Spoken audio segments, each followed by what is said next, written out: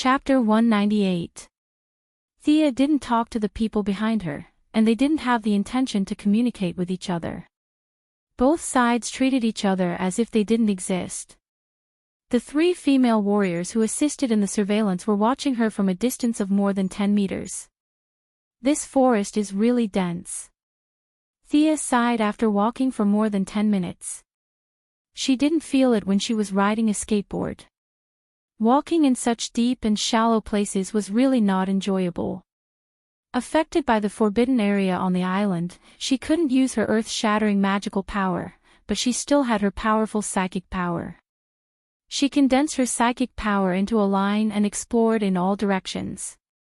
She received a lot of feedback. There were some small animals hidden in the bushes and piles of fallen leaves in the tree hole. She could totally learn from Alpha Centauri and not eat or drink all day long and kill 318 rabbits as trophies. But it would be a very ugly scene. The goddess of the hunt was hanging on to her last breath.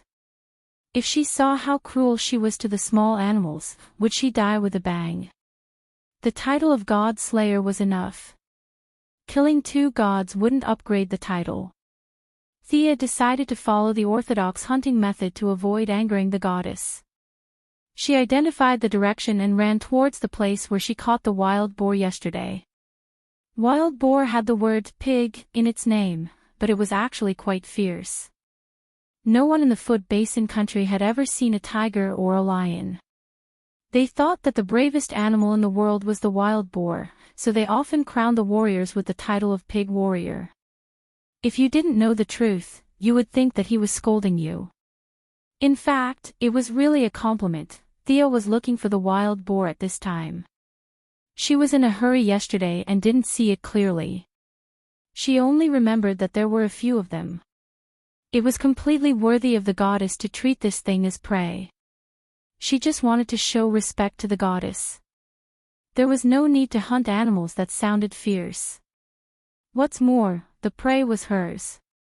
She could eat it after the competition. Compared to the problem of how to eat a tiger or a lion, the wild boar was the most suitable. If the 2 of them couldn't eat it, it would be a favor to give it to the queen and Antiope. The 3 female warriors following Thea didn't know why she ignored the small animals nearby. Seeing her walking quickly through the forest, they didn't ask her anything and quickly followed her. Relying on her keen psychic power, Thea found the crime scene 15 minutes after entering the forest. She could vaguely see the bloodstains left behind when she committed the crime. At that time, she descended from the heavens and stabbed the wild boar with a javelin. After that, she cruelly dragged the wild boar away. The traces of the crime scene were too obvious. Where did those pigs go? Thea carefully looked at the traces on the ground. After looking at it for a long time, she could only helplessly express that the scene was too messy and full of pig footprints. Moreover, she did not have the talent of a scout. In her eyes, it was really difficult to find the whereabouts of the pigs in such a messy scene.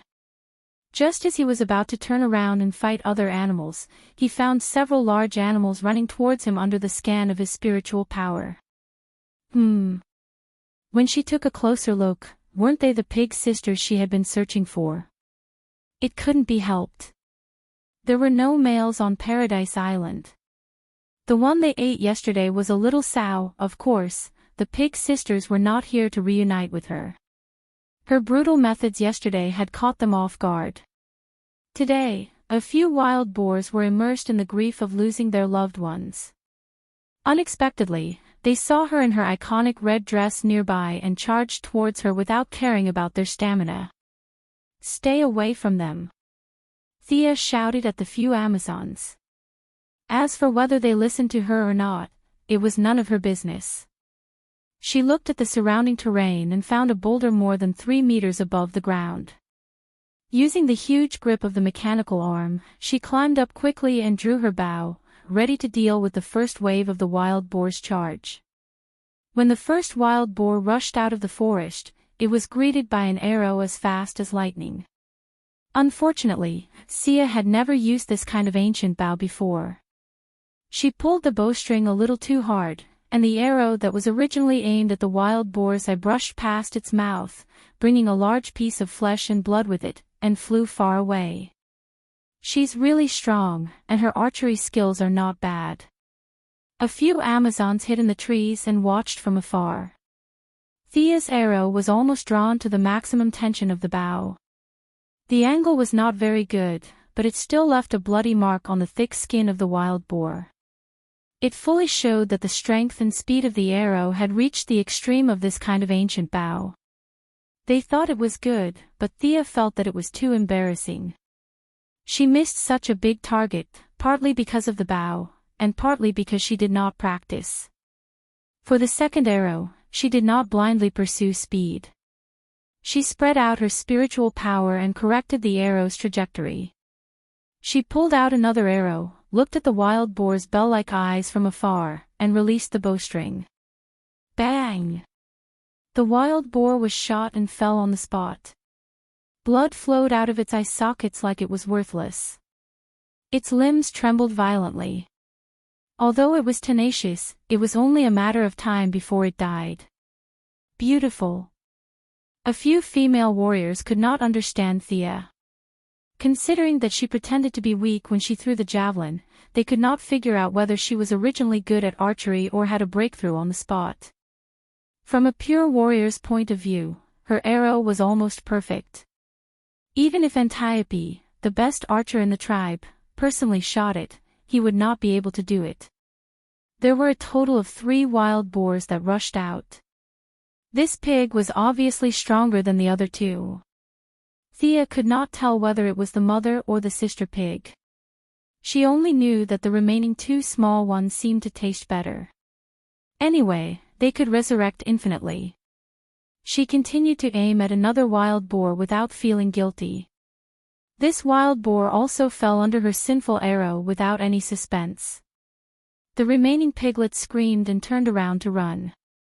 Still want to run. Thea jumped down from the boulder and chased after them like a galloping horse. In order to avoid capsizing, she always kept a distance of 100 meters and followed them at a leisurely pace. This pig was a little abnormal. Thea found that it was not running in a panic. It was running in an orderly and purposeful way. Is it trying to lure me into an ambush? Do wild boars have such intelligence? But thinking that they had lived for thousands of years, it seemed that anything abnormal could happen. Thea's expression gradually became serious. She slowed down a little and scanned the area with her psychic power to the maximum. If the god slayer was ambushed by a group of wild boars, then Horus's death would be too unjust. Her caution soon paid off. 600 meters to the east, there were several large animals. The little wild boar leading the way in front of her was also heading there. Hee, Thea smiled mysteriously, revealing 8 teeth. Her strengthened eyes had already seen a thick figure not far away. She wondered if there was an ice house on Paradise Island. It would be a pity to waste so much pork. Chapter 199. This time, there was no boulder for her to look down on, but she was already familiar with the performance of the horn bow. Instead of dodging immediately, she began to shoot arrows from a distance with all her might. She did not stop shooting arrows one after another. Every time, the bow was almost fully drawn. She did not use her eyes to aim, but used her mental power to accurately position the arrow. When several female Amazon warriors arrived at the scene, they saw such an inhuman scene. She shot a rain of arrows from a distance of 300 meters. Nearly 40 arrows were shot out by her in less than a minute. The hit rate was as high as 90%, or even a little higher.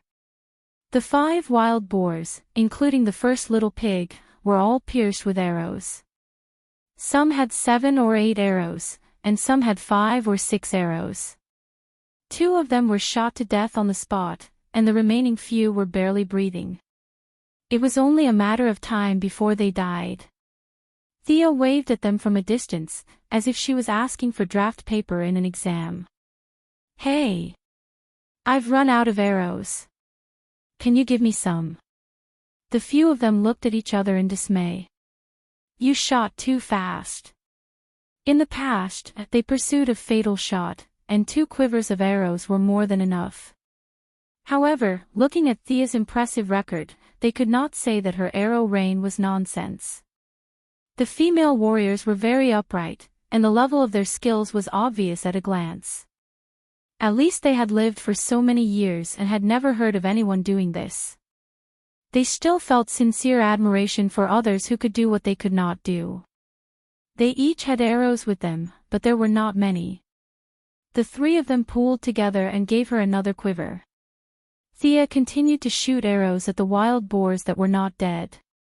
According to the rules of the Amazons, the death of the prey was considered a result, and they could not let the female warriors help. They could only shoot arrows one by one into the fatal parts of the dying wild boars. Soon, the remaining few pigs were shot to death. It should be about time, right? Thea felt that 8 wild boars were enough. The dark and strong woman might fight for the last second, but she was not so eager to win. Going too far was as bad as falling short. For this meaningless battle, she was too lazy to play. She just wanted to find a way to go back to her original time and space. If she could not go home, not to mention the name of Artemis, even if you gave her the name of Zeus, it would be useless. Pack up and go out, she turned to the female warrior who was tying the dead boars with ropes. Miss Thea, it's only been less than an hour. One of the female warriors tried to explain to her how sacred and noble it was, but she swallowed the words on the tip of her tongue when she saw her resolute expression. They sped up their movements. It was almost impossible for the 4 of them to transport 8 pigs out. Fortunately, they had Thea, who was suspected to be the reincarnation of Hercules, to help them. Using 2 strands of rope to tie the pigs together, they could still pull them out by force. The 3 of them each carried one while Thea pulled the long string by herself. As they were slowly walking out, she suddenly felt a sharp pain in her back. Someone launched a sneak attack. She immediately thought that the 3 female warriors were going to use underhanded means, but in the next moment, she judged that it was not the case. The danger came from the sky. He threw the rope away and rolled sideways on the spot, dodging the fierce attack from the sky. Thea was a little shaken when she saw who the enemy was. Damn! Why is it another eagle? She couldn't tell what species the creature that had ambushed her was, but it wasn't small at all. It was dark gray all over, 1 meter long, with a wingspan of 3 meters. It had a sharp hook-shaped beak. After missing its attack, it returned to the sky and stared at Thea with its 2 fierce eyes. Thea felt that her reputation with the eagle tribe had solidified into hatred. Why was every eagle looking at her as if she was an enemy? This was too illogical. Your boss can still live for more than 200 years. What method did you use to determine the murderer of the god slayer so early? The eagle could not hear her complaints. It turned around gracefully in the air and cried out loudly. Its hoarse and high-pitched voice spread far and wide. In less than 30 seconds, it was as if the forest had come alive, and birds of prey kept converging in this place. Thea kept shooting from below, but the eagle was extremely agile. It dodged left and right. Even with Thea's excellent archery skills, it took her a total of 5 arrows to shoot it down. It was too late. Thea looked at the black shadows that appeared in the distance and used the eye of Horus to observe them. There were a total of 17 birds of different sizes and colors. They were obviously not of the same species. She didn't know if these eagles were stimulated by her divine eyes or because the first eagle had been shot down, but their speed suddenly increased by a large margin. How unlucky! Thea quickly put the quiver on her back. The arrows used to kill the wild boar had been retrieved. The Amazon's iron smelting skills were good, so the arrows could be used again. It was just that the tail feathers had dropped a lot, which affected the shooting accuracy. She activated her spiritual power and the Eye of Horus, and the mechanical arm in her left hand was almost at full power. She drew the bow fully and aimed at a bird of prey with a white head and iron claws that was about to enter her shooting range. Ha! Is this a bald eagle? Thea was a little dumbfounded. Is this an American bird? This is the national bird of the United States of America. It was full of free democratic will. You have a Mediterranean climate here, how did this American bird fly here? Thea did not have time to complain. She shot down the national bird that represented the spirit of freedom and democracy without any guilt. She then drew the bow again and aimed at the second bird. As she continued to draw her bow and arrow, she shot down 6 different birds of prey. The female warriors had already hidden themselves. Many of these birds had not been seen in the past 5,000 years. God knows which rock crevice they had jumped out from. Their mission was very simple, which was to continue to watch until one side was completely wiped out by the other. Thea had no time to calmly shoot arrows at this time. The speed of the eagles was too fast. Compared to them, the wild boars were as slow as turtles. She constantly used trees and other obstacles to avoid the enemy's attacks. One of them was too close to her, and she punched its head with her mechanical arm at full power. Damn it, if she had known that he would be so savage, she would have brought a knife. That punch was indeed very powerful, but as someone who was slightly obsessed with cleanliness, she still felt very uncomfortable. Half of her body was splashed with blood, and some white and yellow things were splashed on her body, making her feel extremely disgusted. But although she was disgusted, she had not reached the point where she could not walk after seeing blood. She constantly looked for the gap after the eagles attacked and before they took to the air. If they were far away, she would use the bow and arrow. If they were close, she would directly smash them. When the birds of prey reorganized in the air, they found that there were only 6 of them left. They looked at each other. 2 of them were slightly hesitant, while the other 4 were very smart and arranged a progressive charge. You and I, one after another. This tactic really gave Thea a headache, but she was not stupid. She used the gap between dodging to pick up a few goose egg-sized stones on the ground. Every time an eagle swooped down, she would throw the stones without looking. Regardless of whether she hit her target or not, she would quickly shift her position to avoid the eagle's next attack. The effectiveness of this tactic was astonishing. Very quickly, 2 more eagles were beaten until their bones were broken. They fell to the ground like rags and howled in pain, waiting for the god of death's favor. Chapter 200. Thea glanced at them. 4 left. Come on. Fight till dawn. Actually, she was just standing there and talking. The aggressive and murderous ones were already on the ground. The few in the sky didn't have the guts to do so. They were only able to survive until now because of their small size and fast speed. However, for some unknown reason, they didn't want to fly away. When they were high up in the sky, they would occasionally growl and stare fiercely at Thea on the ground. Damn it! At least Thea knew that she was still in the competition. Otherwise, she would have already taken out her skateboard to beat them up. Taking advantage of the fact that she couldn't get up, the feathered beasts continued to patrol in the sky and refused to disperse. Lend me your bow. Thea shouted at the female warrior who was hiding in a tree. Although the female warrior didn't understand what she meant, she still threw her bow to Thea. Her bow was just an ordinary one. There was nothing special about it. She didn't feel guilty about throwing it. However, 2 seconds later, she couldn't stay calm anymore. She pointed at Thea and asked her companion, She can't be thinking of. Her companion was also a little dumbfounded. She's going to use 2 bows. She's too strong. Thea pulled both bows at the same time. The arrow was sandwiched between the 2 bows. The tail feathers were placed in a cross on the bowstring. She aimed at the lowest flying bee hawk. Swoosh! The initial speed of this arrow exceeded 300 meters per second, and in the blink of an eye, it stopped at a height of 1,000 meters. The huge kinetic energy pierced through the left wing of the wasp hawk, and it fell to the ground in a crooked manner. Thea didn't stop. She shot 2 more smaller sparrowhawks down. However, when she was about to shoot the last red-bellied sparrowhawk, she found that the latter had crazily increased its altitude. In the blink of an eye, it was hovering in the sky at an altitude of 5,000 meters.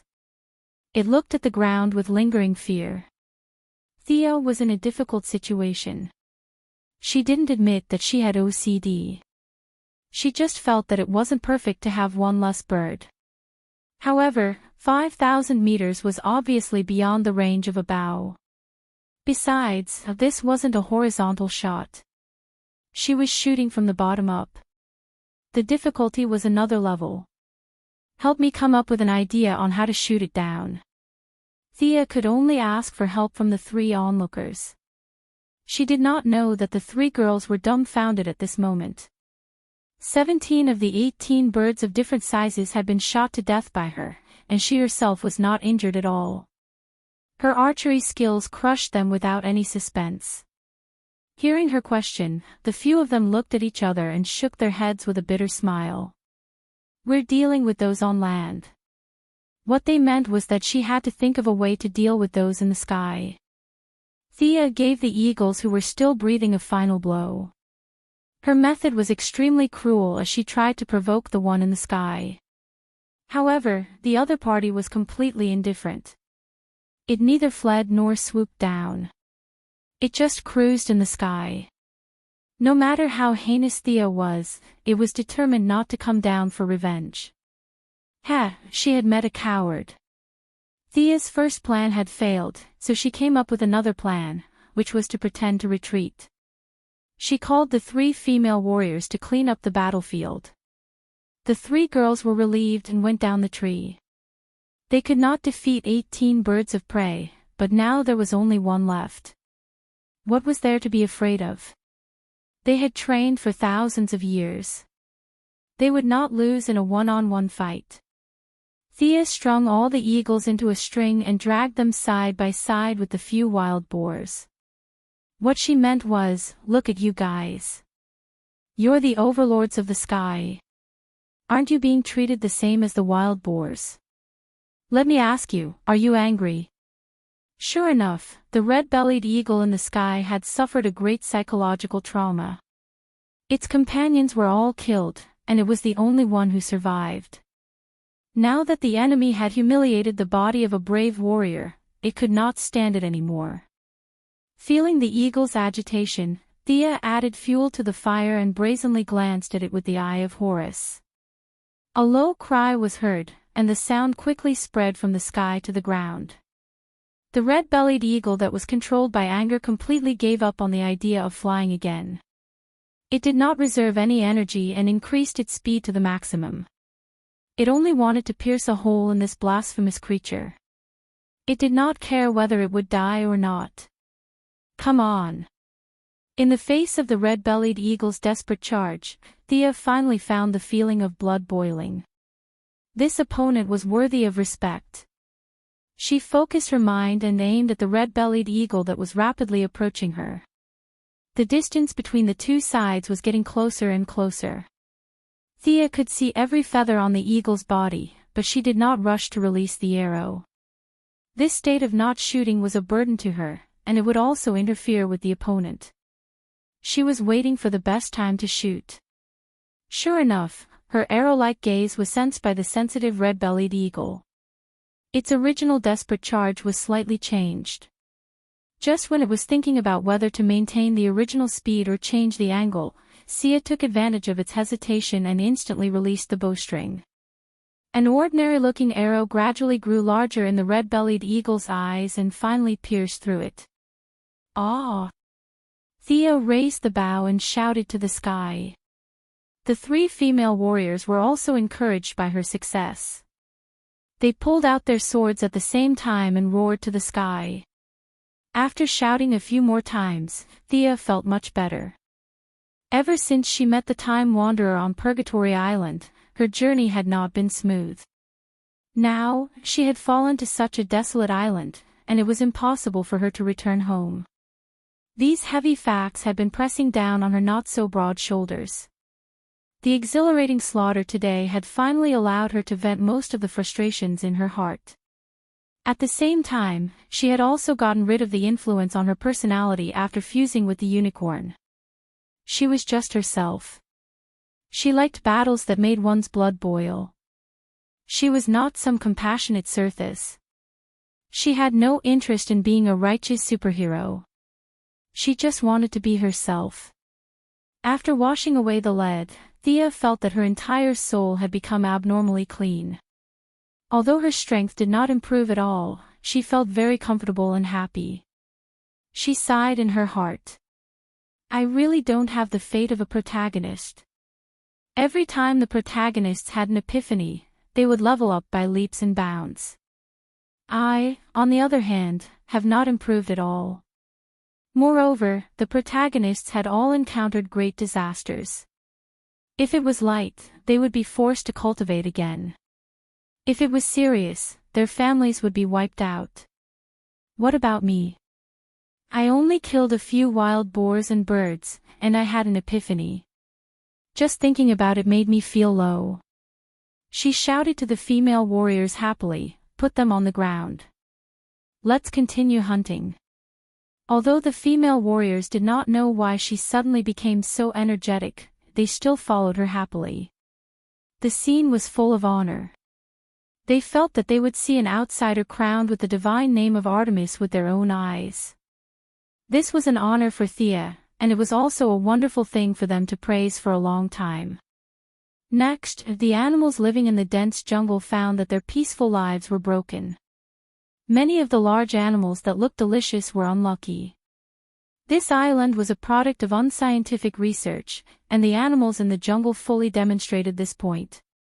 Many animals living in the tropical, temperate, and even cold zones were discovered by Thea's pervasive psychic power, and then regretfully fell under her sharp arrows.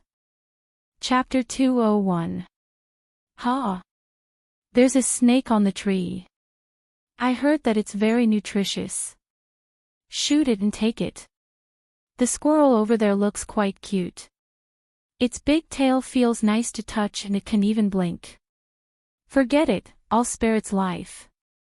Along the way, Sia judged whether the other party belonged to the hunting category based on her own preferences. She prioritized killing those whose meat was tender and nutritious.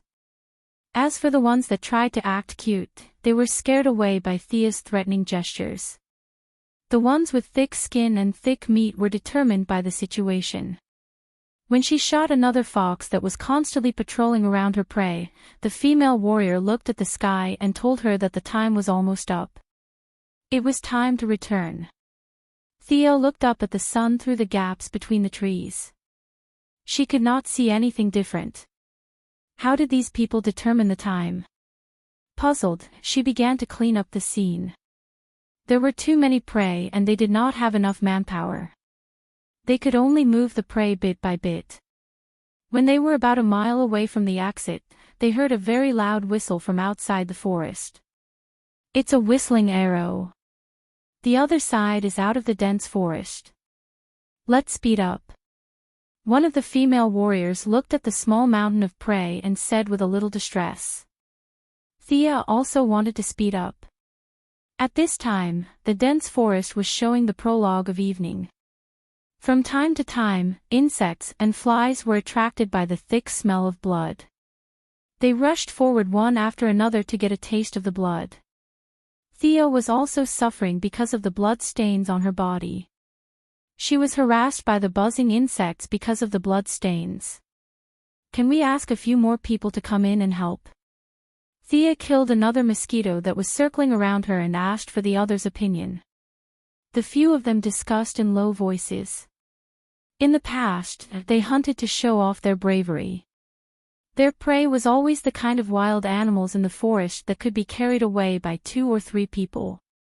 It was the first time that they encountered such a large-scale massacre like Thea. In the end, they decided that two of them would stay here and guard while the other one would go out and call for reinforcements. Diana's helpers came quickly. When she saw the animals piled up like a mountain on the ground, she instantly understood what Thea was thinking. They all look like delicious food. She thought to herself. The saying of strength in numbers was always true, not to mention that there was also Diana and Sia, two cheaters whose strength was seriously over the top. More than a dozen people carried the prey out of the dense forest in a flurry. At this time, many people outside the forest were pointing at the tanned woman. Their expressions were filled with admiration and envy. The tanned woman did not look good. Half of her body was covered in blood and the other half was covered in mud. She looked like she had just finished wrestling. She looked like she was full of mud. However, she looked quite energetic. She sat on her prey casually. The tanned woman was doing the traditional hunting method of the Amazon tribe. She killed a bear that looked like it weighed more than 700 pounds. Of course, this black and majestic bear was not a Superhuman that lived by acting cute. It was a ferocious-looking American bear. The black bear's face, neck, and stomach were full of scars. It was obvious that the fight between the two was extremely fierce. In the end, the tanned woman emerged victorious. As if to show off her personal strength, her shoulder was scratched by the bear's claws, leaving 3 bloody wounds that were so deep that her bones could be seen. Her metal half-body armor was scratched to pieces. The wounds were urgently treated by the tanned woman. Unknown herbs were smeared on them, but they were not bandaged. From time to time, some blood could be seen oozing out. She came out nearly half an hour earlier than Thea. She nervously watched the few crossings that her opponent might take. When she saw a female warrior carrying a wild boar out, she heaved a sigh of relief. In order to get a good result this time, she had to give it her all. Otherwise, who would be so free to compete with a bear?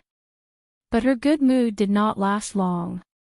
Another female warrior came out with a bunch of eagles. Ha!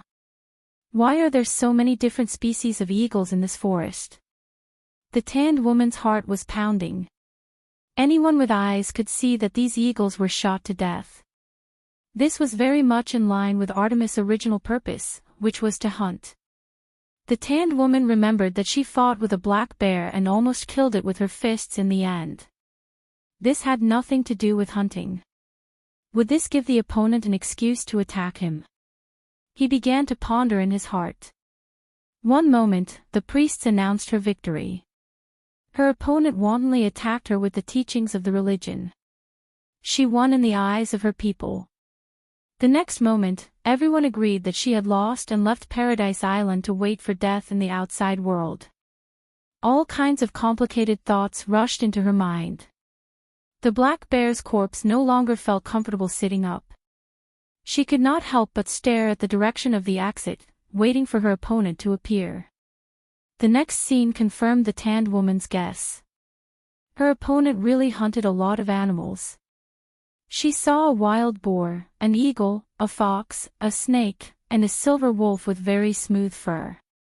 Just when she was concentrating on every figure that came out of the forest, looking for her opponent, she saw Thea walking briskly. She was dragging a blueberry tree with her left hand and 2 scoops of chickens with her right hand. The tanned woman almost vomited blood. Why did you come out with fruits? Shouldn't you be carrying a tiger or a leopard? And what the hell are these 2 chickens? Could it be that they are not scoops of chickens? Was this an indescribable creature that had turned into a spirit in the legends? When she stared at Thea, Thea also saw her and the black bear she was sitting on. Even Thea had to admit that the tanned woman did have some skills. It was a pity that she lost to her in the javelin throw. Her personal strength was quite good.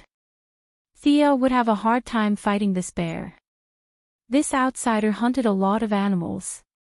Her archery must be superb. I think Artemis's bravery is worthy of praise. Hunting animals on a large scale is not in line with our traditions. Nonsense, this is the authentic teachings of the goddess of the hunt. Look at those wounds, they are all caused by arrows. If you ask me, the outsider will definitely win this match. The chatter around them reached the ears of the few parties involved, and the tanned woman's face became more and more ashen. She could roughly tell from the voices in the crowd that half of them supported her and half of them supported her opponent, which meant that her opponent had already won the support of half of the people. Sia had only been here for a few days. What about her? She had lived on the island for 5,000 years. The base of the people was different. Yet, she could still win the support of half of the people. This was a serious problem. If the tanned woman with brawn could think of this problem, the three cunning priestesses could also think of it. The three priestesses were a little annoyed when they saw this result. They understood the teachings of the goddess of the hunt. If the goddess of the hunt was still alive, Thea would definitely be the one to please her. After all, killing a bear with a big stick was not the graceful image of the goddess of the hunt. Although Thea had a lot of blood on her, it was obviously the blood of prey. She looked much better than the tanned woman who looked like she was fished out of the mud. Chapter 202. But they couldn't say that and directly declared Thea the winner. The black woman was completely finished and there was no need to compete in the third round. The three racked their brains and began to make up excuses. Say that she killed too much and was disqualified. Are you retarded? We don't have a ban on killing. Then say that she used more arrows than the stipulated number. Do we have a stipulated number of arrows? The three of them racked their brains, but they couldn't find any flaws in the doctrines. Moreover, they were sloppy. Many of the word-picking entries were not sure if it was the goddess or the three of them who said it. Many of the female warriors at the scene used to be priests, but they were transformed into warriors by Hippolyte. Their familiarity with the doctrines was not worse than the three of them. If they were caught talking nonsense, they wouldn't even be able to keep their current jobs, let alone fighting for power. The three of them had lived comfortably for 5,000 years and didn't want to be warriors. In the end, the oldest priest made up her mind and whispered a few words in the ear of the priest who deducted Thea's breakfast. The more she listened, the more dumbfounded she was. Finally, she asked with an ugly face, "Will it work?" After getting a positive answer, she took a deep breath and walked to the front of the crowd as if she was carrying a heavy burden. She cleared her throat and announced loudly, "The Oracle of Artemis has been issued. The goddess wants to see a more exciting game. This game will be considered a draw." This was the solution they thought of. Anyway, the goddess didn't know. The right to speak was in their hands. If we say there is, there is. Didn't you receive it? This means that you are not devout enough. Sure enough, she didn't mention who won or lost, and pushed the blame to the goddess regardless of the facts.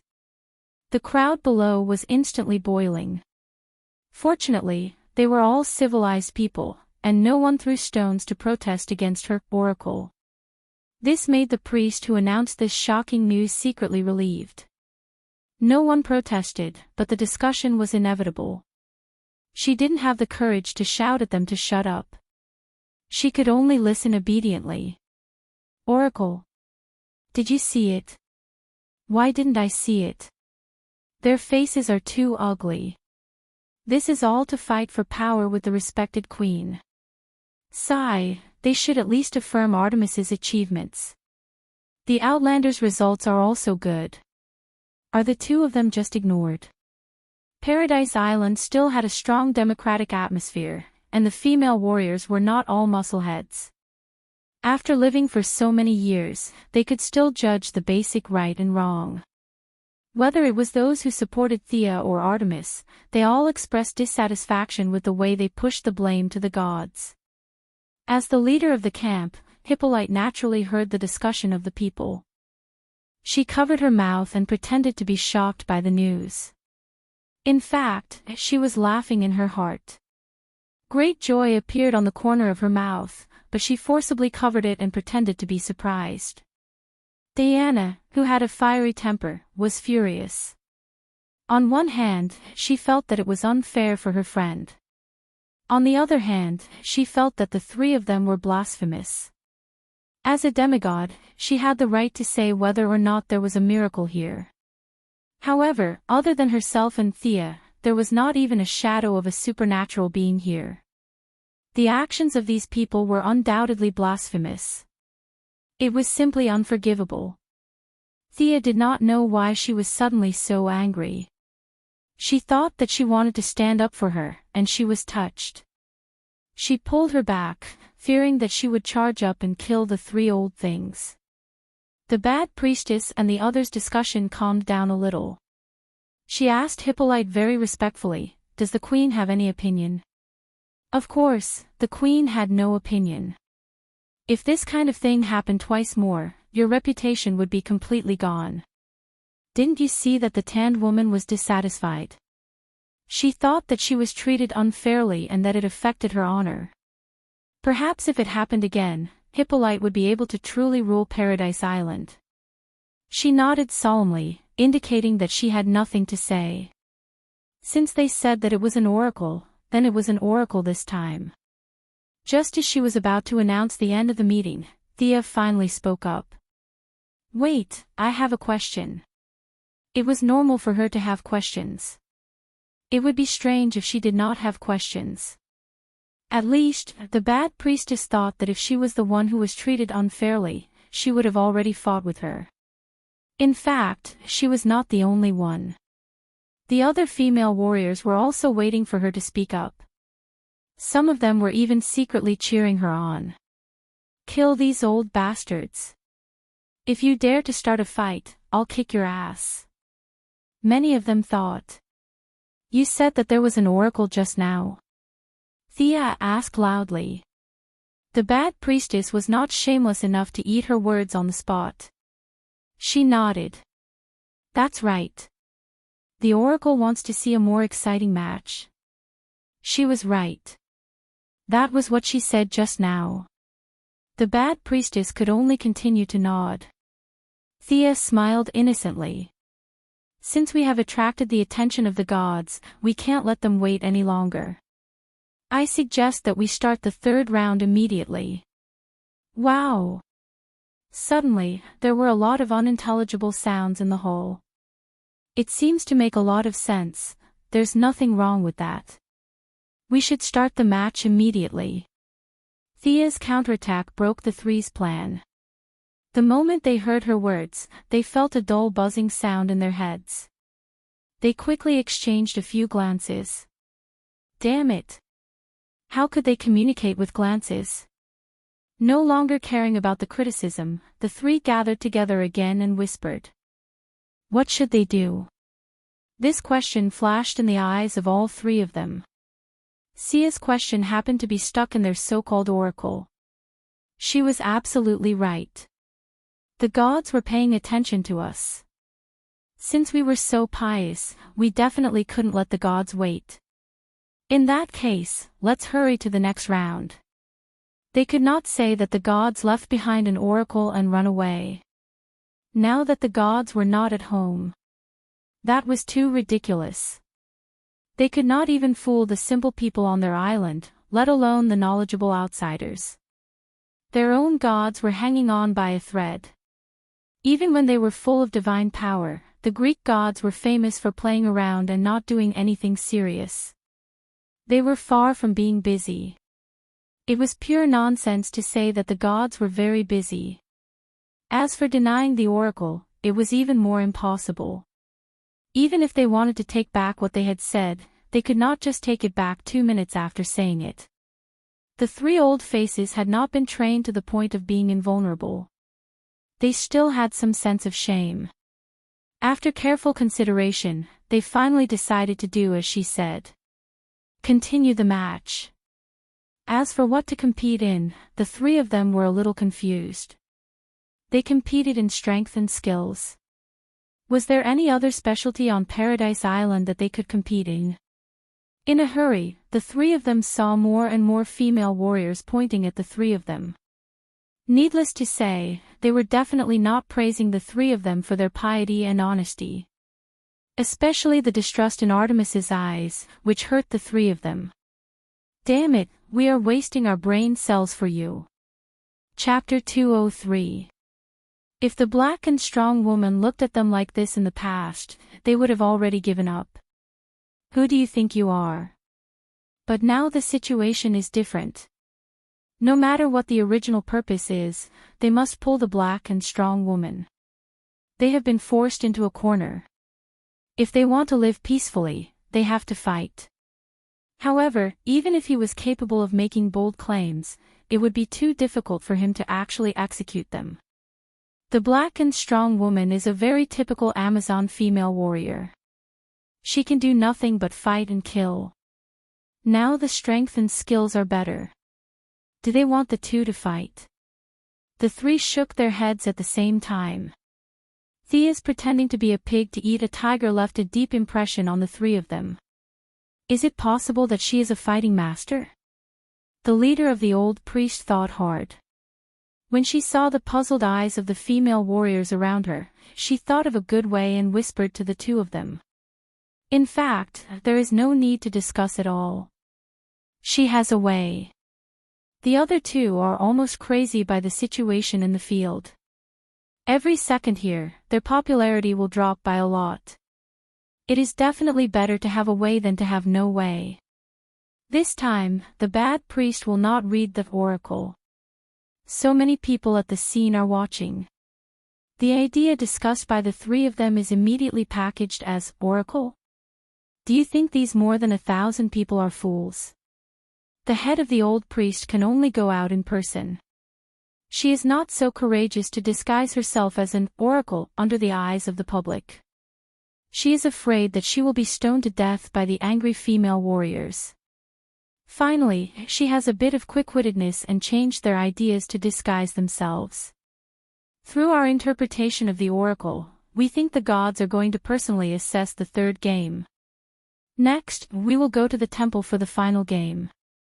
It has to be said that her words are quite clever. Out of the fear of the gods, the female warriors who were originally excited were suppressed. Is there really an oracle? Are they not lying? Let's look at the situation again. The female warriors were instantly shocked by her actions. Not to mention them, even Thea and Diana were surprised. What happened? Did the oracle really come? The two looked at each other and were a little confused. Hippolyte, who had been chatting with them for more than 5,000 years, was not so easy to fool. She pretended to be very excited and asked in the tone of a crazy fan, "What did the god say? Can I go and listen to it myself?" In any case, she was the queen, and she and Zeus still had several legs of friendship. The priests couldn't refuse at all. Not to mention them, even if Artemis came down in person, in terms of identity, Hippolyte was not afraid of her. Now she just asked to watch, and no one dared to refuse. The old priest acquiesced to Hippolyte's proposal and replied, "The oracle is very obscure. Let's not let the gods wait for a long time. Let's go." For a moment, a big question mark appeared in the minds of those who understood. What were they planning? Thea was naturally a smart person. She also didn't understand what these old guys were trying to sell, but looking at the tanned woman's puzzled face, it was clear that she didn't know what they were trying to compete in. It was still fair. Thea just wanted to end this farce as soon as possible. If you want to fight for power with Hippolyte, then go ahead. Why do you have to drag me into this? I have to go back and knead the dough. Knowing that Diana would also go, she was even more relieved. These three old guys can't summon Ares, right? There was nothing to be afraid of, so she calmly followed the three people. As she walked, she took out a handful of blueberries from her bag and handed them to Diana. The two followed the large group slowly as if they were on an outing. Diana, who had been with her for 2 days, was obviously thick-skinned. She took the food and ate without scruples. She didn't know if it was because she was influenced by the company she kept. Hippolyte and Antiope, who had been paying attention to them, were thoughtful. As for what they were thinking, only they knew. From the dense forest to the temple in the center of the island, the distance was not close. Thea saw that everyone was walking solemnly and didn't dare to mention riding a horse. On the way, she found an apple tree. Without saying a word, she broke the branches with a punch and picked up 7 or 8 apples to eat on the road. Several camp leaders pretended not to see it for their own purposes. Many female warriors saw this scene, but most of them chose to ignore it. A few thought that she was showing off her personal bravery and cheered loudly for her. This made Sia a little embarrassed. Since everyone was cheering for her, it would be inappropriate for her to eat alone. So, in the spirit of sharing, she picked a few apples and threw them to the loudest people, which led to another round of cheers. The few people who caught her apples also slowed down and walked side by side with her. Several people began to discuss how Thea killed the huge prey. Thea made a cameo appearance on the scene and shot an eagle that was pulled in front of her by Horus. This ignited the emotions of the female warriors. Many female warriors slowed down and walked into the group to observe her amazing archery skills. Thea didn't refuse any of them and shot 2 sparrowhawks in front of everyone. The cheers were earth-shattering, and even Diana was a little eager to try. They were so happy as if they were celebrating a festival, but the faces of the priests were pale. As the general of Paradise Island, Antiope couldn't help but turn around and compete with Thea in archery after seeing her kill another gray eagle. It had to be said that Antiope's archery skills were better than the spear. Thea and her were evenly matched. The two of them went from shooting dead animals to shooting living animals, and finally, they shot 3 arrows at the same time. It was like an archery competition, showing off all kinds of archery skills. Isn't it the age of gunpowder outside? Why do you want to specialize in archery? Antiope was very happy now. The female warriors of Paradise Island didn't dislike archery, but they advocated hot-blooded battles with swords and axes. They weren't very keen on long-range attacks. Now that they met Thea, who came from an archery family, they naturally felt unexpectedly close to her. It was a kind of respect that both sides were on the same level. Of course, Thea couldn't say that her father and brother were all archers, and she couldn't reveal too many details about the future. She could only vaguely explain, archery can give me courage to protect my city from the invasion of bad people. Gunpowder can't. Gunpowder can only further increase the killing. Diana, listen, Thea's philosophy is different from yours, but it's also noble. This is the concept of protection that I mentioned to you before. It's not the only concept, you should. Antiope was deeply impressed after listening to her half-truths. Thinking of the naughty child that she taught, she turned around and began to discuss with Diana whether there was any room for improvement in her life principles. Chapter 204. Thea did not have many beliefs for her to think about. She just wanted her family to survive in the future. Of course, it would be better if they could live comfortably. Antiope went to teach the naughty children. Thea was surrounded by a group of female warriors who had lived for 5,000 years but were still very innocent. Archery required talent and some tricks, so she could not teach them. However, she could teach them the thousands of years of fighting experience she brought from the outside world. She found a few moves that were very similar to their original style and taught them. The female warriors did not care that Thea was much younger than them. They all happily learned the moves. By the time they reached the entrance of the temple, there were already hundreds of people gathered around Thea. Diana could not stand her aunt's nagging. In the name of proving her beliefs, she was actually annoyed by her aunt's nagging. She dragged Thea to play another round. The two of them were not serious. They were purely playing around. They walked for a few miles and attracted a lot of attention. In front of them, there were constantly people who deliberately fell behind to watch from a close distance. The whole group walked in a very strange way. A large group of people in front of them walked in an orderly manner, but there were people who looked back from time to time.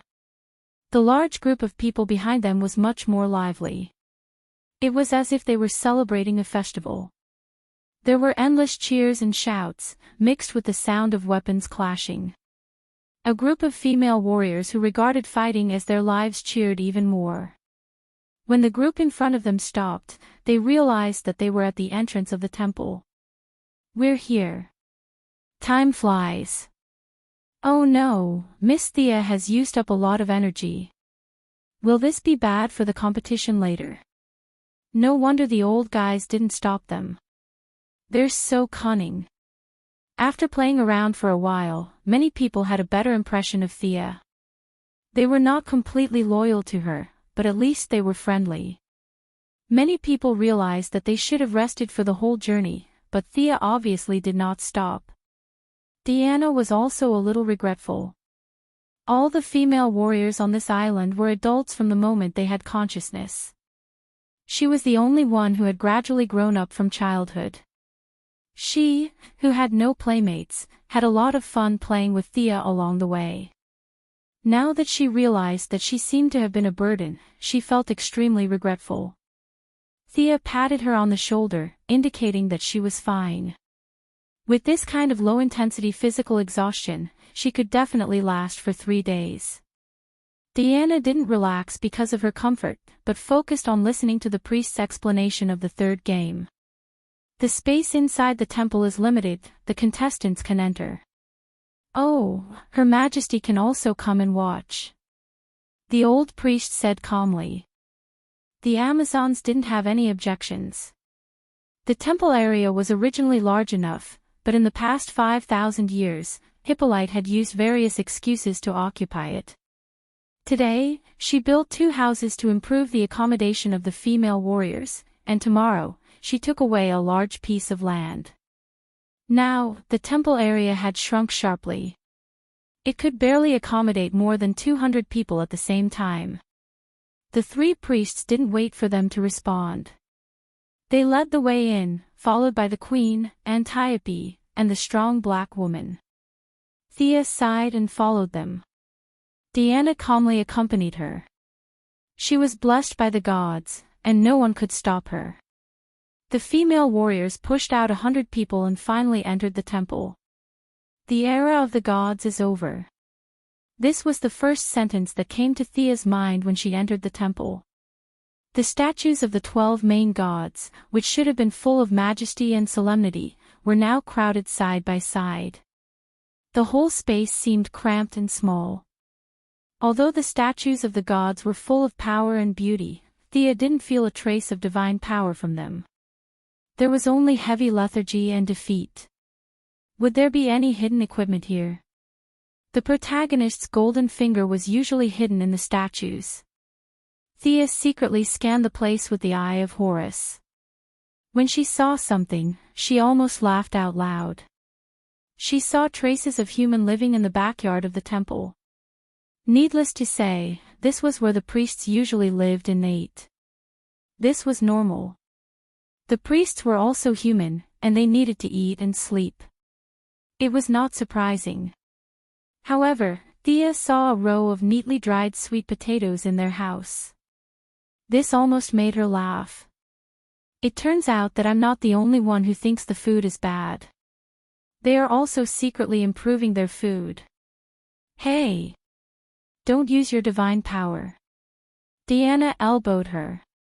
Sorry. Thea quickly apologized in a low voice.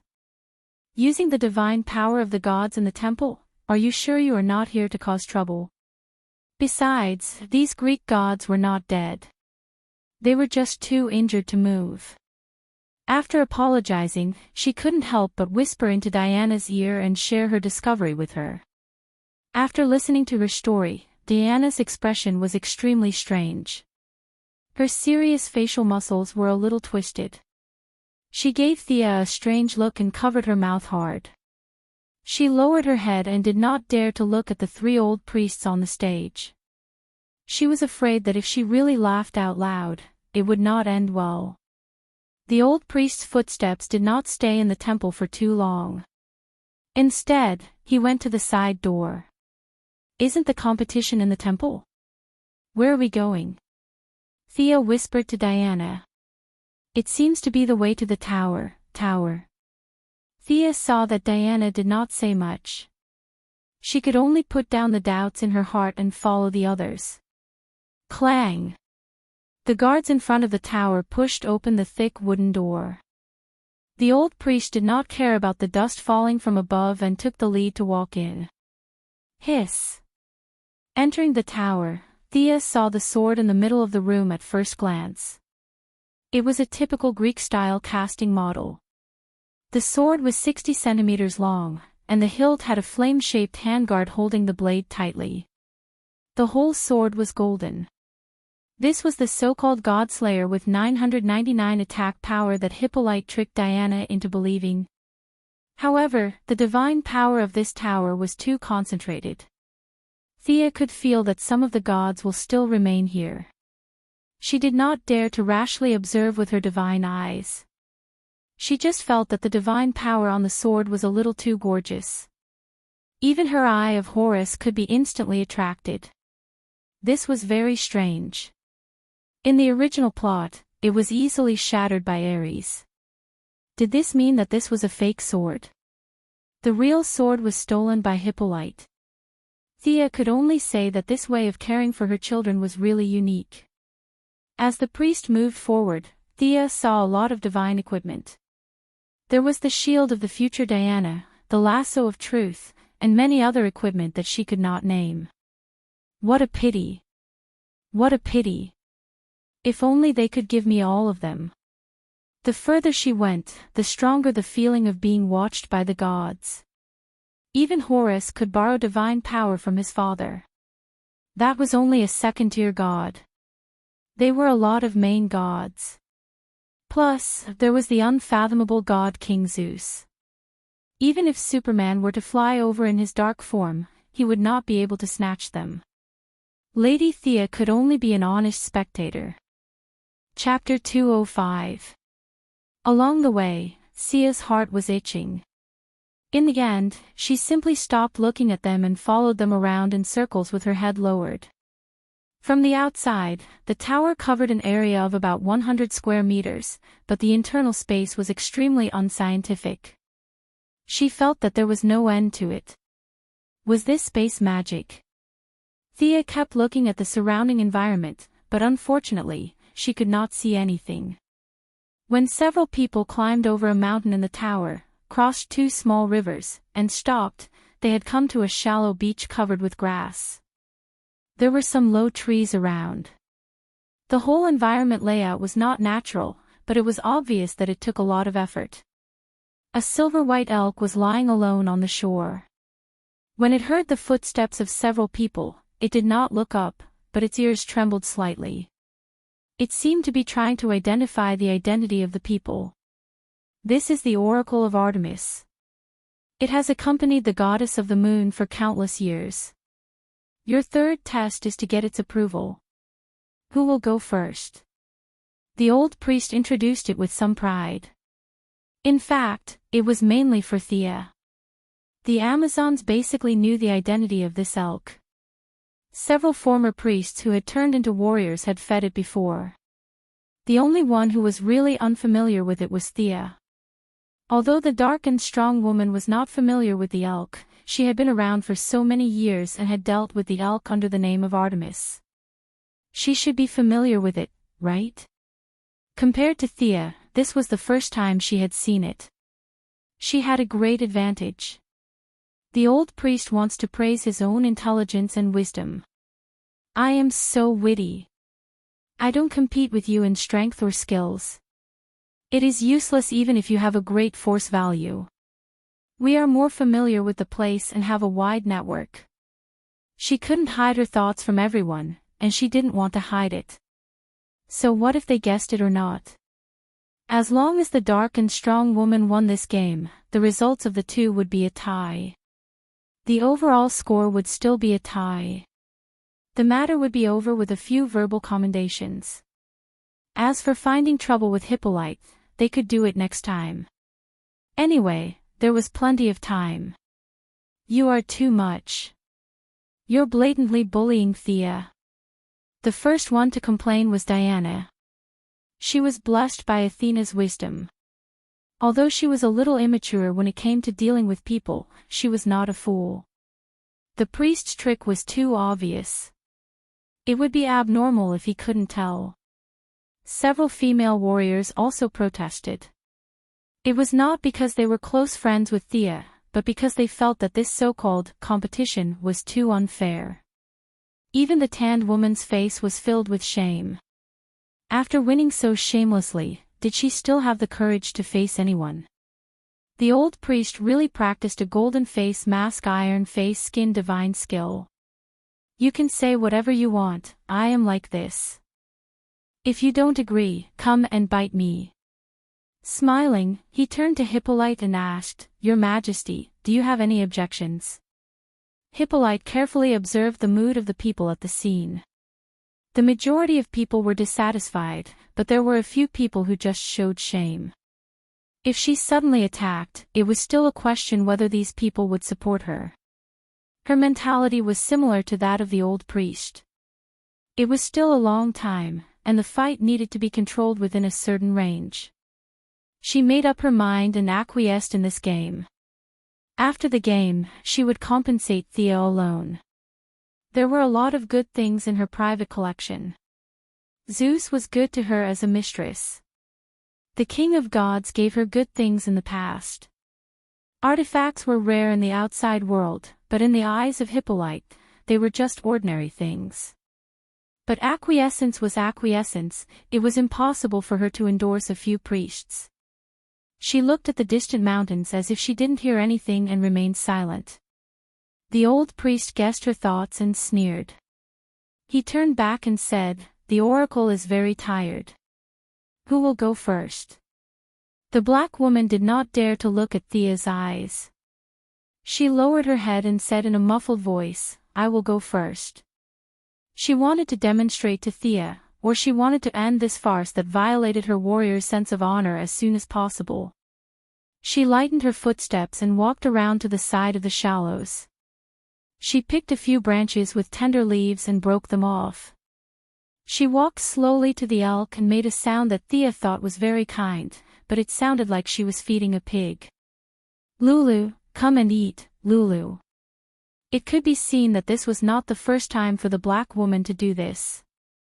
Her movements were skillful and natural. The elk also gave her face. He raised his head slightly and took a few bites of the tender leaves that were sent to his mouth. After that, he nodded gently. His action made the black woman breathe a sigh of relief.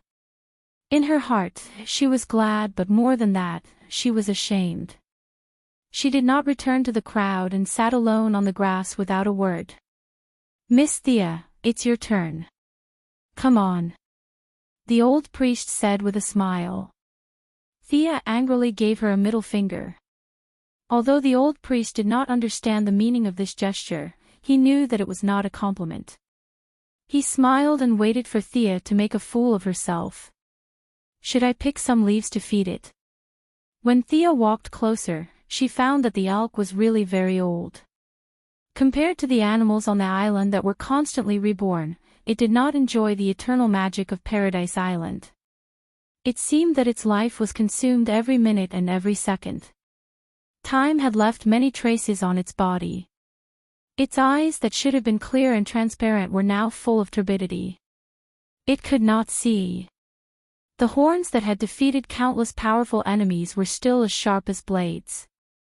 However, the goddess's slumber had also taken away its fighting spirit. The invasion of time had made it completely lose the courage it once had. Its soul was too tired. It was consuming its own lifespan. It was begging for death. These thoughts came to Thea's mind, but she could understand the bitterness of the elk. It had amazing fighting power, but everything was meaningless. It could only wait here alone for the last moment of its life. Why are you so sad? Can I help you? Thea ignored the sharp horns, knelt down beside the elk, gently stroked its cheek, and said slowly but firmly. The elk did not notice her at first. It only thought that she was one of the priests, but when Thea said these words, it instantly felt different. If she was not one of the priests with complicated thoughts, who was she? Where did this sense of intimacy come from? It tried hard to raise its head, and opened its gray eyes with difficulty, as if it wanted to see the appearance of the person in front of it. Wow, the crowd made all kinds of unintelligible sounds. The oracle had a reaction to this outsider. This was the first time in their thousands of years. The priests' hearts were suddenly filled with thunder, accompanied by thousands of galloping horses. Of course, they were the ones who were struck by thunder and trampled by thousands of horses. They looked at each other and saw the fear in the corners of their companions' eyes. No way. Again. Why did I say again? This is different from the script. Chapter 206. Thea did not have time to think about their feelings. She only felt a weak connection between herself and the elk. It was not that they knew each other before, but it was a bond that came from the deepest part of their bloodline. How did I establish a blood bond with it? Thea was a little shocked by her own thoughts. Was it because of the unicorn? Maybe they were distant relatives. In a flash, he found a relatively reliable answer for himself.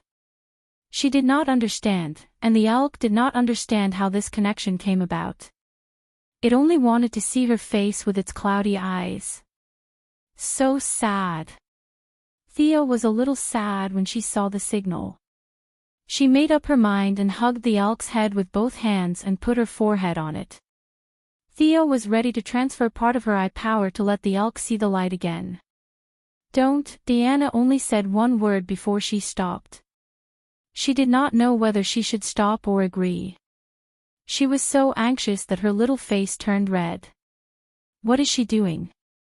Antiope saw the mysterious light flashing between Sia and the elk.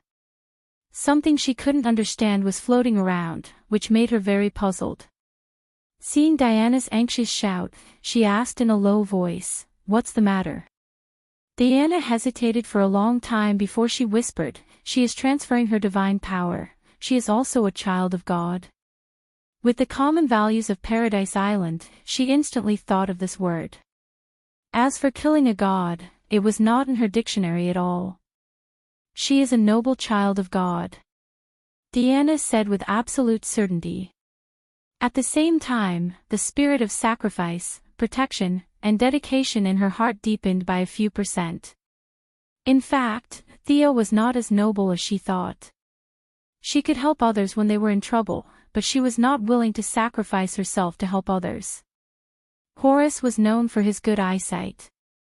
His eye power was almost endless. It was not an exaggeration to say that he could go up to heaven or down to hell. Now, although he only had one eye and did not have a body, the transfer of his eye power would only make Thea's eyes sore for a few days. It would not have a big impact. In addition, the elk itself also had divinity.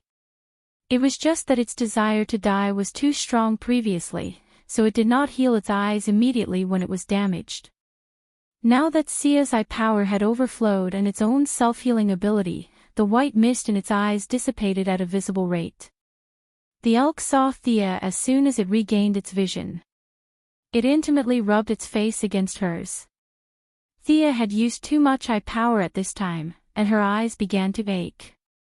She rubbed the corner of her eyes, and a few drops of tears flowed down her cheeks.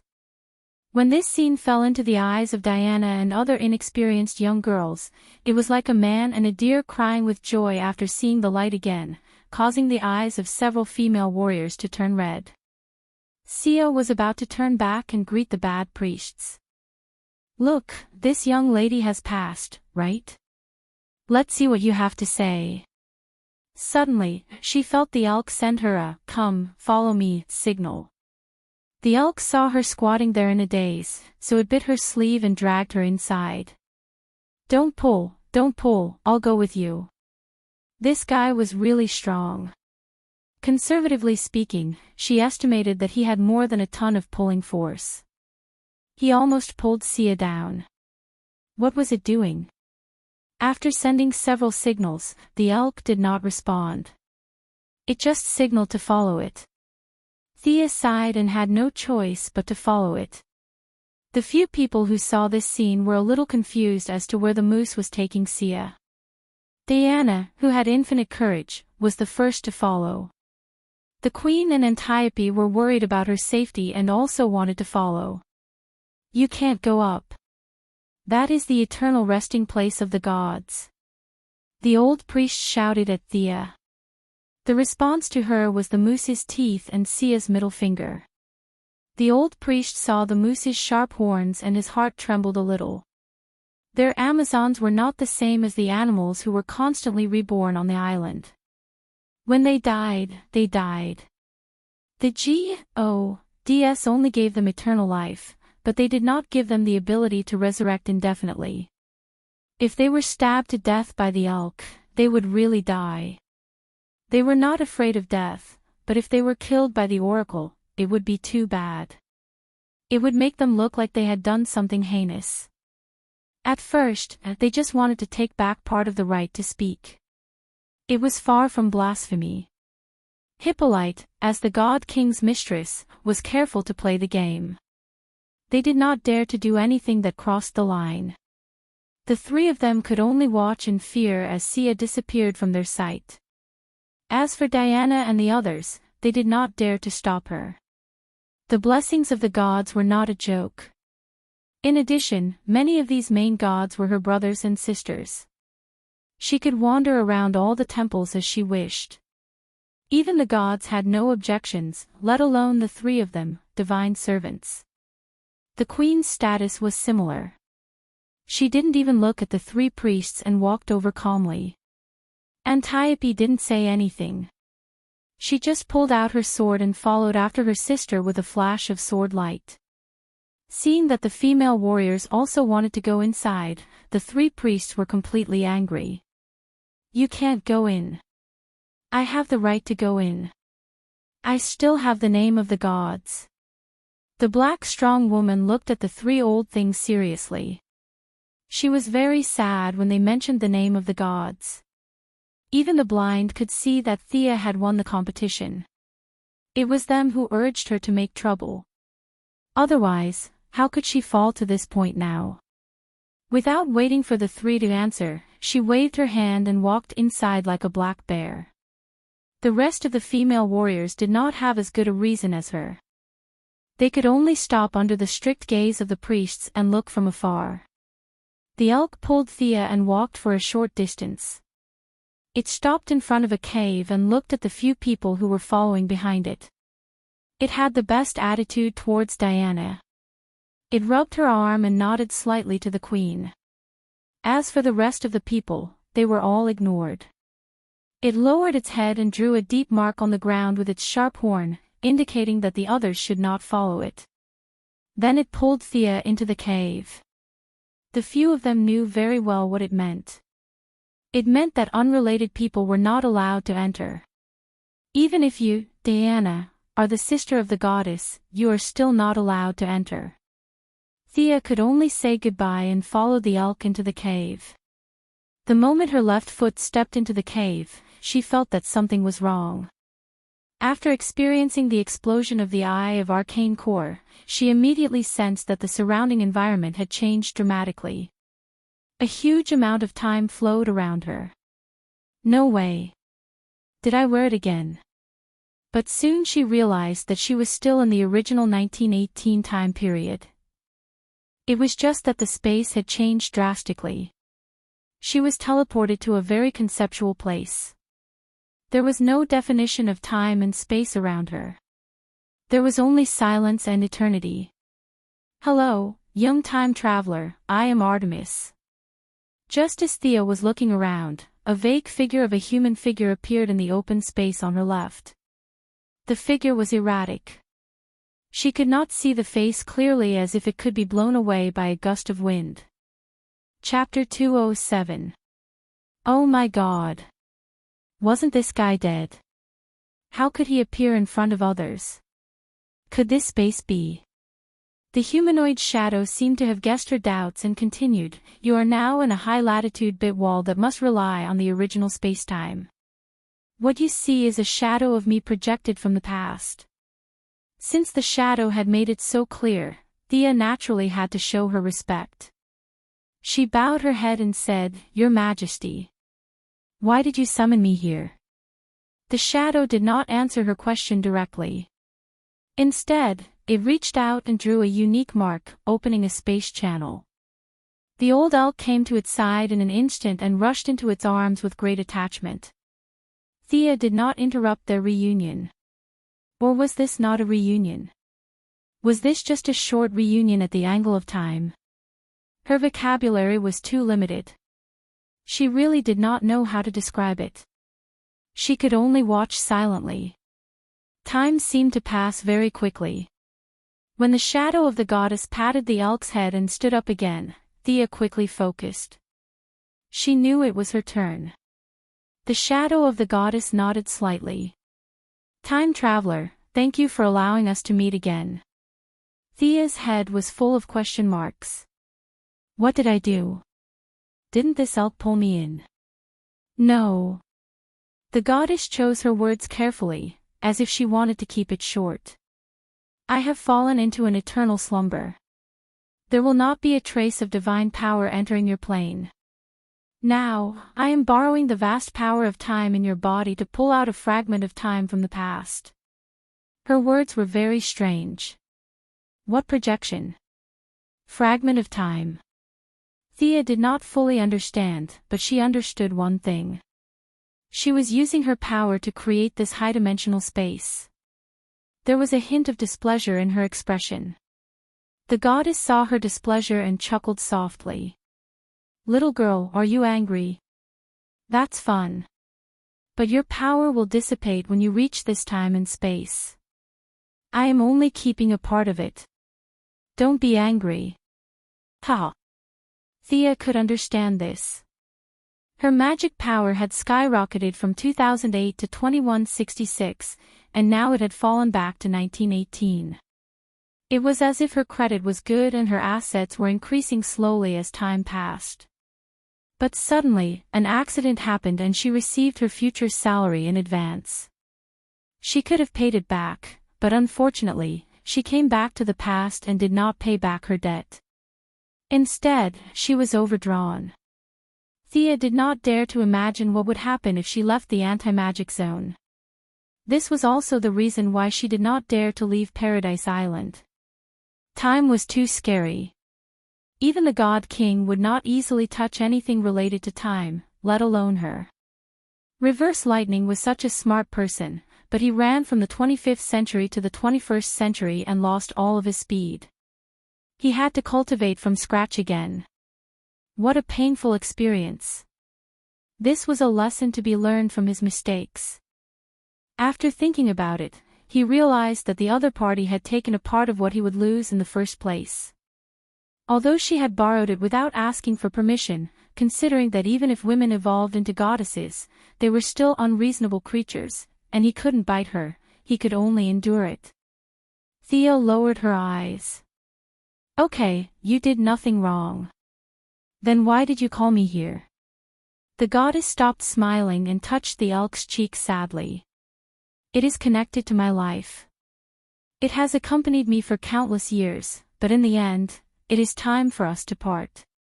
The old gods will eventually fall, and the new gods will come back to Earth. My life is irreversible, but it can." Thea could tell that the goddess was really sad. She had changed from I to I. She sympathized with the pitiful elk. "Do you need me to do anything?" The goddess's facial expression was extremely blurry, but Thea still felt embarrassed for a moment. "I still need to borrow your power to cut off the connection between it and me over the long years. I need a large amount of time power to bring my divine power from the past over here, your sister. You're bullying an honest person to death, aren't you?" Theo looked at her suspiciously, waiting for further explanation. Seeing her confusion, the goddess quickly explained. Of course, I won't use it for nothing. After cutting off the connection with me, it will follow you. It has a lot of combat experience and will be of help to you. Also, I can help you retain some of its magic power for about 10 years. Think about it.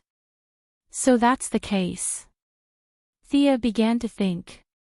This condition was not impossible. Thea could not see the elk's combat power. No matter how she looked at it, it was just an old elk. It could not have eaten the man-man fruit, right? She really did not see how it could help her, but the 10 years of magic power retention was very powerful. It could save her 10 years of time. It seemed to be a much better result than the previous one, which was 100% wasted and even had the possibility of getting money back. Your Majesty, it was an accident that I came to this time and space. Will my bloodline cause me some time trouble after I leave the island? Thea thought about it again and again. This was a serious problem. She did not want to be blown up as soon as she left the island, nor did she want to stay on the island for the rest of her life. It was rare to meet a goddess who seemed to be easy to talk to, so she had to ask clearly.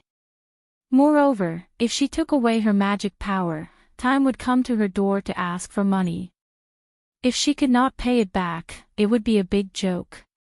The goddess seemed to have expected her question and answered proudly, divine power can change everything. We respect time, but we are not afraid of time. With your authority in the Master of Time, I will help you to stay within a constant value. Even if you return to your original time and space, you will not lose control, and it will not affect your future development. This part will be your power from now on. The goddess also knows about the Council of the Master of Time. Thea was a little surprised that those weaklings could be known by Artemis, a true god who had been dead for God knows how many years. I only know that they are not as simple as you think. I don't know more than that. It seems that the water is very deep. Thea could not help but be a little moved. Let Rip Hunter and the others worry about the council.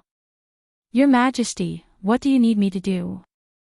I will release the anti-magic enchantment on your body. What you need to do is to transfer all your magic power to me in the shortest time possible. After confirming that she was ready, the goddess pointed at her body. Wadash! The sudden surge of magic power made the high-dimensional space begin to tremble. Fortunately, this was not the first time. She summoned the unicorn that still did not understand what was going on.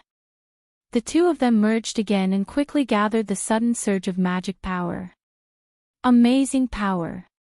It's hard to imagine that you are immortal. Ha! You seem to have a trace of divinity, but it is not the divinity of the Greek gods. The goddess did not expect her magic power to reach this level.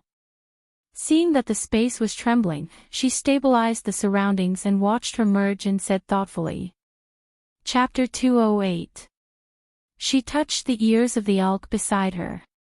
She is a good girl. She will achieve great things in the future. I don't think you will feel wronged if you follow her in the future. The elk whimpered at the goddess. Although it was just a quick glance, it did see the unicorn that was dragged out in a daze. Although it felt that this distant relative looked a little silly, the elk, who was also a divine beast, still recognized Thea from its original friendliness. Thea did not know that the master and servant were talking about her. She thought that the fusion would go smoothly, but she encountered a little trouble. The problem was the little divinity of war that Arthas absorbed.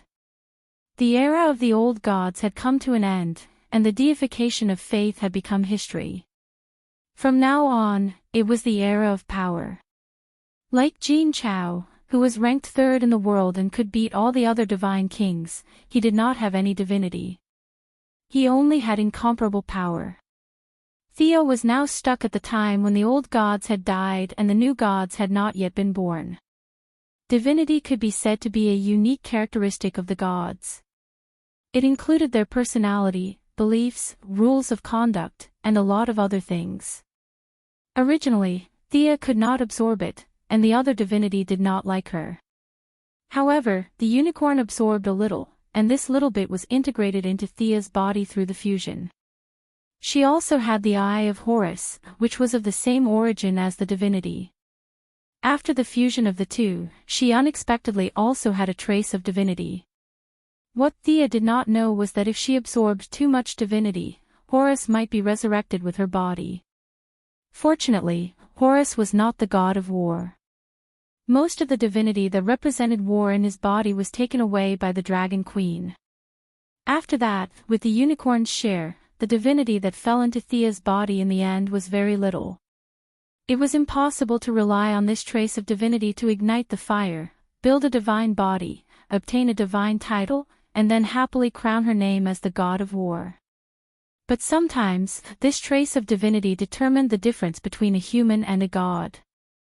Thea only needed time to completely absorb this trace of divinity.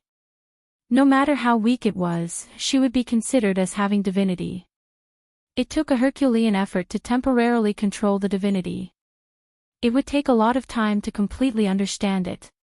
He put on the golden armor again. Due to the divinity of war, the patterns on the armor were more detailed. "Quick, you don't have much time left. Give me your hand." The goddess saw that she was looking at her armor and quickly reminded her. "Oh, okay." Even without his reminder, Thea also felt that her magic power was rapidly dissipating, and the speed was getting faster and faster. Before she could see how much her armor had changed, it had degenerated from a full-body armor to a half-body armor in less than a second. The palms of a man and a god crossed the distance of countless years and finally clasped together. Thea felt as if there were two huge water pumps beside her. It was hard to say which one was pumping harder, but she could feel the energy that filled every cell in her body being rapidly sucked away. The golden armor turned from a full-body armor to a half-body armor, then to a chainmail, and finally to a leather armor. The only thing that didn't change was the cloak, but it was useless. "Give me back my armor." Right now, Thea felt as if she had painstakingly planted the land, only to find out that the Japanese had robbed her of it when she was about to harvest it. That kind of heartache was indescribable. Fortunately, the gods, except for the god of lies, were all people of their word. Or rather, they disdained to deceive mortals. The goddess didn't absorb her magic power blindly. She began to help her stabilize part of the magic power in her body gradually. Thea didn't understand the method used in the middle, but she felt an indescribable charm. "Okay." The goddess pushed Thea away and stood alone.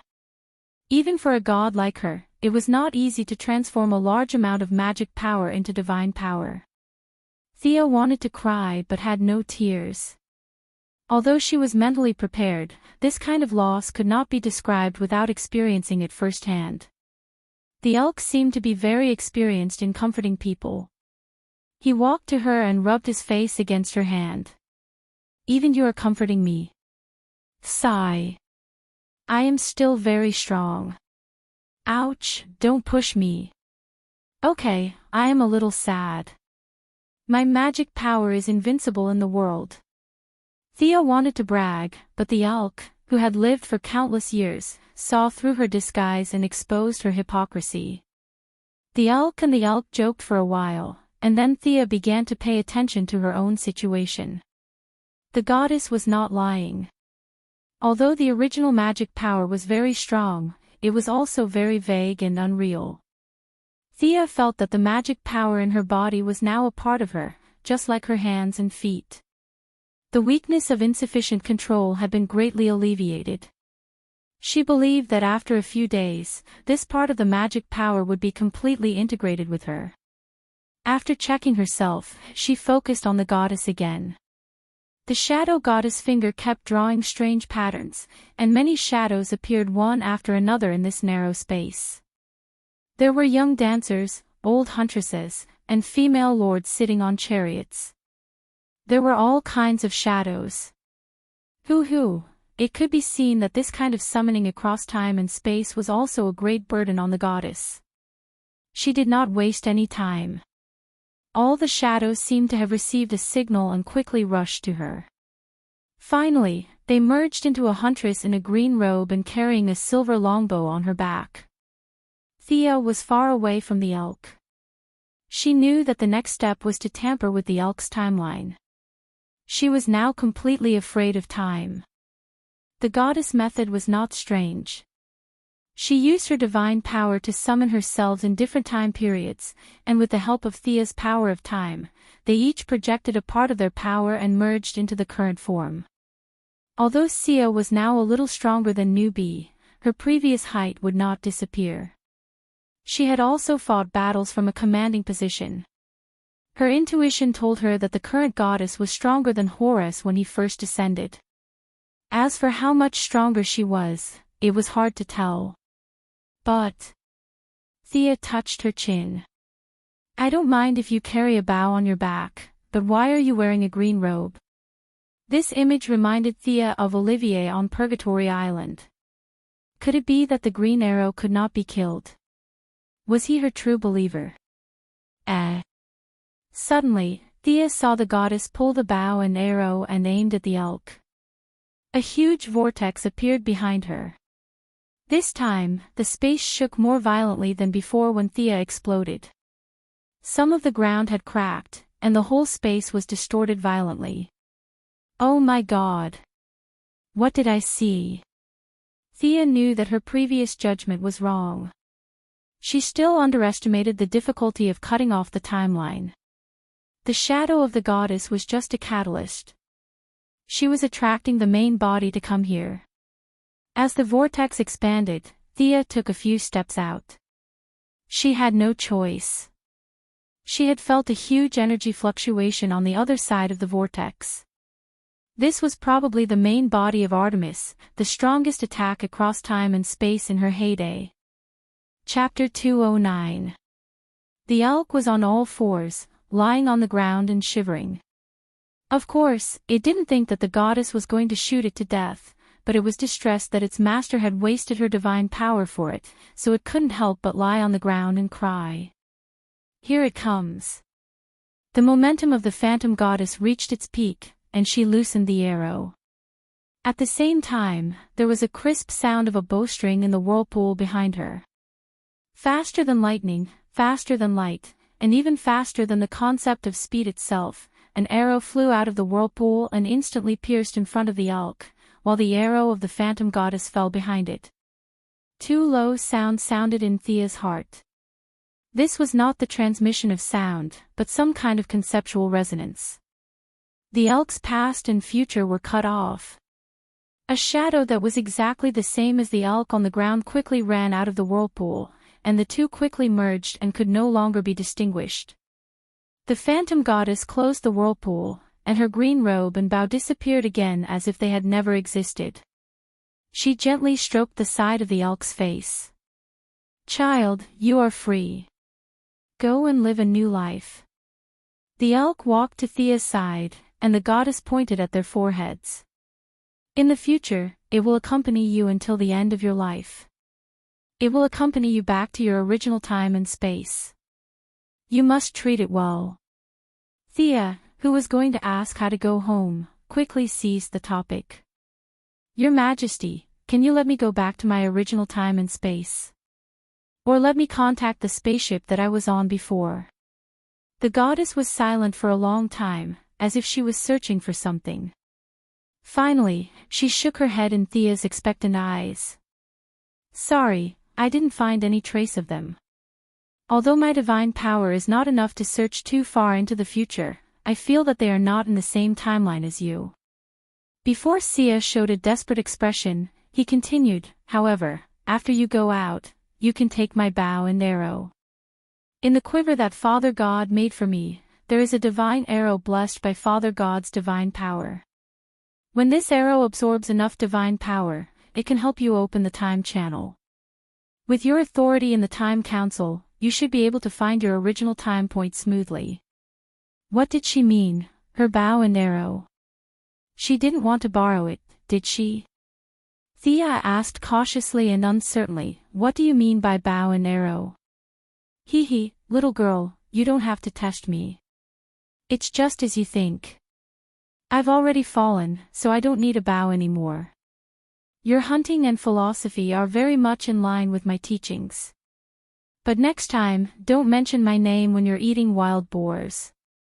The goddess' face could not be seen clearly, but after saving the elk, her tone had become much more relaxed. Ah! Thea covered her mouth. Did he hear her nonsense when she was eating the wild boar? These deities have too much time on their hands. You're already a corpse, yet they're still in the mood for leisure. Thea smiled awkwardly as she hurriedly apologized to her goddess. What child's words were, what inexperience. No matter if she was right or wrong, she should at least express her attitude. The goddess nodded and seemed to accept her explanation. Her tone became serious. Where did the divinity in your body come from? If I'm not mistaken, this is an Egyptian temple? Judging from the divinity, it contains waves of unwillingness. Could it be that a mortal like you can actually kill a god? Thea did not know how to answer, but she remembered the books she read from Diana over the past few days. It seemed that the Greek and Egyptian deities were mortal enemies. Seeing that the goddess was still waiting for her answer, Thea made up her mind and nodded. It's Horus. The goddess was silent for a few seconds. Suddenly, her tone became high-pitched. Amazing. It's hard to believe that you can do such a feat as a mortal. I have to reward you. Thea laughed in her heart. She had made the right bet. There was indeed a grudge between them. This could be considered as a proof of his allegiance. We're definitely on the same side. She could almost see all kinds of divine equipment falling into her bag. One of the 18 types of weapons. She might not be able to defeat Darkseid, but General Zod should not be a problem. Awesome! Just as Thea was wondering if she would wake up from her dream, the goddess' sigh made her heart skip a beat. It's a pity that I'm all alone now. I have nothing to reward you with, but I still have some of your magic left. What's the meaning of this? Now that the divine equipment is gone, you want to use my original items to send me away. Thea could not tell what she was feeling at the moment. She only felt that the goddess was a god. She was too stingy, but it was better than nothing. Just as she was about to nod, the goddess spoke again. I've converted all of this magic into divine power. You can't use it even if I give it back to you. What should I do? Thea's mood was in a mess because of her, sometimes high and sometimes low. She could tell that the goddess was not teasing her. She was indeed shy and could not take out anything. Seeing the goddess thinking hard, Thea did not dare to urge her. She could only stand straight and wait. Young time traveler, are you willing to be my chosen one? The goddess finally asked a question. Chosen one. The first thing that came to Thea's mind was the scene of Moira fooling the people. Those were her mother's chosen ones, but she soon realized that the goddess did not mean that. Thanks to Diana, Thea had recently read a lot of books about the gods. She had also attended literacy classes for 2 nights. Her knowledge of the gods was not shallow. She immediately understood what the goddess meant. What responsibilities does your chosen one have to bear? The reward was proportional to the effort. It was not that there was no such thing as a free lunch, but in theory, it was not her turn. The goddess waved her hand. I've already fallen. My chosen one doesn't need any responsibilities. If you're in a good mood, help me spread the word. If you're in a bad mood, don't. Such preferential treatment. Thea was immediately tempted. According to Diana, the chosen one was different from the priests. The priests were the servants of the gods. No matter how powerful the priests were, they were still servants. The role of the chosen one was similar to that of a disciple and an assistant. Seeing that she was a little tempted, the goddess added another weight. I originally thought that you were of the light attribute, so I absorbed more magic. I didn't expect that you also have the dark attribute, and a lot of it. If you become my chosen one, you will be able to master countless spells under the moonlight, and the power will be increased by 30%. I'm willing to be your chosen one. Thea immediately knelt down on one knee. It was too embarrassing to have magic but not the corresponding spells. Since there was no responsibility or obligation, why not get a lot of free knowledge? Ahem. You stand up first. The goddess was a little embarrassed. She pulled Thea up again. In her puzzled eyes, the goddess asked very seriously, "Time traveler, tell me your name." Thea's mouth twitched a little. Are you kidding me? We've been talking here for a long time, and you don't even know my name. This goddess looked very serious, but in fact, she was a little funny. After thinking about it again, she could not blame her. Horus, who was stabbed to death by her, probably did not know her name until he died. Chapter 210. This group of gods, whether it was Greek or Egyptian, had this problem. They looked down on mortals. Perhaps it was because their level of life was too high, and they were too lazy to remember the short lifespan of human beings. There was an idiom that could very accurately describe their attitude towards life, and that was, they were arrogant. Thea stood up helplessly and cleared her throat. Your Majesty, my name is Thea, Thea Quinn. Ahem, I remember. Come, kneel down now. Thea resisted the urge to kneel down again. Fortunately, nothing went wrong this time. The goddess conjured a shadow of a longbow and placed it on Thea's shoulder. She breathed steadily and said solemnly, I am the daughter of Zeus and Leto. My name is Artemis. I am the goddess of hunting and moonlight. Today, I bless Thea Quinn, my chosen one, forever. At first, Thea thought that it would be like a Western wedding, where she would have to say something like, I do. But the truth was that this ceremony did not require her consent at all. The gods meant what they said. If they said you could do it, you could do it. The goddess then repeated it twice in two strange languages. Thea did not understand a single word. A soft silver light connected the foreheads of a human and a god in the blink of an eye. Countless knowledge poured into her mind. There were dark spells, the sacrificial methods of the Greek gods, hunting and breeding animals, and even a lot of dance moves and a lot of knowledge about brewing wine. What kind of nonsense is this? Thea was speechless. These gods looked very sacred, but they were actually very bored. Almost 70% of the knowledge that the goddess passed to her was about eating, drinking, and having fun. Usually, no one was thinking about fighting, and time was wasted. No wonder Ares could defeat an entire ship of them. But to say that this chosen one was useless was an injustice to the goddess. Although the specific knowledge needed to be sorted out, she had automatically mastered a spell-like ability. The goddess called this spell, Eternal Night, which was cast once every 3 days. It could ignore the environment at the time and transform the night into a night with few stars, covering a radius of 10 miles. Within the range, regardless of friend or foe, the attack power of women would automatically increase by 30%, while the attack power of men would decrease by 30%. Such a discriminatory spell also depended on the strength of the specific target. If the target was too strong, it would not decrease by 30%, but it would definitely weaken the target. As for other benefits of the chosen one, such as increased lifespan and immunity to hallucinations, Thea was not in the mood to look carefully, because the shadow of the goddess was more ethereal. Apparently, the magic that she had absorbed from Thea had been completely exhausted. The divinity that you obtained from Horus, I have completely transformed it into divine power. Divine power is the foundation of the future. I will teach you a method. If you obtain divinity again in the future, you can use this spell to completely transform it into your own divine power. After the goddess finished speaking, she sent a ball of light into Thea's body.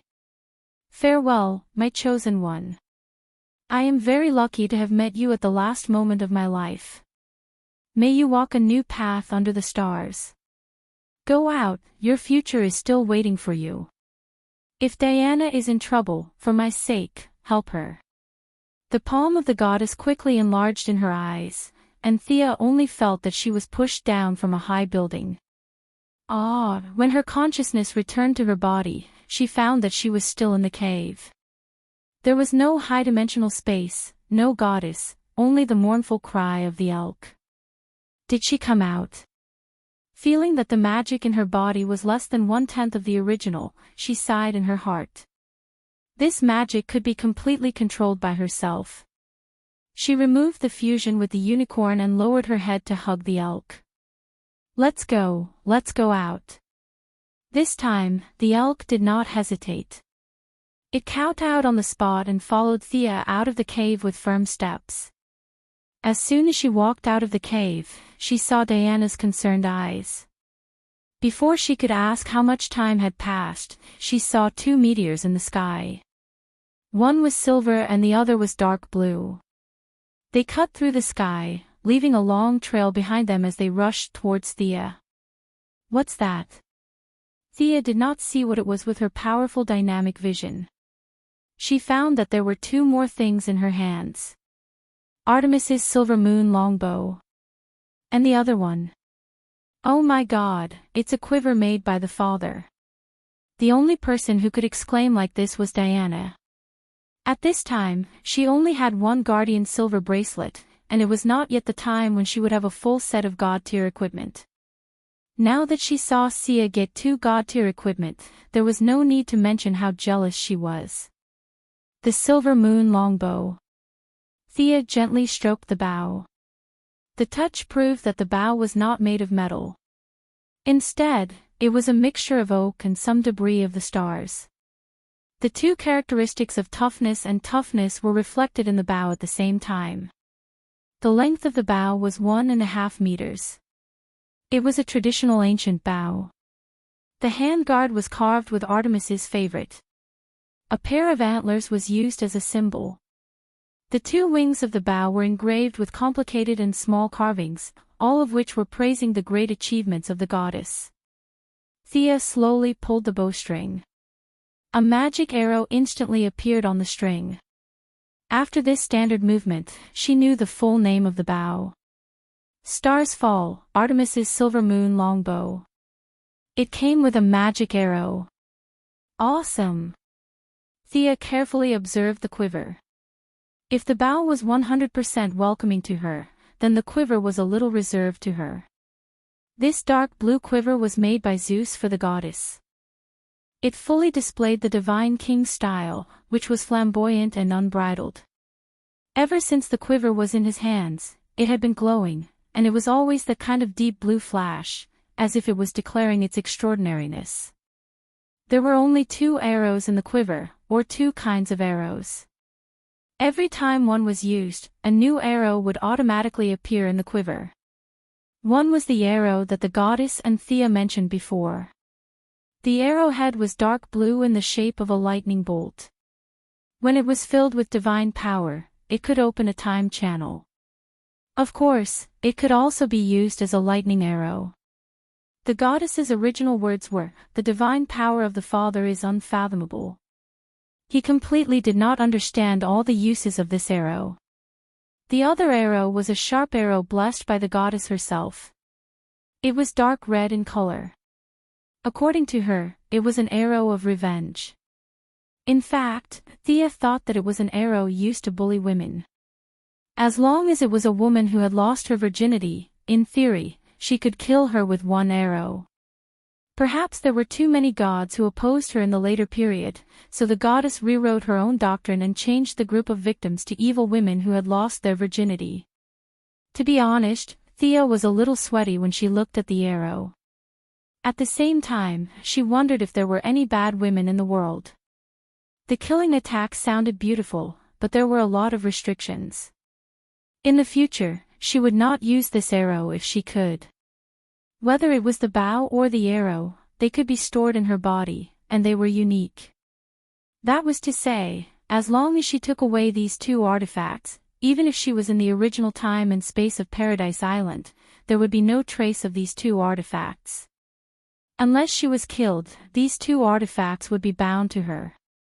She did not immediately put them away. She still wanted to see the faces of these bad priests. If she put them away, what if they did not admit it? Chapter 2:11. Thea grinned as she approached the third priestess.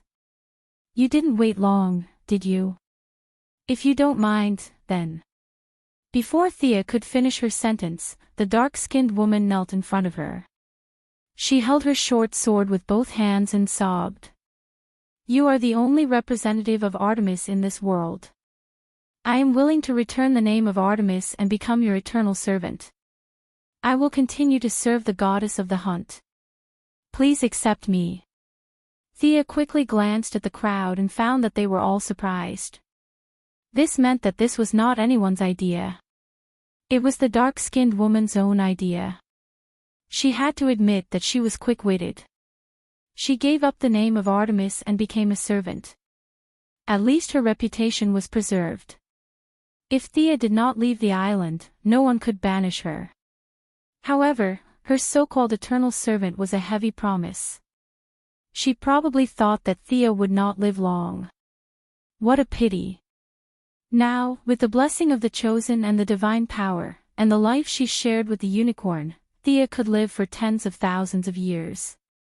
The dark-skinned woman's plan was quite thorough. It seemed that she was not a completely brainless warrior. Should I accept her or not? She glanced at Hippolyte and saw the queen nodding slightly at her.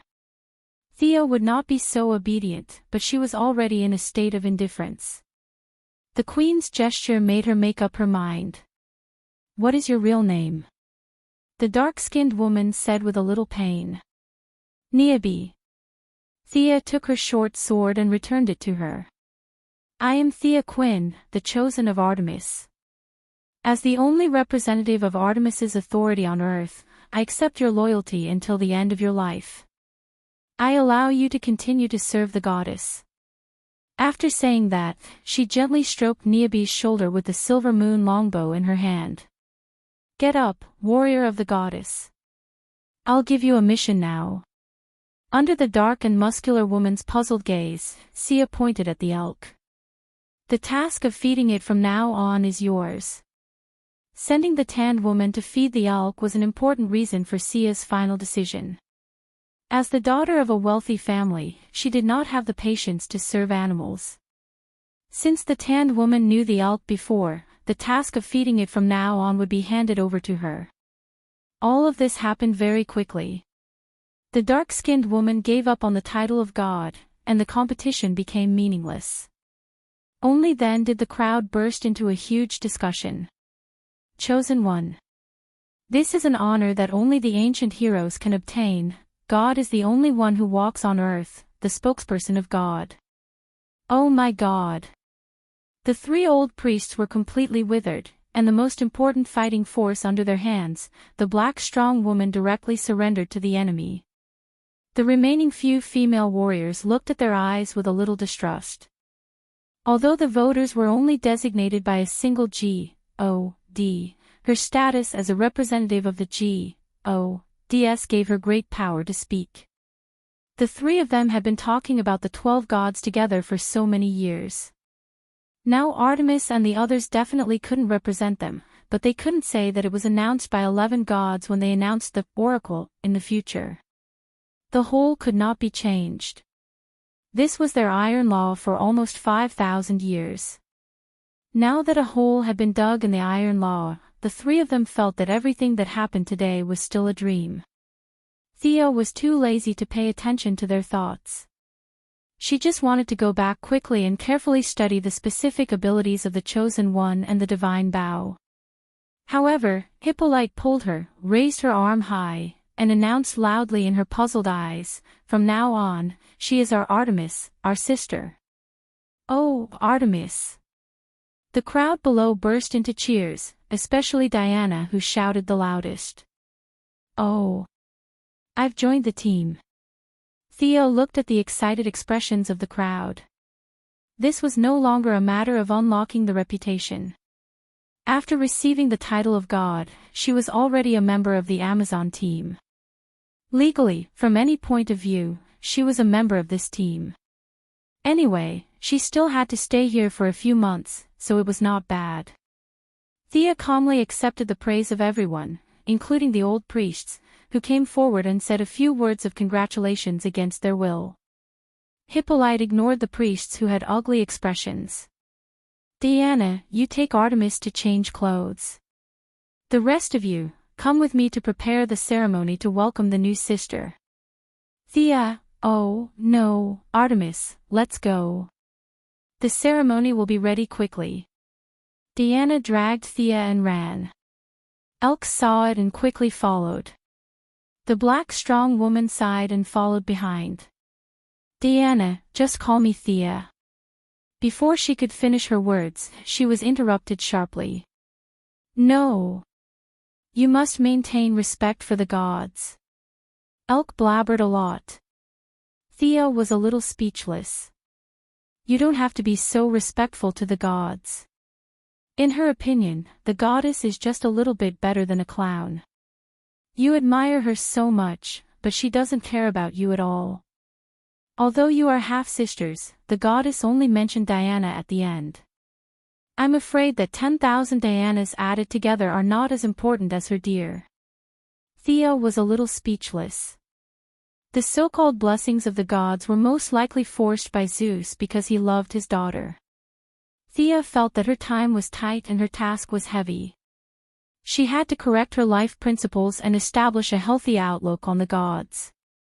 Otherwise, she would be defeated by her half-brother in the future.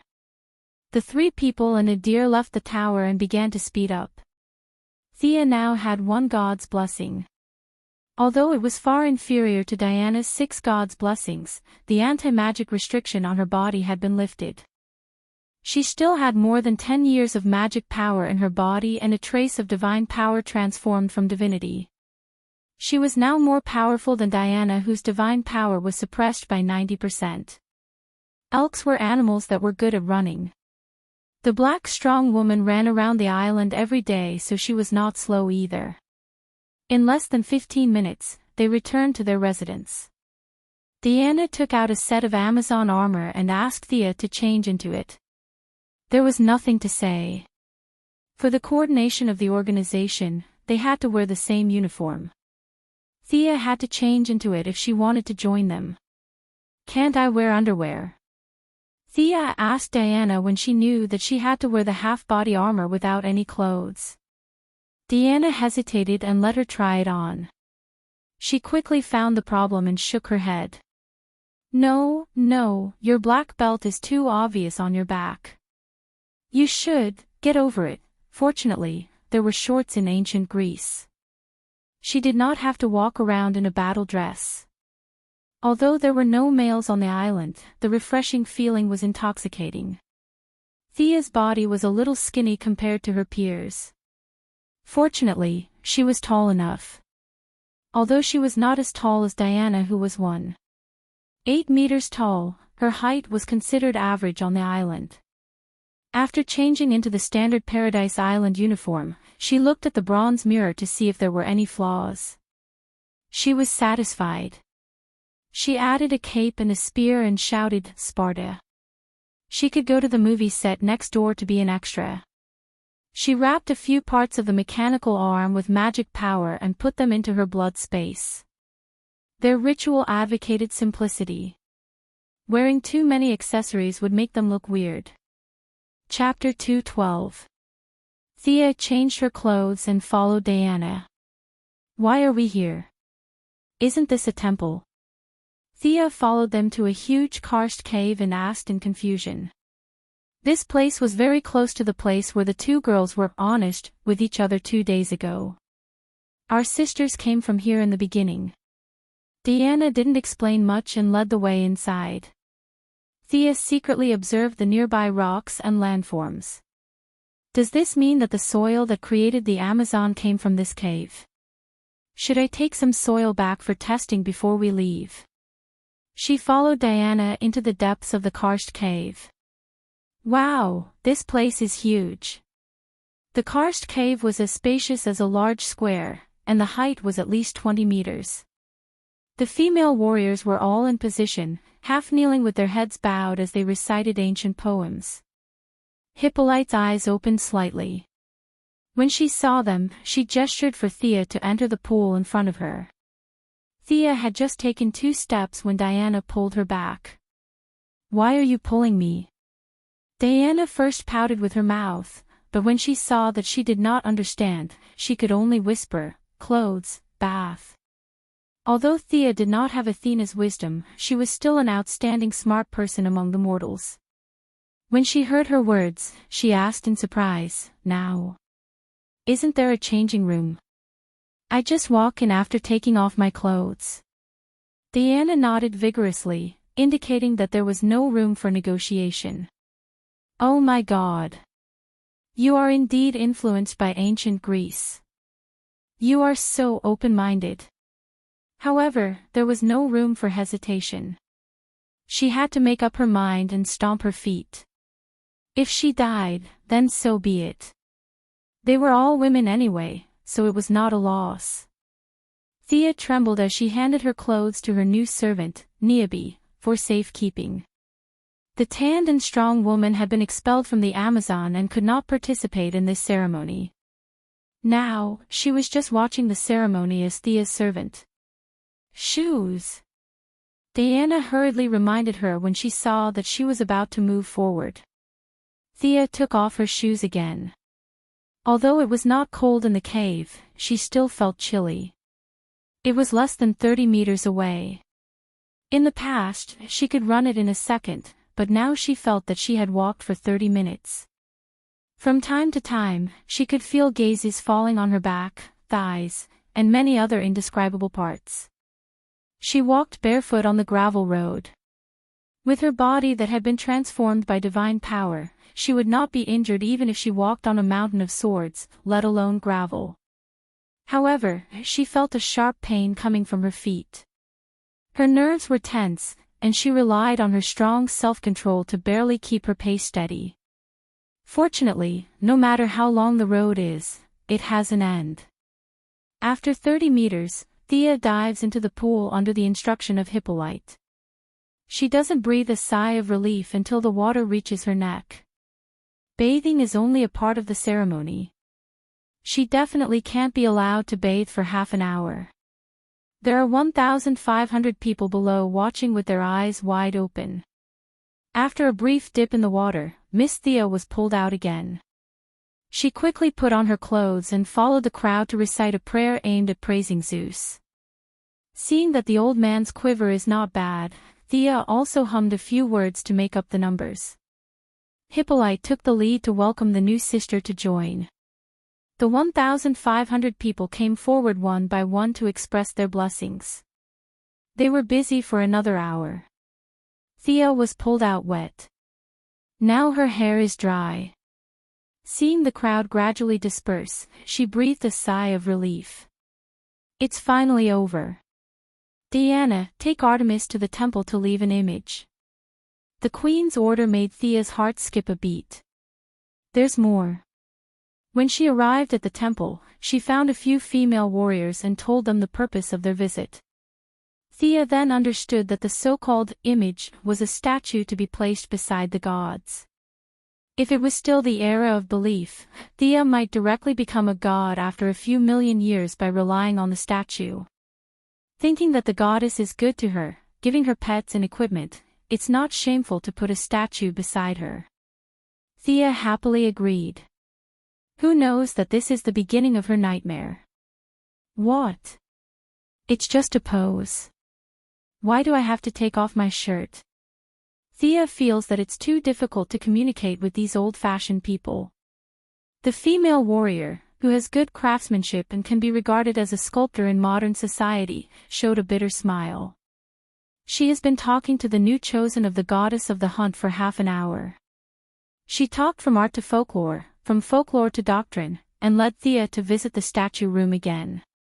Indeed, as she said, all the statues were in a variety of combat postures. There were no extra clothes, just a cloth belt below as clothes. Seeing that Thea was a little hesitant, he began to talk about the beauty, the sense of honor, and the power of faith of believers. He chattered on and on about the benefits of all these. Thea didn't listen to the female sculptor's other words, but she did hear the power of faith clearly. Although it is not the era of belief, it doesn't mean that belief doesn't provide power. It can't be seen in a short time, but Thea is not a person of this era. When she returns to the original time and space, it will be 100 years later. The faith accumulated in this 100 years is enough for her to transform a lot of divine power. Then can we go into the temple to make a statue? No way. The gravel will tarnish the sanctity of the temple. No, we have to make a statue in the square outside. It is ventilated and full of sunlight, an important place for art to burst forth. The sculptor insisted that the statue must be made in the open. Thea thought for a long time. For the sake of that little bit of faith, I'll go all out. She couldn't help but look up at the sky. The gods have fallen, Batman's watchtower will not rise for another 100 years, so there shouldn't be anyone watching from the sky. For the second time in a day, she took off her armor, wrapped a piece of linen around her waist, and stood in a place with the most sunlight. She was a little embarrassed when she carried the quiver. The quiver was slanted, and the belt just happened to pass through the indescribable thing on Thea's chest, making her a little breathless. Why is this thing so tight? She adjusted it a few more times and put it in a barely suitable position. She raised the longbow, and although her chest was pounding, she had to pretend to be careless and fearless. Hold on to this position. I'll be done in a minute. The sculptor corrected her a few more small movements, and then he began to work with the hammer and axe. Thea maintained this position for 3 hours, but she didn't look like she was going to be done soon. She wanted to cast a haste spell on this guy, but the spell was blocked by the island's anti-magic barrier as soon as it was cast. Sigh. Thea sighed. It seemed that the anti-magic barrier on her body had been lifted, and she could only cast spells on herself in the future on the island. As the sun set, most of the female warriors finished their day's training. When they passed by the square, they all paid attention to Thea, who was posing. It was really a test of her acting skills to be watched by a group of people, but she still had to pretend to be serious. Thea could only focus on thinking about new skills to ease the inexplicable awkwardness.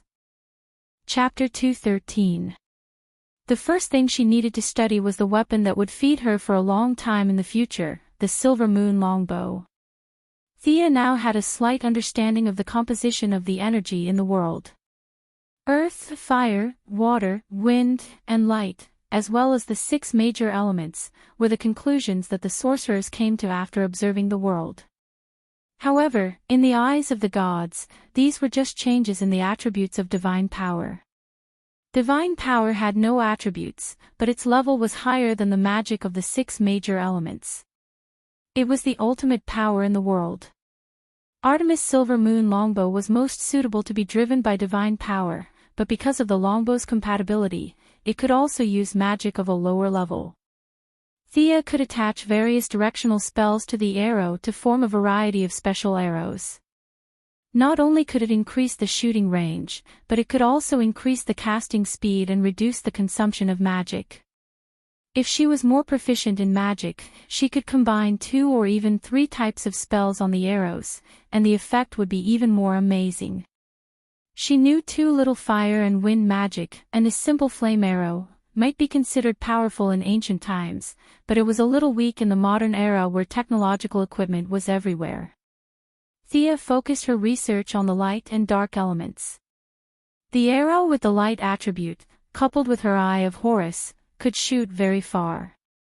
She did not know if it could reach as far as 800 miles away, but the arrow could constantly absorb the energy of light from the natural environment while flying, so the energy consumption of the arrow was almost equal. In theory, the arrow could shoot as far as the light could go. This result made Thea sweat profusely. Did this mean that as long as she could see, she would be able to shoot it? The problem was that her divine power limited the Eye of Horus, and she could not see that far. Another problem was that even if the arrow could travel a few light years, it was not powerful enough. It was impossible to kill Darkseid with this arrow, but it could still bully the Earthlings. With the help of the knowledge of the Chosen, Thea now had the most knowledge of the dark element. Many of the goddess' understandings were too profound. Putting aside the combat strength of the two, Uncle Merlin was like a child compared to the goddess in terms of age. Many of the goddess' knowledge was not suitable for the beginner Thea. She could only compare a few similar spells with her own Black Fog spell and Black Fog Hold spell for reference. One of the spells caught Thea's attention. The goddess named the spell Shadow Labyrinth. It was a very high-level spell. Even if Thea used up all her magic, she wouldn't be able to cast it.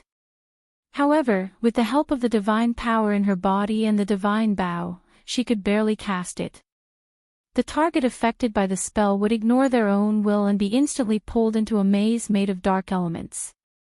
If the target had a deep foundation and superior intelligence, they would be able to see the path around them clearly. There was a small chance that they could walk out of the maze and return to the normal world. If I can't get out, the whole labyrinth will be sucked into Artemis's divine kingdom.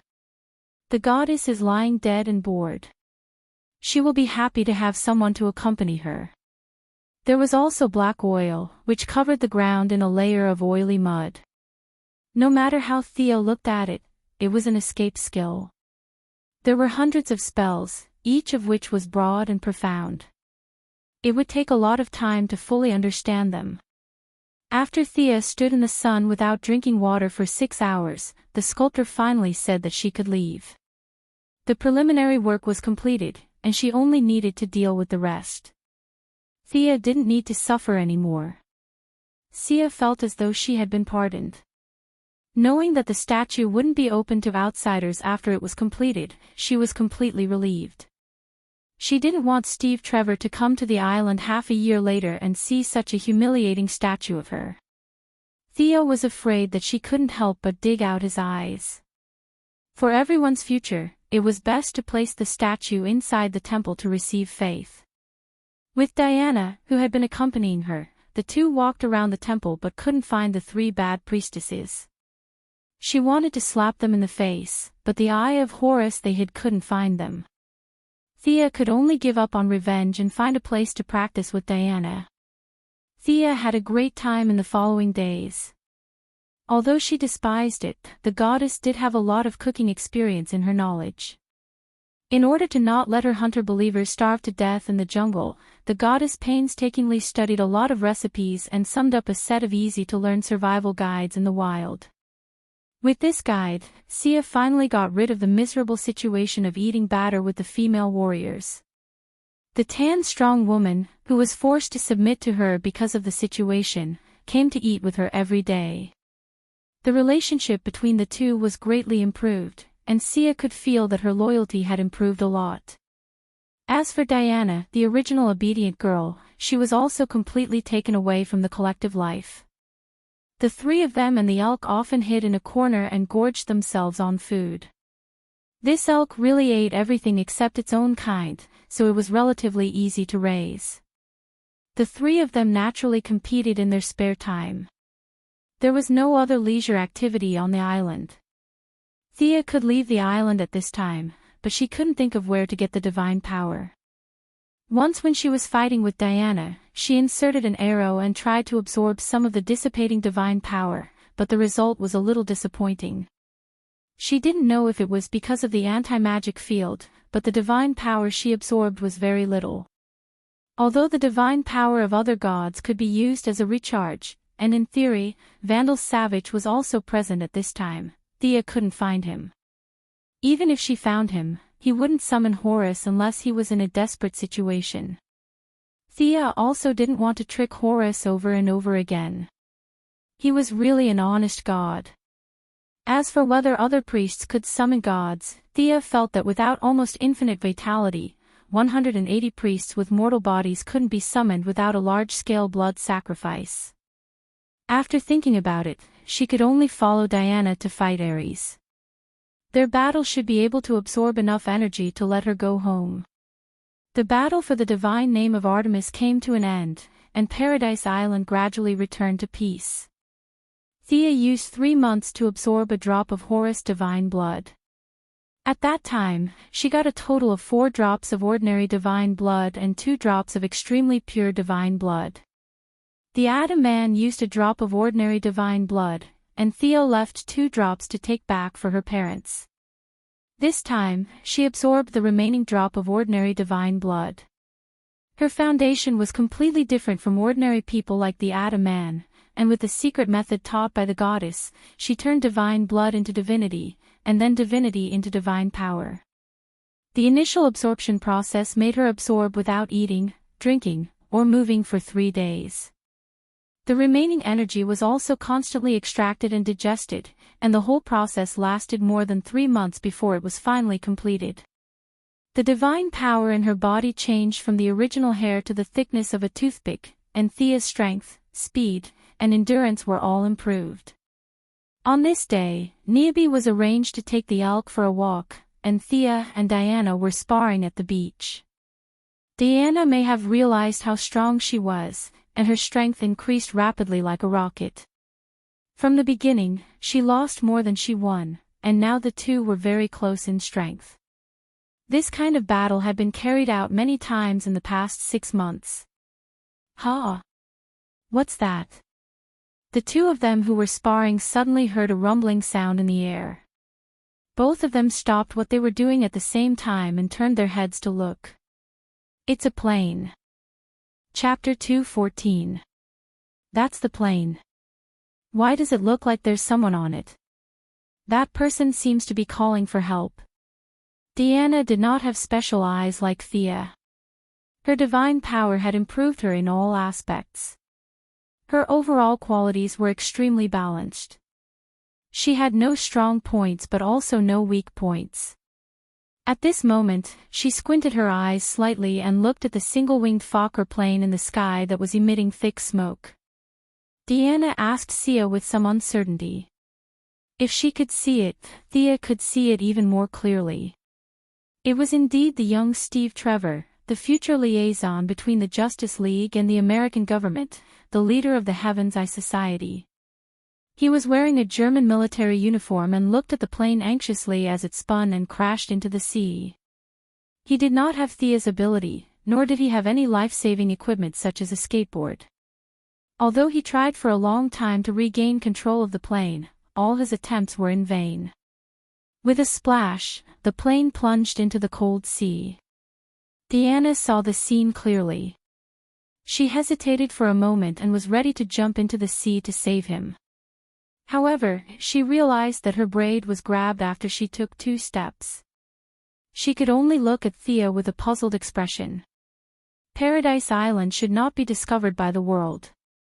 Think about what Her Majesty the Queen taught you.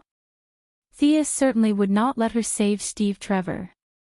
Steve Trevor was about to meet God when he was unexpectedly saved by a beauty and fell into an inconclusive love.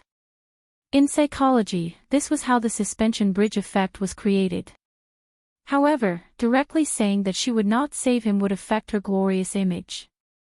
Therefore, it was best to use Diana's respected mother as a scapegoat. As expected, Diana was led astray by her words. She thought about Hippolyte's attitude and felt a little bitter. Her Majesty the Queen would not even frown if 10 million people died in front of her, let alone one person. This result caused Diana to be in a dilemma.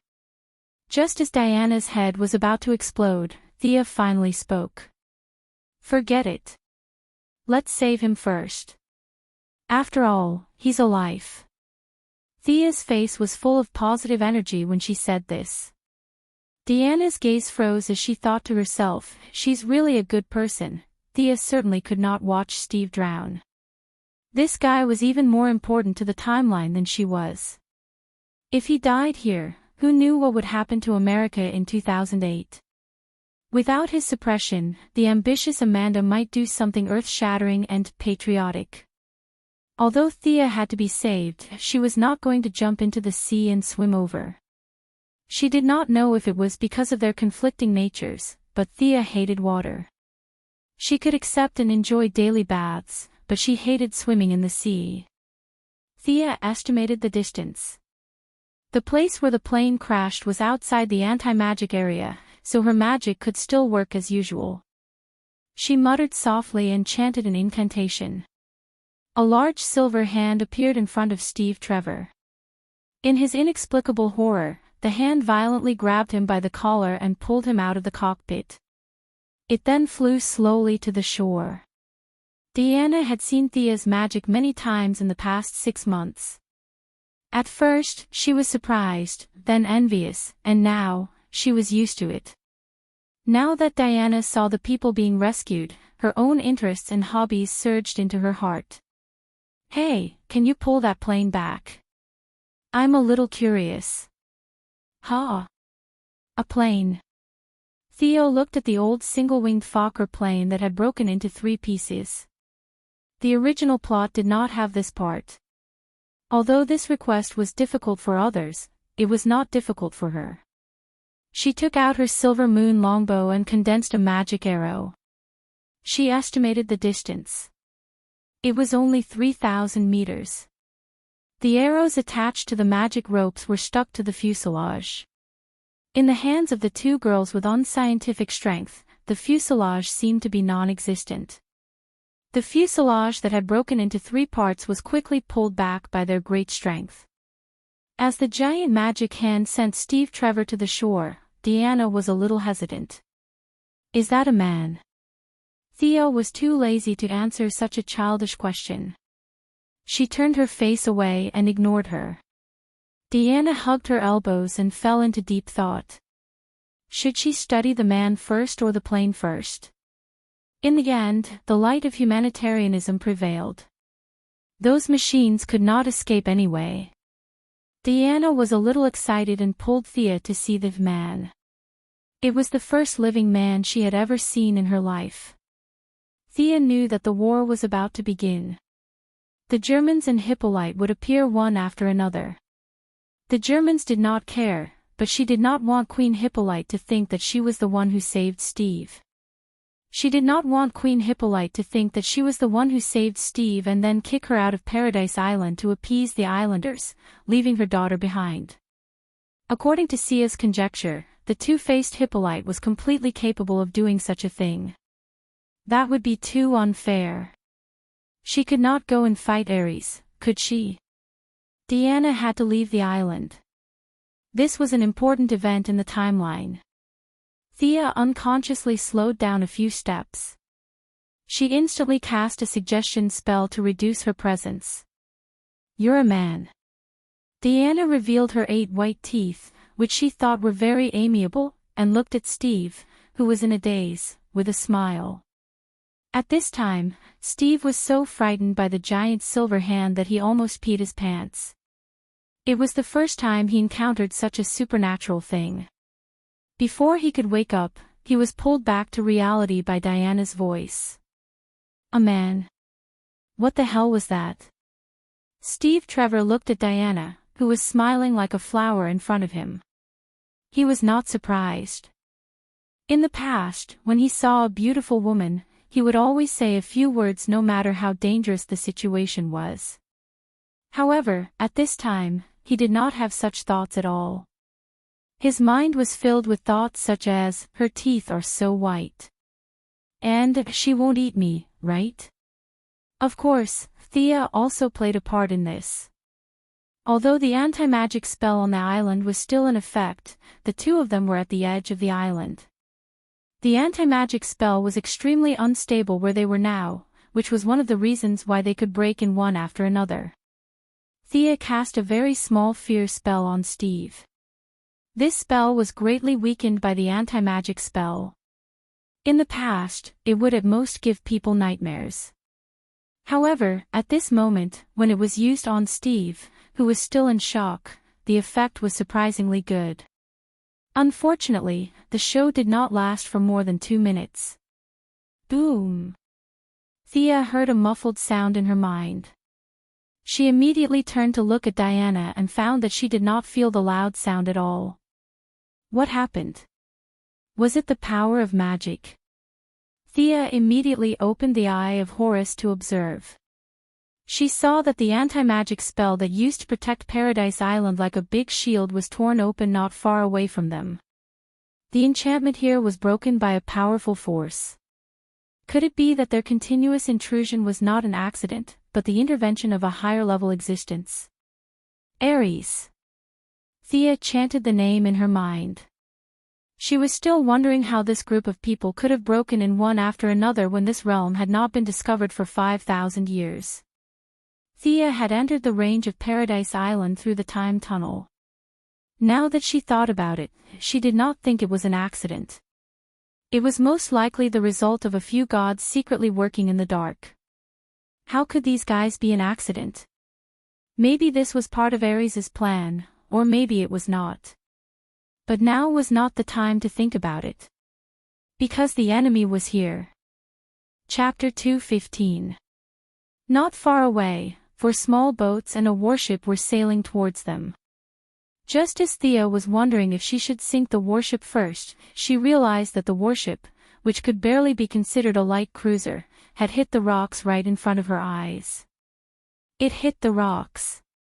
The hull of the ship tilted violently, and soldiers kept swimming to the boats. In less than 3 seconds, the warship began to fill with water, and in less than 10 seconds, it sank to the bottom of the sea. Are you kidding me? She did not believe that there was no divine intervention in this. It was too suspicious.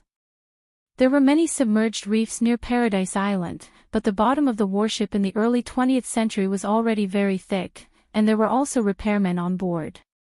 The speed at which it sank was too fast. With a loud noise from the warship, Diana finally woke up from her academic discussion about men. She looked at the 4 small boats not far away and the armed soldiers on them. Oh, they're coming. Steve finally got out of his imagination and looked at the German soldiers who were about to land. He wanted to run up the mountain. Diana. The Queen's anxious and angry roar came at the right time. Thea breathed a sigh of relief. Fortunately, the plot would not change. Diana, get out of there. Hippolyte did not wait for Diana's response.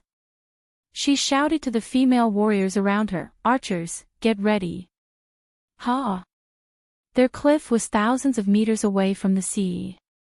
How did this group of female warriors suddenly become so fierce? Just as Thea was thinking about what was going on, she saw the Queen's body light up with a green wind, and the green wind instantly enveloped all the female warriors around her. So it was a magical equipment. No wonder. Thea did not think that all the female warriors were equipped with the Eye of Horus. Even if Horus turned into a centipede, he would not have so many eyes. However, this equipment was really good. The Queen, who did not have any magic power, could use it. Needless to say, it was given to her by Zeus, who was her close friend. It wasn't wrong to say that Diana had a full set of godly equipment, but as Zeus' mistress, she had lived for so many years without being killed by the jealous god Queen Hera. One could imagine how luxurious her equipment was. The first round of crossfire between the Amazons and the German soldiers ended with the Queen's side winning. A rain of arrows streaked across the sky and fell on the enemy's head. The only pity was that the Queen had rushed over in a hurry. There were too few of them, less than 50 of them, while the German soldiers on the other side had more than 300. After taking the first round of arrows head-on, the German side lost less than 10% of their members. The remaining people yelled and rode with all their might, rapidly shortening the distance between the two sides. Diana, take him and hide. I'll join the battle. Thea now had some feelings for Paradise Island. The Queen had brought her guards, and Thea knew all of them by name. Originally, there would be a lot of casualties, but now that she was here, she would not let that happen. As for these Germans, they were all wiped out in the original plot. Presumably, they would not interfere with the timeline, so she did not have any psychological burden to kill them. Before the German soldiers completely entered the anti-magic area, Thea shot 4 arrows in a row. Each arrow was accompanied by a flash spell. Although this beginner's spell was originally invented by the old sorcerers for illumination, it was very effective in battle. The German soldiers on the 4 ships felt like they were on the edge of the sun. The strong light made them unable to open their eyes. However, they were well trained after all. The leading officer gave the order loudly, and everyone closed their eyes and continued to row with all their might. Amazing! Thea sighed softly. The Germans were known as the strongest army in Europe. This kind of discipline was admirable. However, due to her standpoint, she shot the leading officer dead with some respect, but soon, she was stunned. The Germans' command system was not completely paralyzed. After shooting a captain dead, a lieutenant immediately took over. After 2 lieutenants were shot dead, a second lieutenant took over the command. They were really elite soldiers. Compared to the American soldiers in the 21st century who could not walk without a GPS, these people were worthy of being called elite. However, admiration was one thing. Thea did not stop at all. She stood there like a mountain and kept shooting arrows. She aimed at the German soldiers who had raised their guns. Just as she shot and killed 17 soldiers, the female Amazons also shouted and jumped down from the cliff to join the battle. The Germans recovered quickly. The second lieutenant kept giving orders, and the team of more than 200 people moved quickly like a machine. The metal bullets began to show their power on the battlefield. The second lieutenant with a big beard, who might have been very stylish at the time, but looked a little dirty in Thea's eyes. He touched his beard and looked contemptuously at the female Amazons who were gathering. Natives. Ha! Let them see the power of science. His contemptuous look made Thea angry. Natives my *SS. I haven't even said that you have a big beard. The people of the 21st century were mocked as natives by the people of the 20th century. She could not tolerate it.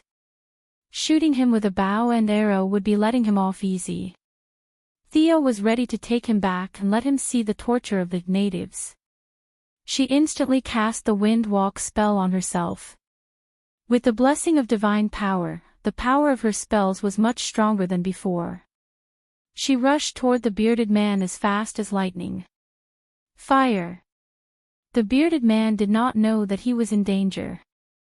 Seeing that many soldiers had regrouped, he loudly gathered the soldiers and pointed their guns at the female warrior who jumped down from the cliff. Bang bang, the sound of gunshots rang out continuously. There were 50 rifles aimed at the female warrior who was rushing over. Thea's dynamic vision was instantly activated.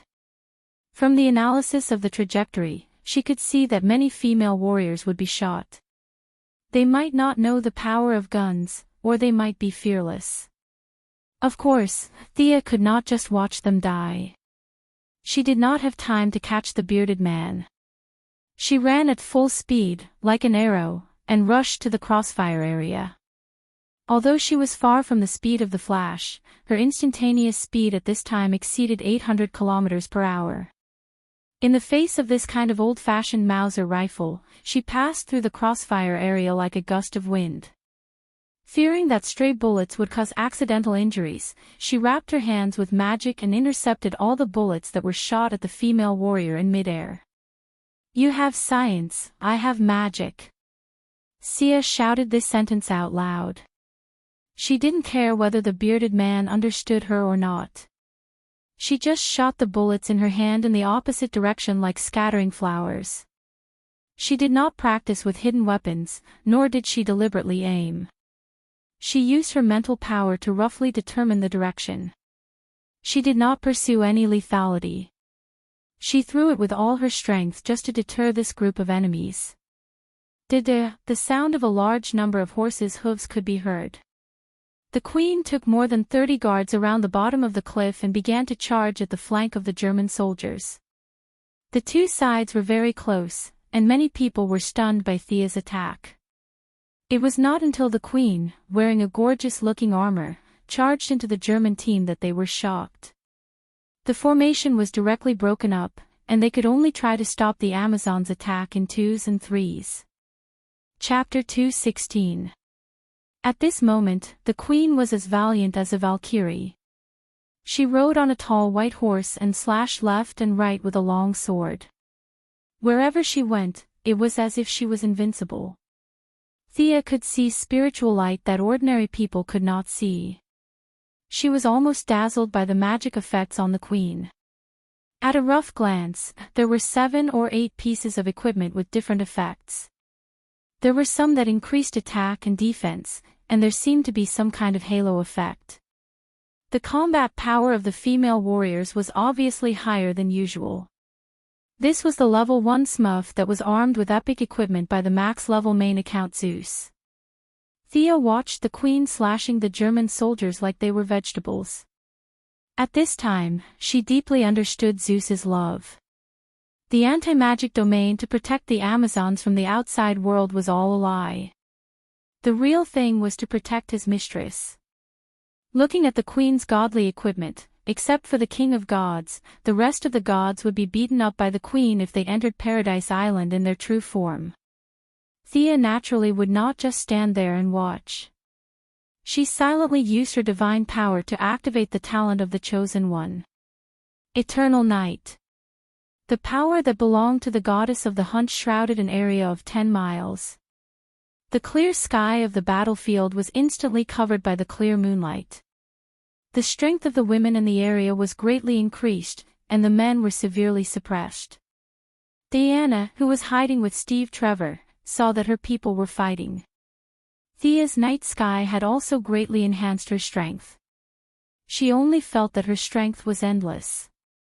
She gritted her teeth and ran out to participate in the first battle of her life. Steve was also prepared to go and help, but Thea's transformation had completely destroyed his worldview.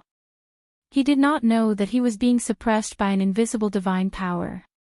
He only felt that his mouth was dry and his legs were trembling. His legs were trembling, and he could not take a step forward for a long time. The queen, the female warriors, and even the maras they rode were all buffed by Thea. The female warriors on foot moved like the wind, almost leaving afterimages behind. Antiope jumped down from the horse's back, her body turning continuously in midair, the short sword and spear in her hand constantly swinging. By the time she landed, there were already 7 German soldiers lying around her. The dark-skinned woman and the elk, who were not far from the battlefield, heard the exchange of gunfire and rushed over.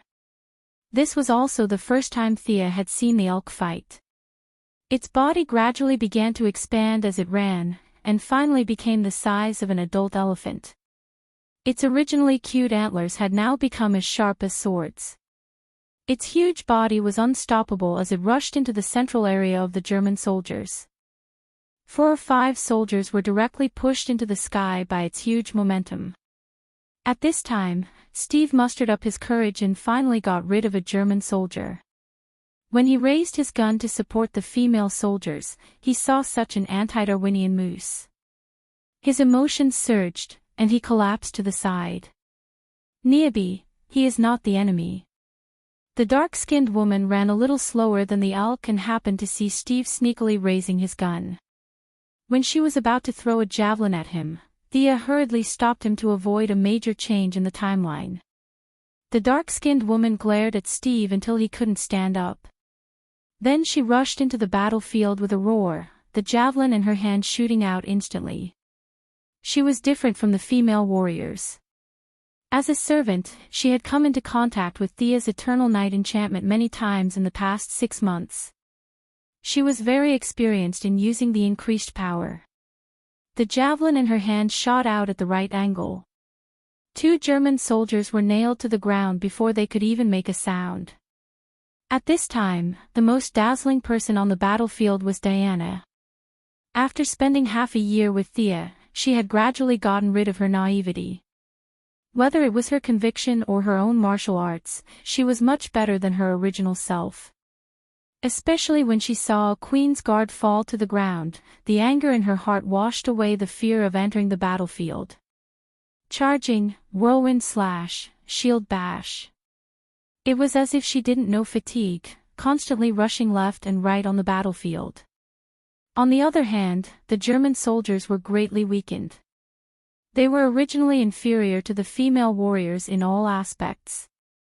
Now, with the Queen's halo and Thea's discriminating buff, they found that their opponents came and went like lightning, while they were as slow as 80-year-old men.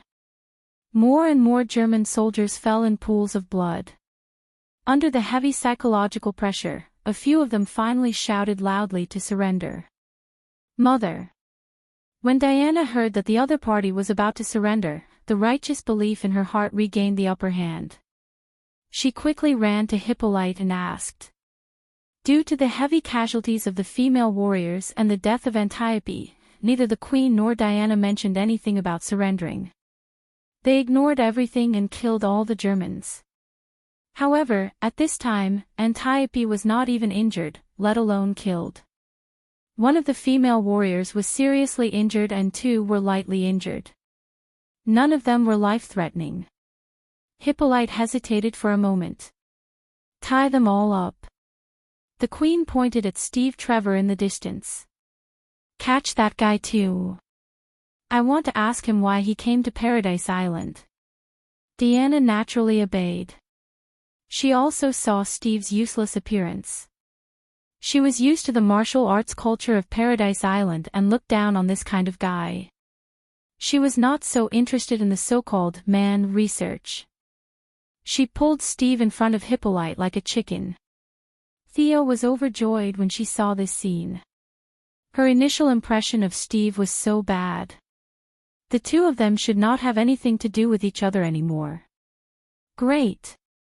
She also happily came to the Queen's side, ready to watch the show. What are you doing here? I can't say. What's your name? I can't say either. The Queen asked 5 or 6 questions in a row. Steve either kept his mouth shut or said that he could not say. His nonviolent and uncooperative attitude almost made the Queen laugh. He then turned to ask the German captives. They were just a bunch of soldiers who only knew how to chase after Steve. As for why they were chasing after him, perhaps only the captain in charge knew. Unfortunately, the captain was shot dead by Sia before the battle even started. The Queen was too lazy to talk nonsense with Steve. She led the prisoners back to the residence in the central area with the rest of the troops. Thea, as the chosen of God, was also lucky enough to participate in Steve's small trial. This was the first time she had seen the mantra lasso. To be honest, the divine artifact's divine power was not strong. In terms of divine power alone, it was a relatively weak divine artifact. However, she did not know what the original creator wanted to do.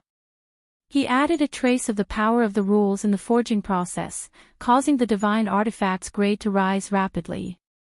This kind of power of the rules was almost unbreakable in the material world. Anyway, Thea could not find a way to resist the mantra lasso. Thea could not think of a way to break it, and Steve, a mere mortal, was even more helpless. He told her everything he knew from the beginning to the end. Chapter 2:17. Regarding his claim that Germany wanted to dominate the world, how righteous the Americans were, and how selfless Steve was, fighting for the liberation of all mankind, the people of Paradise Island, represented by the Queen, just treated it as idle chatter. No one took it seriously. Sia, on the other hand, was a little speechless. These words were said under the truth lasso, and to Steve, it was the absolute truth. In his heart, he really thought that Germany was evil and America was righteous. He was willing to sacrifice himself for the sake of his country. Such a noble sentiment made Sia sweat. Compared to him, Sia's patriotism was not even as big as a sesame seed. This child was still young, similar to the patriotic young man in Marvel who also added Steve as his friend. Both of them did not realize the filth of politics. The war has been going on for 4 years. 27 countries have been involved. 25 million people have died. Countless innocent old people, women, and children have been slaughtered. The power of weapons has never been as great as it is today. I have to go back and save my people. At the end of his speech, Steve was sobbing uncontrollably. Except for Sia, who knew the truth of the history, everyone else was moved. Mother. This must be Ares' doing. Diana instantly came to such a strange conclusion through her own worldview. Thea wanted to say that Ares was wronged. This god was so wronged. What did the greed of mankind have to do with the god of war? How could he just put the blame on Ares? The good things were done by the wise leaders of mankind, and the bad things were done by the evil god Ares. In the beginning, Ares' only priesthood was war. However, during the long campaign of putting the blame on Ares, mankind automatically helped Ares to get a lot of priesthoods such as conquest, bloodthirst, destruction, and so on. Ares was pulled from the neutral camp to the evil camp. Hearing her daughter's words, Hippolyte was confused at first. However, she quickly recalled the evil and heartless stories that she had instilled in her daughter. She was embarrassed and speechless.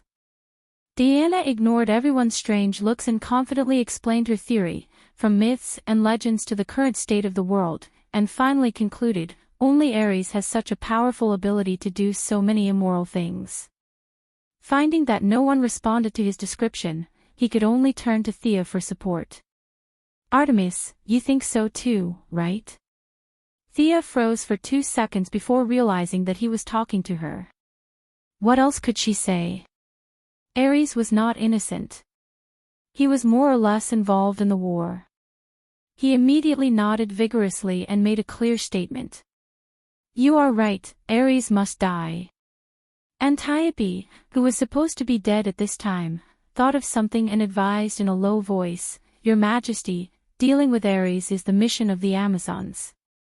Thea also made her stance clear. Your Majesty, I can feel the remnants of Ares' divine power in the world. This is our mission. She could feel the divine power of a ghost, but she couldn't feel it. It didn't mean that the Queen couldn't feel it. Steve had just crashed, and the Germans were still floating on the sea. The Queen could rush to the seaside with a large number of thugs. The battlefield at that time was not close to the residential area. How did she come? The Queen must have some kind of detection and warning device, otherwise, it would be impossible to be so fast. Diana got the support of the two and became more confident. She looked at her mother with bright eyes. Hippolyte's face was cold. She ignored the three and took the lead to leave the courtroom. Everyone walked out in a single file, and Diana walked at the back with her head down. Sia looked around. Ha! Steve was still tied by the noose. She untied the noose and handed it to Diana. This equipment, in the words of Xianxia, had too much karma. She didn't dare to put it in her pocket in front of everyone. Niobe, take him down and clean up. Thea handed Steve, who had recovered a lot, to the dark-skinned woman. No matter how thirsty he was, he wouldn't do anything to Niobe, who was like a black bear, right?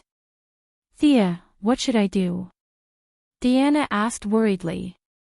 Hey, this girl was obviously confused. Finally, she didn't call her by a long list of names. Thea could only encourage her. Stick to your heart, Diana. No matter what, I will support you. With Thea's support, Diana's fear of the outside world subsided. Firm belief reappeared between her eyebrows. She told Thea to go back and wait for her, and hurriedly left alone. What was she doing? Thea thought to herself. Was she going to get the deceptive Godslayer? This girl was so lucky. Except for the problem with the Godslayer, she would soon be fully equipped and beat everyone who didn't agree. Not long after returning to the residence, the dark-skinned woman led Steve, who had barely washed up, back to report. Mr. Trevor, do you have any further plans to stop the war? Thea saw Steve staring blankly at the bread she baked the moment he entered the house. She was afraid that the future leader of the Sky's Eye Society would starve to death, so she quickly threw him a piece of bread. After he finished it in a few bites, she handed him a glass of water. Your American English is very authentic. You have a gift for languages. I'm going back to London first. You know London, right? It's the capital of England. I need to submit a mission to my boss. After that, I can help you find your man. Ares. Yes, that's the name. Steve was about to tease Thea when he saw her beauty, but when he saw Thea's divine power staring at him through her eyes, he didn't dare to say anything else. Instead, he told her his plan honestly. What kind of bullsh*t plan was this? This guy was deliberately using Diana as his free bodyguard. If Ares hadn't jumped out, with Diana's little experience, she wouldn't have been able to find him even if she searched for 100 years. This war was not about strategy or planning, it was about who was the dumbest. These two half-brothers had fully demonstrated a competition of who was worse than the other. Although this mission was stupid, and the outcome of the battle had nothing to do with the world, Thea had no choice but to participate in this so-called epic battle with them in order to collect enough energy to go home. Niobe, I'm going to go on this fated expedition with Diana. Although we weren't on good terms at first, we're good friends now. Do you want to stay or come with us? The dark-skinned woman hesitated for a moment. She wasn't Diana, who yearned for the outside world. To her, living and dying on the island was her final destination. I understand, my friend. Thank you for taking care of me for so many days. I'll now give you back your freedom. I'll discuss your matter with the Queen and let you return to the Amazon. Chapter 2:18. Thea did not wait for the woman's response. Instead, she took out her longbow and gently touched the woman's shoulder, canceling the verbal contract between the two. The woman was so touched by Thea's kindness that she knelt on the ground and sobbed. Steve did not understand Greek, so he did not know what they were talking about. He could only stare blankly at them. After crying for a while, the woman realized that it was not the time to express her feelings. So, she bowed to Thea. This was the normal procedure, and Thea did not stop her. Watching the woman leave in tears, Thea felt a little sad. The next time they met would probably be more than 100 years later, if Hippolyte still allowed her to come to the island. At the same time, Thea was thinking about who to hire for the job of feeding the elk. But before she could think about it for long, the dark-skinned woman ran back and handed an exquisite jade box to Thea. Artemis, this is the treasure of the lost Amazons. We abandoned the Greek gods and went into the arms of the Egyptian gods. It was not until 2,000 years ago that we returned to Paradise Island, but we can no longer activate the magic on it. Perhaps you are its master. She stuffed the jade box into Thea's hands and nodded before she could refuse. Then, she left like a gust of wind. What is this? It's so mysterious. Thea first studied the jade box. It was square and airtight, and even her psychic power could not penetrate it. It should be a special box. When she opened the jade box, she saw a palm-sized disc. The disc was a little broken and seemed to have been crushed by a strong force. It was made of neither gold nor silver, and there was a dazzling metal chain on it. It seemed to be an amulet. Thea took the amulet out of the jade box and looked at it carefully. She was completely dumbfounded. The front of the disc was engraved with a rising throne, and the back of the disc was the image of a goddess sitting cross-legged on the ground with her wings spread out. Thea, who was now proficient in theology, put the amulet back into the jade box with lightning speed. This was the image of Isis, the Egyptian god, who was famous for his powerful magic power. This god claimed to know the true names of countless gods. Except for Ra, the father of all gods, he could control all the true gods. He was now on the side of the Greek gods, and he was an activist with the identity of an elector. He could not get along with the Egyptian gods. More importantly, this goddess of boundless magic was the mother of Horus. Although Thea often deceived herself by saying that Horus could live for more than 200 years, she knew that this matter could not be hidden from the eagle's efforts to avenge him. How could Isis, the mother of Horus, not know what the eagles knew? The dark-skinned woman was not trying to trick her. Although she only glanced at it, she knew the effect of the amulet. It was really a fool's move. As long as a person with a certain amount of spiritual power wore this amulet, he could use the remaining magic power in the amulet to be possessed by Isis. In ancient times, Isis might come in person, but now, in the era where the gods were living under subsistence, she could only be a projection. But Thea did not dare to take the risk. What if Isis rushed into the main material plane to avenge her son's death? Perhaps they could kill him together with Diana. After that, they would kill his son and his wife. Would it be time for Osiris to make his appearance next time? At that time, she and the Egyptian gods would become mortal enemies. Although there was a great chance that she could get a pair of eyes of Horus, it would be a terrible thing. It was normal that the dark-skinned woman and the others did not respond to this amulet.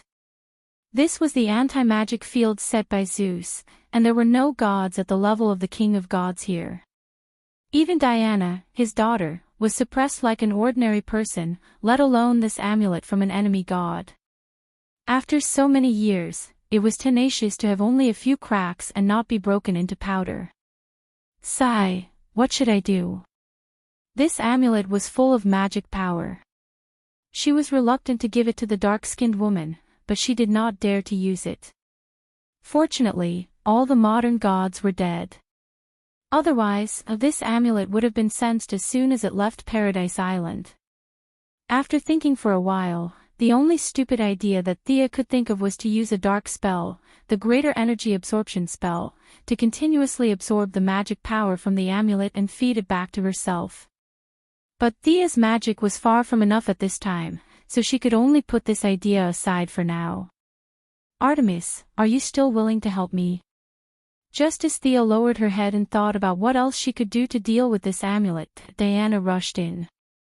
At this time, Diana was wearing a fiery red half-body armor, with the guardian silver bracelet that had accompanied her for many years on her arm, the fake Godslayer sword and the lasso of truth on her waist, the divine shield on her back, and the winged god's boots of Hermes on her feet.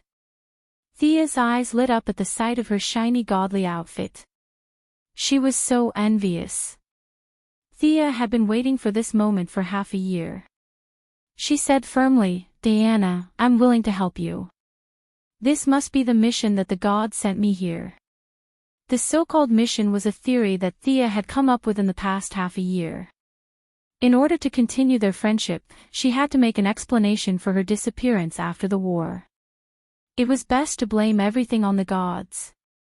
In the meantime, no matter what Diana imagined, she could blame it on the gods. Let's go. Diana was happy that the two had come to an agreement. She pulled Thea and walked out.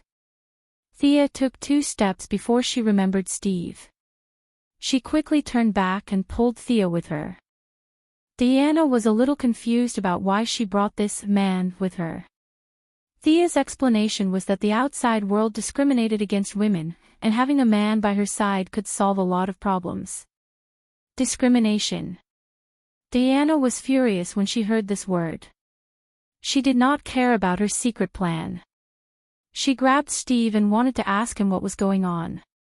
Do you have female soldiers in the outside world?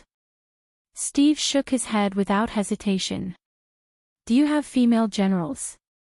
Steve thought about it carefully. It seemed that he had never heard of such a thing. He continued to shake his head. How could that be? This question was too vague. Even a professor would not be able to answer it, let alone a soldier like Steve. He could only shake his head again. Women have no status at all. It's not written in the books. This time, Diana did not ask poor Steve. She asked Thea, who she thought was very wise. It's not that they don't have any status at all. The highest leaders in several countries are women.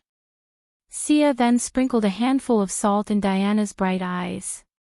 but they don't have any real power. As for the books you mentioned, I can only say that those books were written by men. Women don't have the right to publish them for now." These words made Diana dizzy. She stared at the only man in the room with an unfriendly face. If it were not for her kindness, she would have stabbed a few holes in him with the Godslayer. Chapter 219. Although Thea was determined to break them up, she could not watch Diana, who was now in a bad temper, stab Steve to death. After comforting Diana, she returned to the room and changed into her Kevlar combat suit. Wearing the suit again after so many days, it was as if she had returned to the days when she was fighting a bloody battle in Gotham. Looking at the Amazon half-body armor that she had worn for more than half a year, Thea thought that even if she came back 100 years later, Hippolyte might not let her on the island. It was a souvenir, after all. She kept it in the bloodline imprint. When she put it in the bloodline imprint, Thea realized that the armor could be considered a piece of magical equipment, but its effect was extremely weak. Seeing that Diana was still waiting for her outside the door, Thea looked at the furniture in the room. If she could come back again, it would be 100 years later. She gently closed the door and walked out of the small house that she had stayed in for half a year. "Let's go."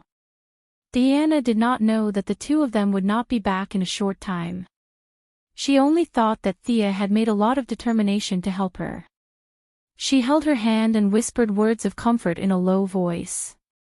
As a follower, Steve's eyes were very sharp.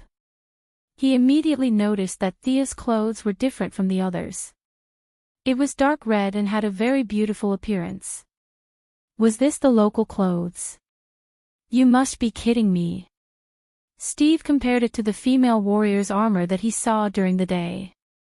No matter how he looked at it, he felt that it was a completely different style. However, Steve did not ponder for long. He found that the very anti-Darwinian elk that he saw during the day was following them.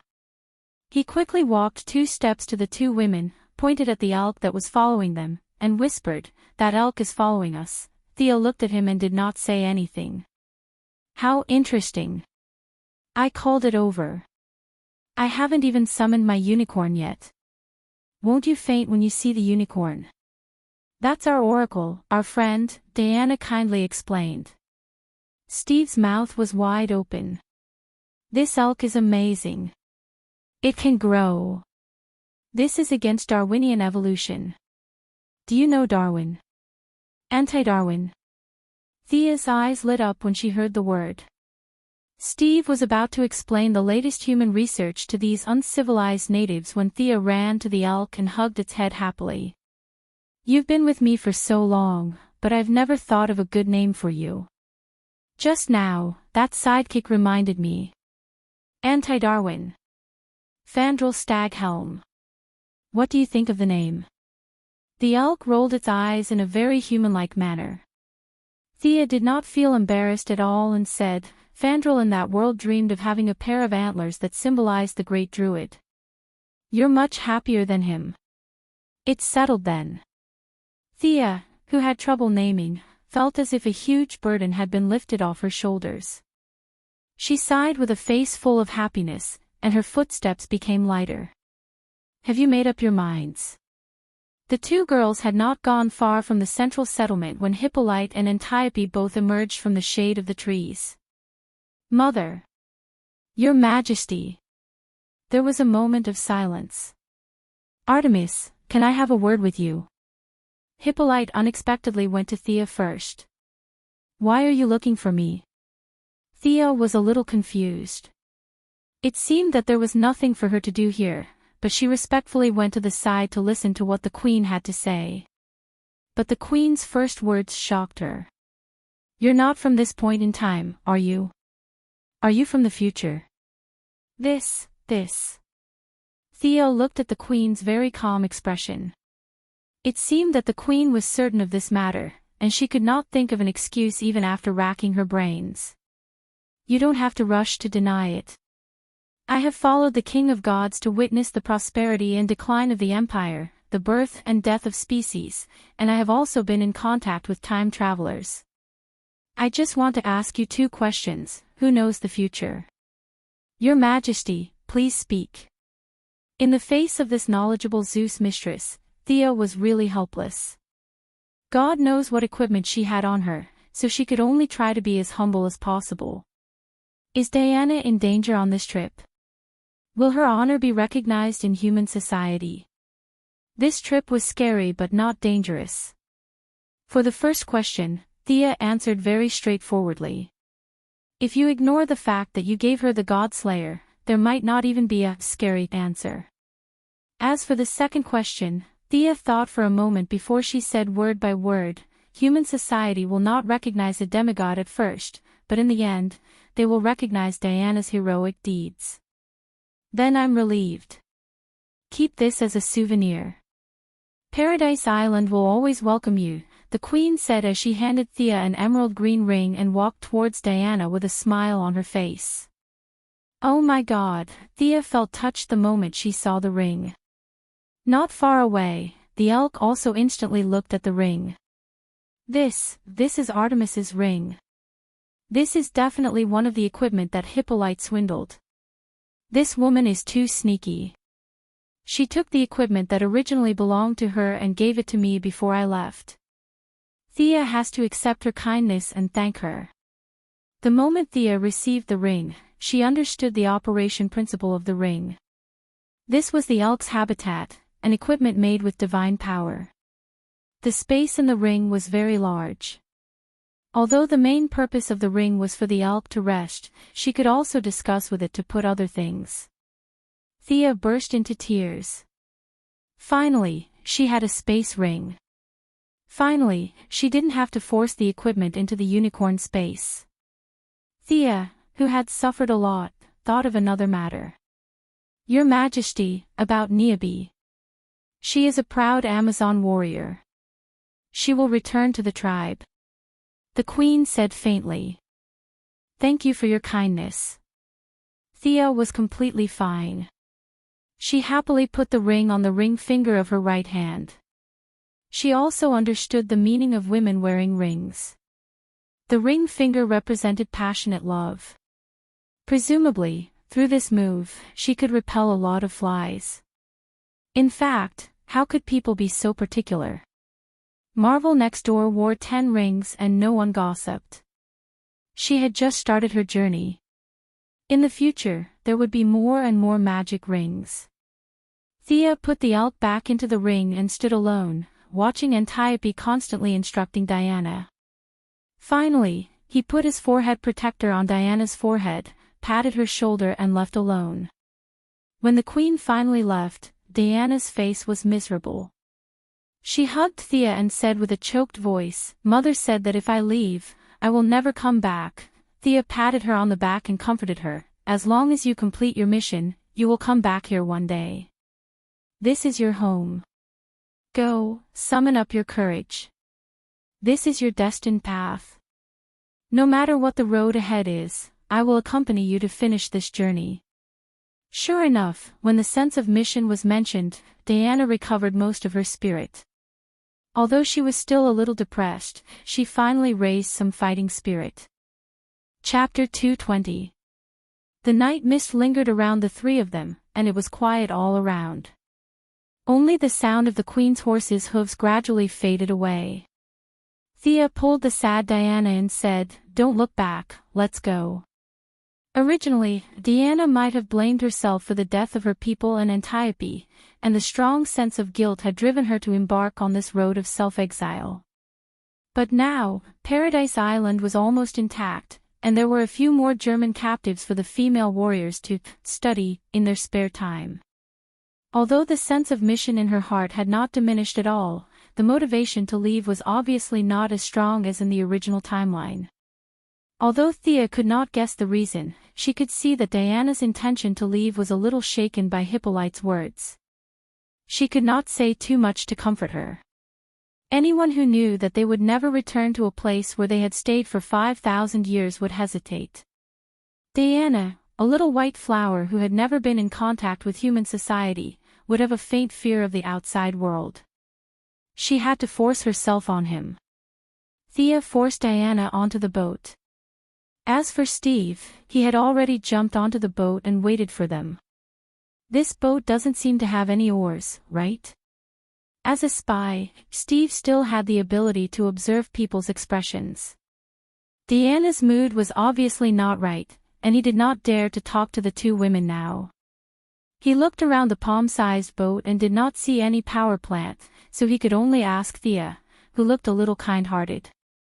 No oars. In the original plot, how did they get off the island without oars? Thea glanced around and did not see any oars. Did the two of them float out? She was too lazy to look for them. After leaving the vicinity of Paradise Island, her physique of absorbing light finally returned to normal. The quiet night sprinkled a large amount of moonlight on her pretty face, covering her with a hint of holiness. Once again, Thea summoned the magician's hand, which scared Steve so much that he peed his pants, and controlled the boat to raise the sails. Thea had learned this knowledge when she watched old Robert sail out to sea when she was a child. She then released a strong wind spell, and the wind blew on the sails.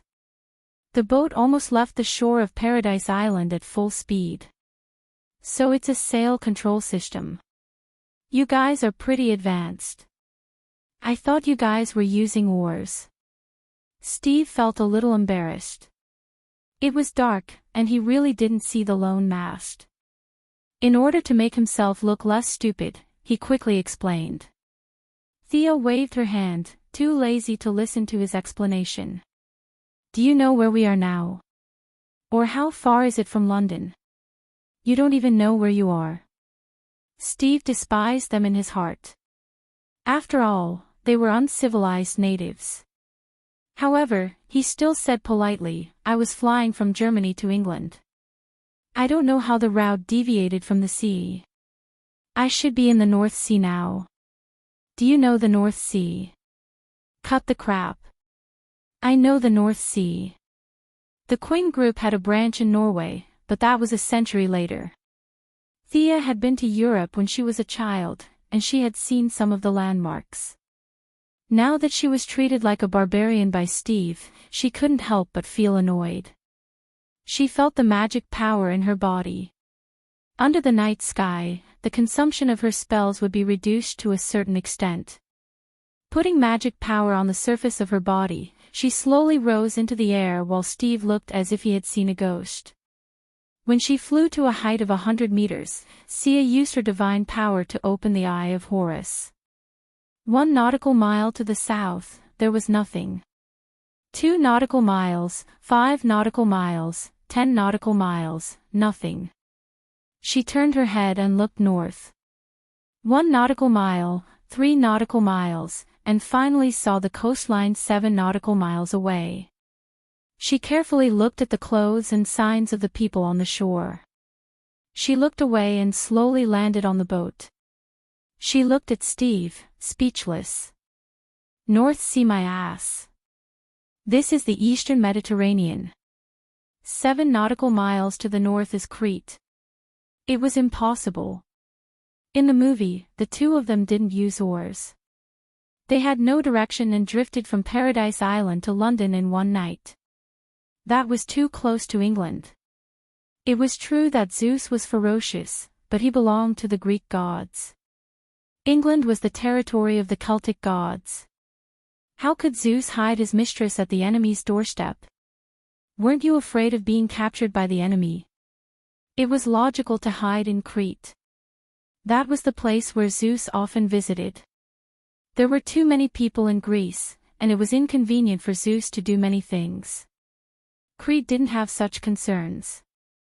The nearby islands were scattered all over the place. It was the perfect place to hide his mistress. Crete. Steve's geography score was very good, but he was confused. The plane was flying east, but now it seemed to have landed in the west. This made him doubt his ability to recognize the way.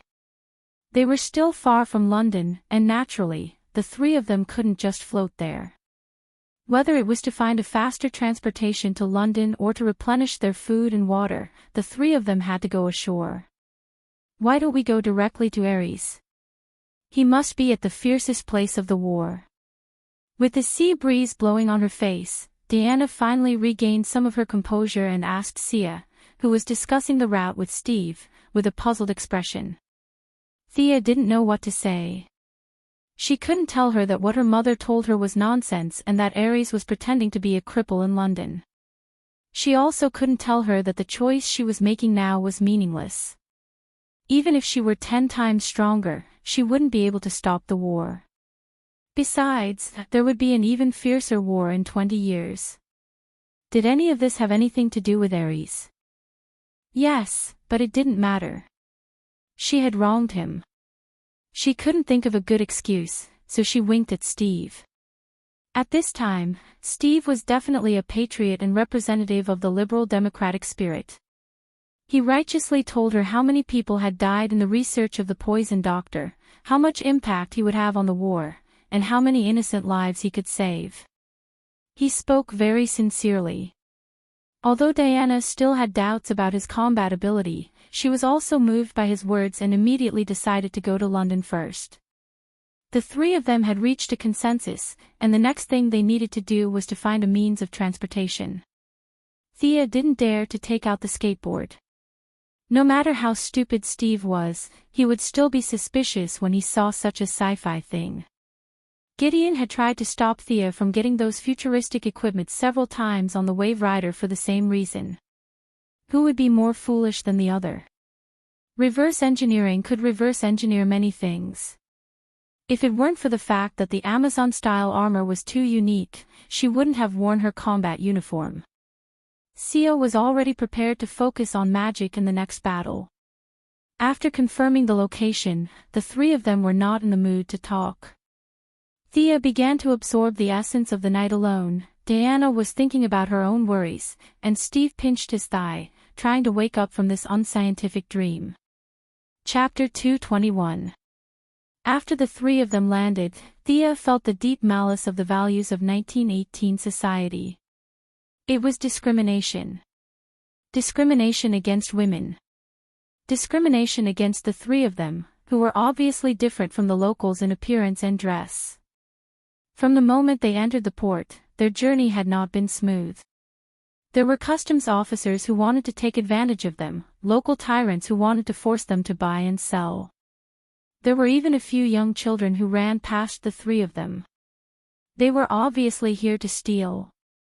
They could not be so tasteless as to steal from the children, because the children ran past them several times and found that the three of them did not have a single drachma on them. The children gradually dispersed in dissatisfaction. The three of them were faced with a real problem. They had no money at all. Although Diana knew about the concept of currency, it would take time to apply the theory to practice. Steve, on the other hand, had escaped in a hurry and did not bring a single cent. Although Greece was also one of the allies, his identity as a spy could not be exposed. He could not possibly contact the local pro-American elements for a few dollars, could he? If he did, he would not be far from being court-martialed. Thea did not even have to mention. She had left her wallet on the Wave Rider, and even if she had it, she would not dare to take it out. It was 1918 now, and printing technology and paper were very different from modern times. While the night was getting darker and darker, Sia walked past a corner and created a doppelganger. She found the few local bullies who had forced them to buy and sell. After a round of punches and kicks, the doppelganger handed the main body 3 bills. Damn!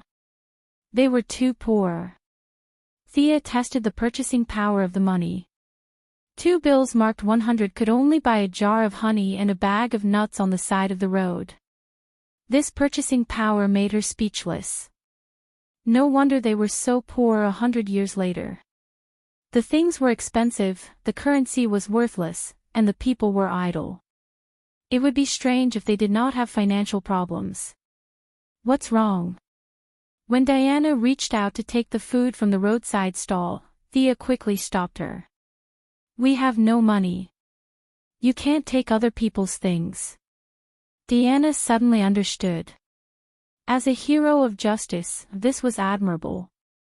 She would never bully the weak. Then what should we do? Thea couldn't come up with a good idea either. Robbing one or two of them would be fine, but if there were too many of them, they would be easily exposed. Moreover, those people were too poor, so the effort and reward were completely disproportionate. Actually, we can go to the tavern.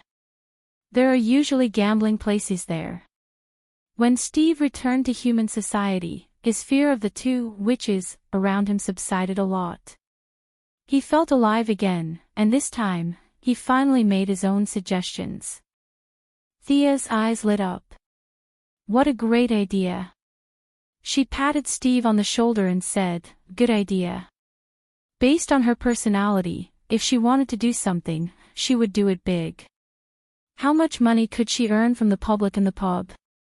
If you want to find someone, you should look for a casino. She stretched out her hand and stopped a big man with a fierce face who was passing by. Before the man got angry, she cast a hinting spell on him, and the big man instantly turned into a kitten. He told Sia everything he knew about the casinos with shallow backgrounds in the vicinity. "You're messing around with magic again."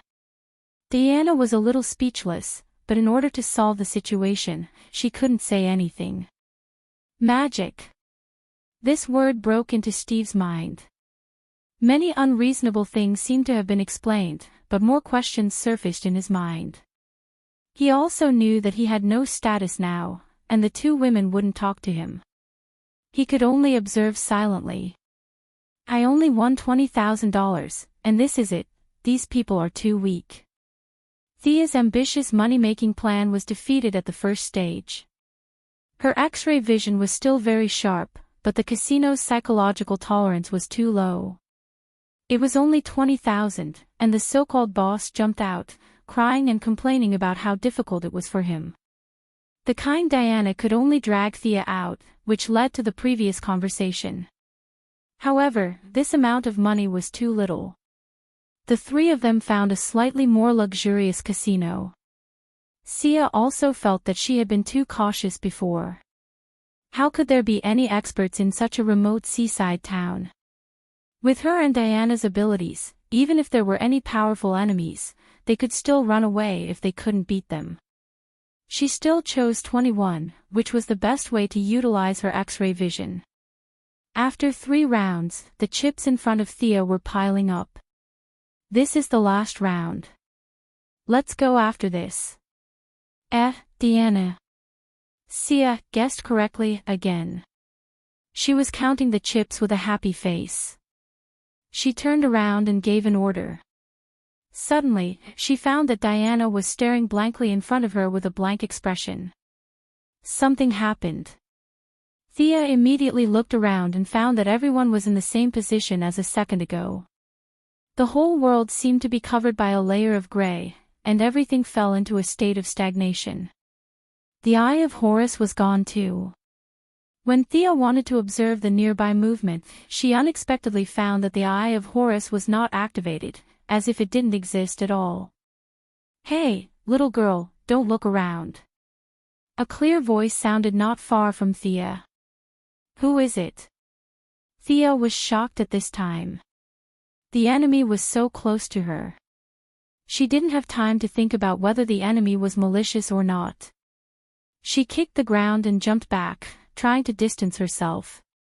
She imagined that the enemy would follow up with an attack, but did not appear.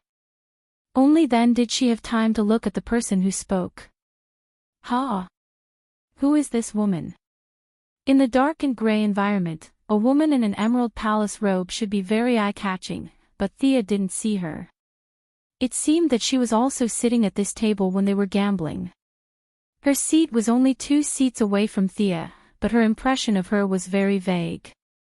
Thea didn't know whether the woman was a friend or a foe, but she must be very strong. She tried to summon the Divine Bow again, but found that the Divine Bow, which she had a close connection with in the past, seemed to be responding to her from afar. "Are you looking for me? Do you have any business with me?" "Wrong, little girl. I'm not looking for you, but you are looking for me. Your friend is a demigod from the Greek pantheon." It took me a lot of effort to avoid her. I'll keep it short. My name is Nimue Inwandu. I'm the youngest sister of the goddess of the lake on the blissful island. Little girl, what business do you have with me? Thea suddenly realized that she was right. She was indeed looking for her, but she was looking for her future self, right? Not many people knew her real name, but many knew her nickname. She once went to the Eastern world at Kublai's invitation, and with her unparalleled divination skills, she obtained the title of Madam of Xanadu. There were also rumors that she and Merlin had a short relationship. In short, this was a main character that appeared in front of Thea in real life. Perhaps she was much weaker than a max-level main character like Zeus the God King, but she could easily crush Thea. Madam of Xanadu. Thea hurriedly lowered her head to show her respect. She respected Hippolyte because of her status, but she respected Shangdo because of her strength, especially when she saw that Diana was imprisoned, which made her even more respectful. Chapter 222. Descendant of Merlin, my divination told me of your arrival. If my interpretation is not wrong, did I say that I would guide you in the right direction? But my memory is not bad. I don't remember saying this sentence. Do you know where the problem lies? Madame Xanadu asked casually as she tidied her nails. Ouch!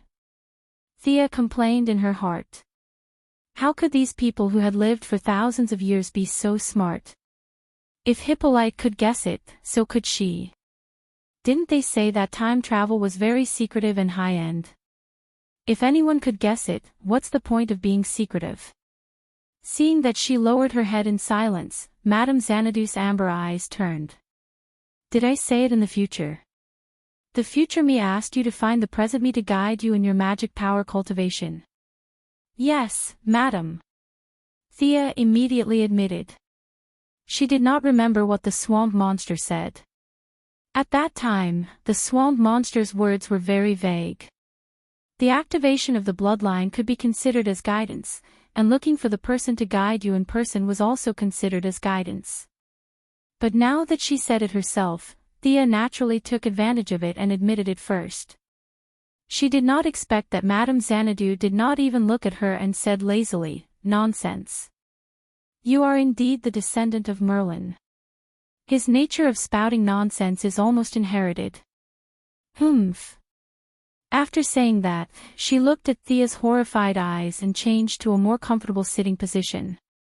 I am such a casual person. How could I make such a solemn promise? You must have made it up. Thea was embarrassed and speechless. She had seen the casual nature of this person. She was afraid that she just said it casually in the space and time of 2008. After saying it, she forgot about it. She did not take it to heart at all. Thea had a strong sense of crisis and constantly sought the path of self-learning. Otherwise, she might not be able to give her guidance even when the time came. Madame Xanadu lit a woman's cigarette and took a puff.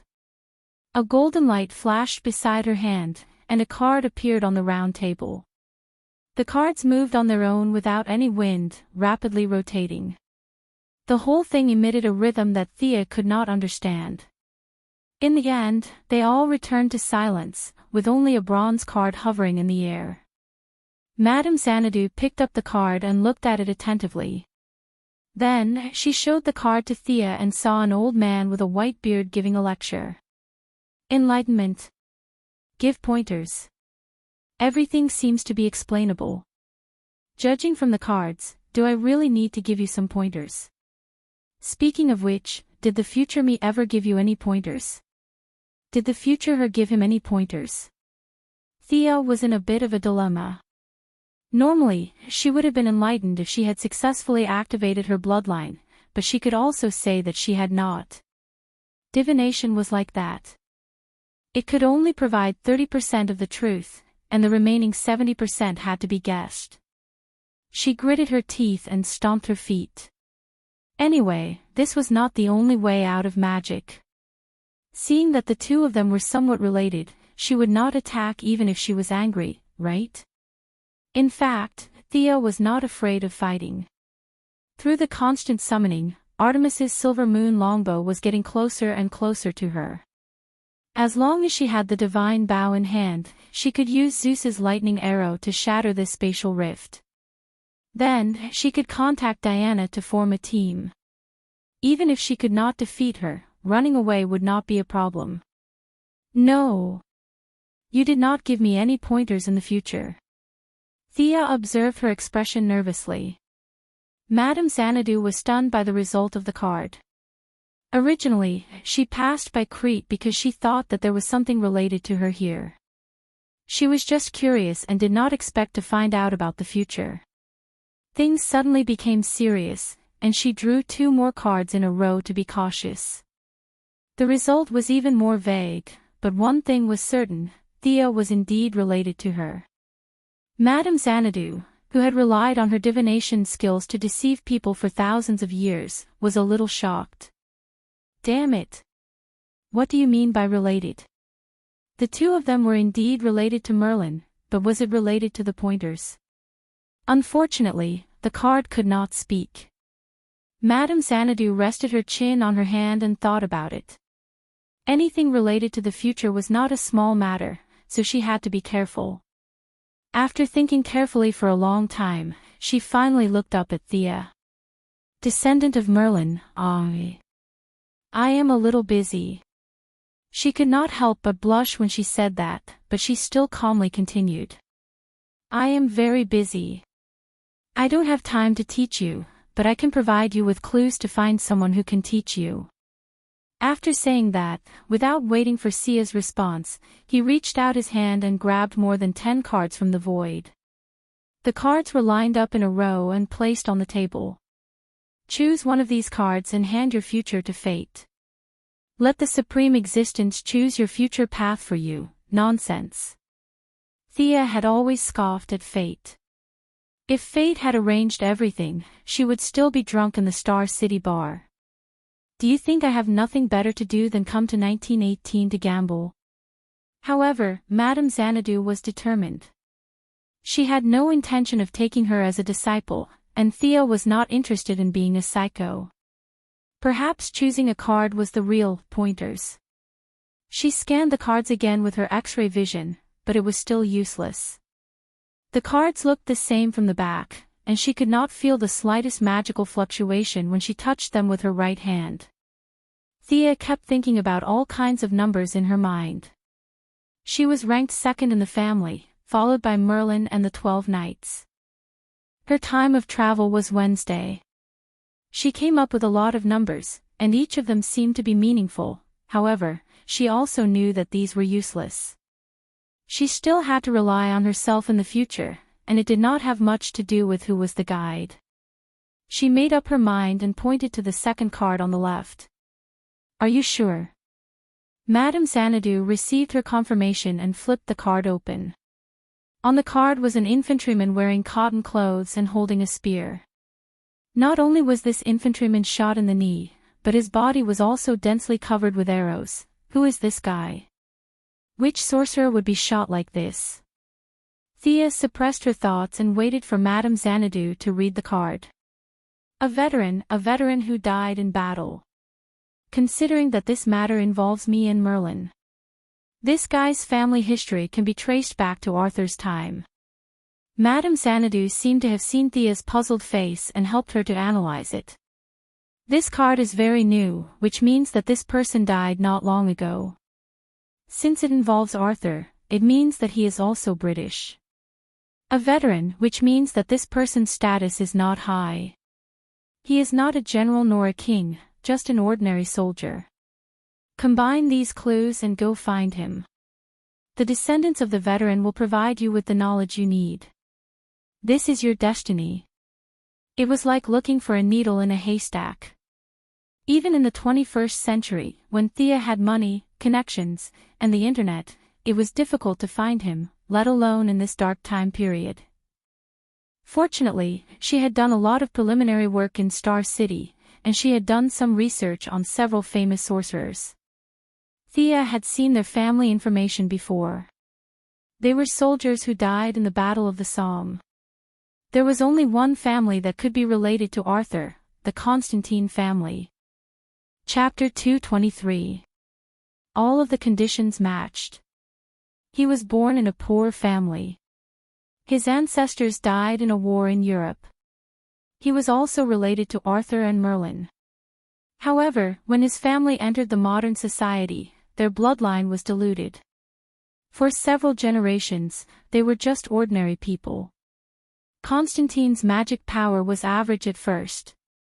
It was only through his adventures that he grew stronger step by step.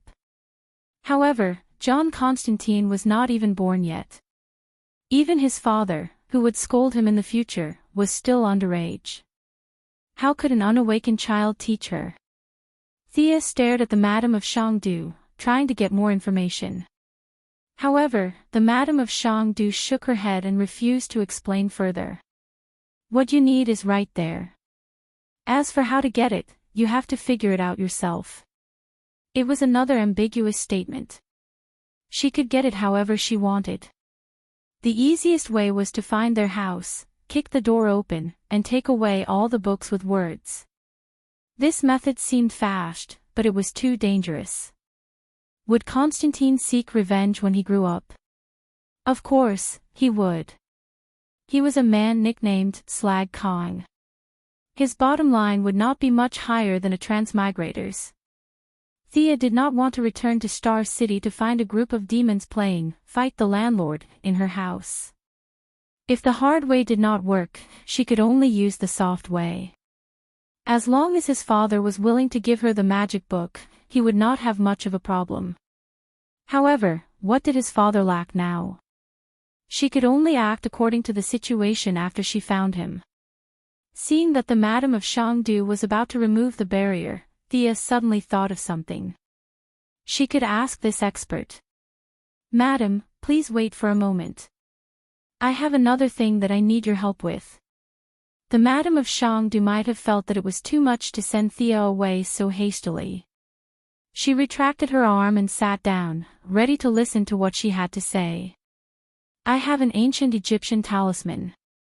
If I use it directly, I am afraid that it will attract the attention of the gods. Is there any way for me to absorb the talisman's magic power without alarming the gods?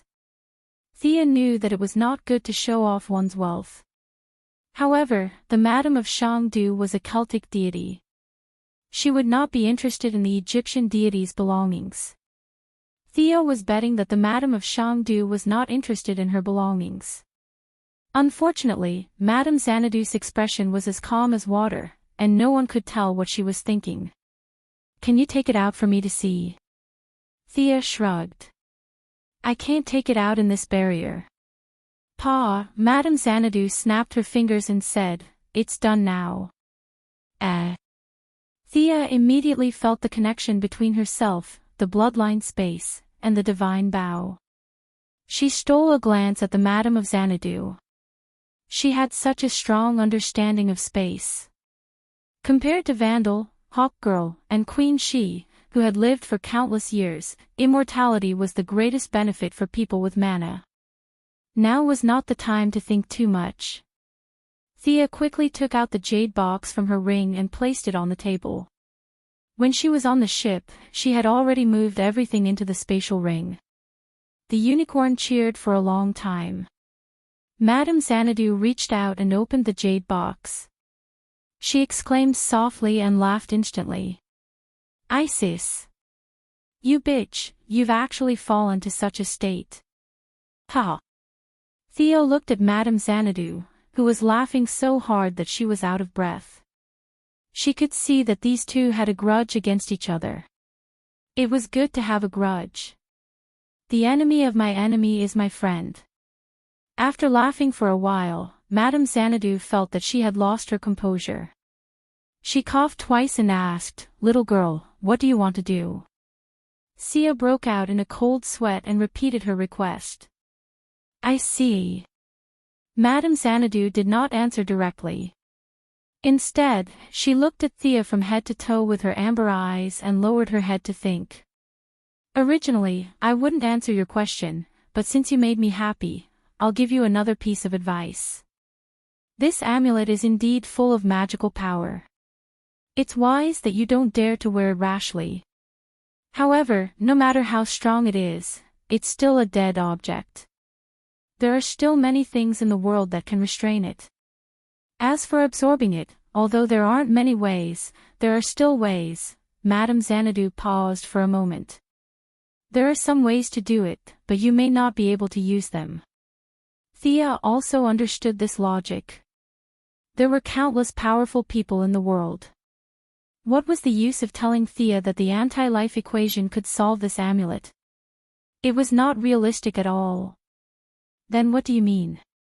Thea could not figure out what this old woman was thinking. Madame Xanadu snapped her fingers and countless cards appeared in front of the two. Divination. Divine the most suitable method for you. Then hurry up and start. Thea found that after Madame Xanadu finished speaking, she crossed her legs and didn't say anything. What did she mean? Thea's brain spun a few times. Fortunately, she was smart enough to understand immediately. What the hell, she wanted something. She definitely did not want money, so it could only be magical equipment. Thea tried to take out the black mist dagger and shook it. Madame Xanadu did not even lift her eyelids. As expected, this dagger's level was too low. Thea rummaged through her bag again. This seemed to be quite suitable. She took out the orb of Horus that she had found on Purgatory Island. With the fall of Horus, the magic power of the orb had inevitably begun to decline. She had temporarily sealed it and planned to return to Star City to absorb it. Now, for the big amulet of Isis, she could only sacrifice the small orb of Horus. The orb of Horus attracted Madame Xanadu's attention. She looked up and down at Thea again. Descendant of Merlin, as the chosen one of the Greek gods, are you going to fight to the death with the Egyptian gods? At the mention of this, Thea almost cried. She did not want to. Who knew that the enemy gods she met back and forth were all from Egypt? Coincidentally, they were from the same family. She was also wronged. She had no way to reason with them. Now, she had to explain that she was innocent. The Eye of Horus and the divine blood were all given to her by others. She had to be believed first. She nodded and accepted the fact that she was the sworn enemy of the Egyptian gods. Madame Xanadu was a little moved. She weighed the orb and said encouragingly, using your son's things to exchange for your mother's things. You're doing a good business. I see that you're a pleasing junior. Let me help you with divination this time. Thea pursed her lips. Do you think I'm a noob? Your divination costs nothing. You make it sound like you're the one who suffered a great loss. After receiving her reward, Madame Xanadu didn't waste any more time. Her 10 fingers continuously swept across the cards as she chanted an unknown incantation. It wasn't until her eyes turned white that she finally grabbed a card and stopped. The card faced Thea and flashed. There was a demon drawn on it. An old man was lying in front of the demon, and a sword was stabbed into the old man's side. Chapter 224. Madame Shangdo looked at the card and said with uncertainty, Old man, the devil and the sword. The key should be the sword. This person should have been in contact with you. Okay, whatever you think has nothing to do with me. It was really difficult to deal with Madame Shangdo. If Thea did not know the plot and had good analytical skills, she would not have been able to find the answer with her divination. Through these clues, Thea thought of a person, the ninja master. This old guy was known as the leader of the devils. In the original plot, he had the sword that severely injured Thea. All these clues pointed to him. Could it be that his sword could absorb magic? Thea instantly wrote down the master's name in her little black book. She was going to borrow the master's sword when she returned to the original time and space. As for the location of the cave, Thea felt that she could get the answer whether she asked Batman, Old Ma, or Talia. It was still the same question. The master had lived for so many years and had many enemies. Moreover, these people were all related to Thea. Okay, I should go. In the future, we should not. Madame Shangdo interrupted her thoughts and was about to open the barrier. Before she left, she drew a card and narrowed her eyes. The words that were on the tip of her tongue became, "We will meet again in the future. Goodbye, descendant of Merlin." The surrounding space was like dominoes, returning to the void in a very artistic way. The original casino reappeared in Thea's vision.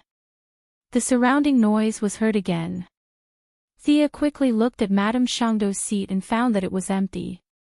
Although there were many people in the casino, everyone ignored the empty seat. Did something happen just now? I feel that something is wrong. Diana was a demigod. Although she was still young and had not reached the height she would reach 100 years later, she still felt that something was wrong. Thea could only play dumb and pretend that she didn't feel anything. Diana wasn't as confident as she would be in the future. She could only treat it as an illusion in an unfamiliar environment. Although giving up the orb of Horus made her feel a little distressed, she got 2 answers. Others might have a headache over these illusory divination, but Thea, who had a good understanding of this world, could use her own information to fill in the gaps in the divination. Madame Xanadu didn't mention a time limit at all, but presumably there was a time limit, so the sooner it was completed, the better. Thea counted the money they had. It was barely enough for them to go to London. But who was she? He bought a lot of food and clothes for them. Then, under Diana's speechless and Steve's horrified gaze, he forcibly hypnotized a captain who was sailing from Crete to Marseilles, France. The 3 of them went straight to the VIP room of the passenger ship. Thea asked Steve to guard outside and not let anyone in. She pulled Diana into the room. Although she wanted to go to Constantine's family immediately, she couldn't let Diana's guard down. She hadn't experienced the pain of the original time, and although her belief in justice was still strong, she didn't want to leave the island. Half of it was her own choice, and the other half was pulled by Thea. She didn't have the drive to do anything. Since Thea pulled her out, she had to take responsibility. First, she had to change her clothes. Anyone who saw a woman with a sword and a shield would be puzzled, especially in some big cities. There might be some idiots who would think that she was going to kill someone on the street. Thea didn't want to fight with a 20th-century policeman. She had to change her clothes. Fortunately, the 2 of them were good friends. After talking about the things to pay attention to in modern society, Diana took off her clothes. "You're not wearing anything underneath." Sia was a little speechless as she looked at Diana, who had taken off her armor. "Don't you feel uncomfortable?" She reached out and touched Diana's indescribable body. Although it wasn't as soft as cheese, it wasn't as hard as stone either. It was still normal. Why didn't it shake when she was wearing the armor? It didn't make sense. Fortunately, there were already underwear in this era. The first bra was invented in 1914 by a woman named Femery. It became famous in Europe soon after it was invented. Crete was the hub of the eastern Mediterranean, and there were many merchants coming and going. Femery bought a lot of them. Although the material was not good enough for Thea, it was a very luxurious garment at the time. She picked the largest one and put it on Diana. She told her that it didn't matter when she was fighting, but it was best for her to wear it during normal times. The underwear was easy to solve, but the outerwear was troublesome. Because of the discrimination against women, almost all the shops did not have women's clothing for daily use. The few pieces they had were whalebone skirts, and the girdle was too thin.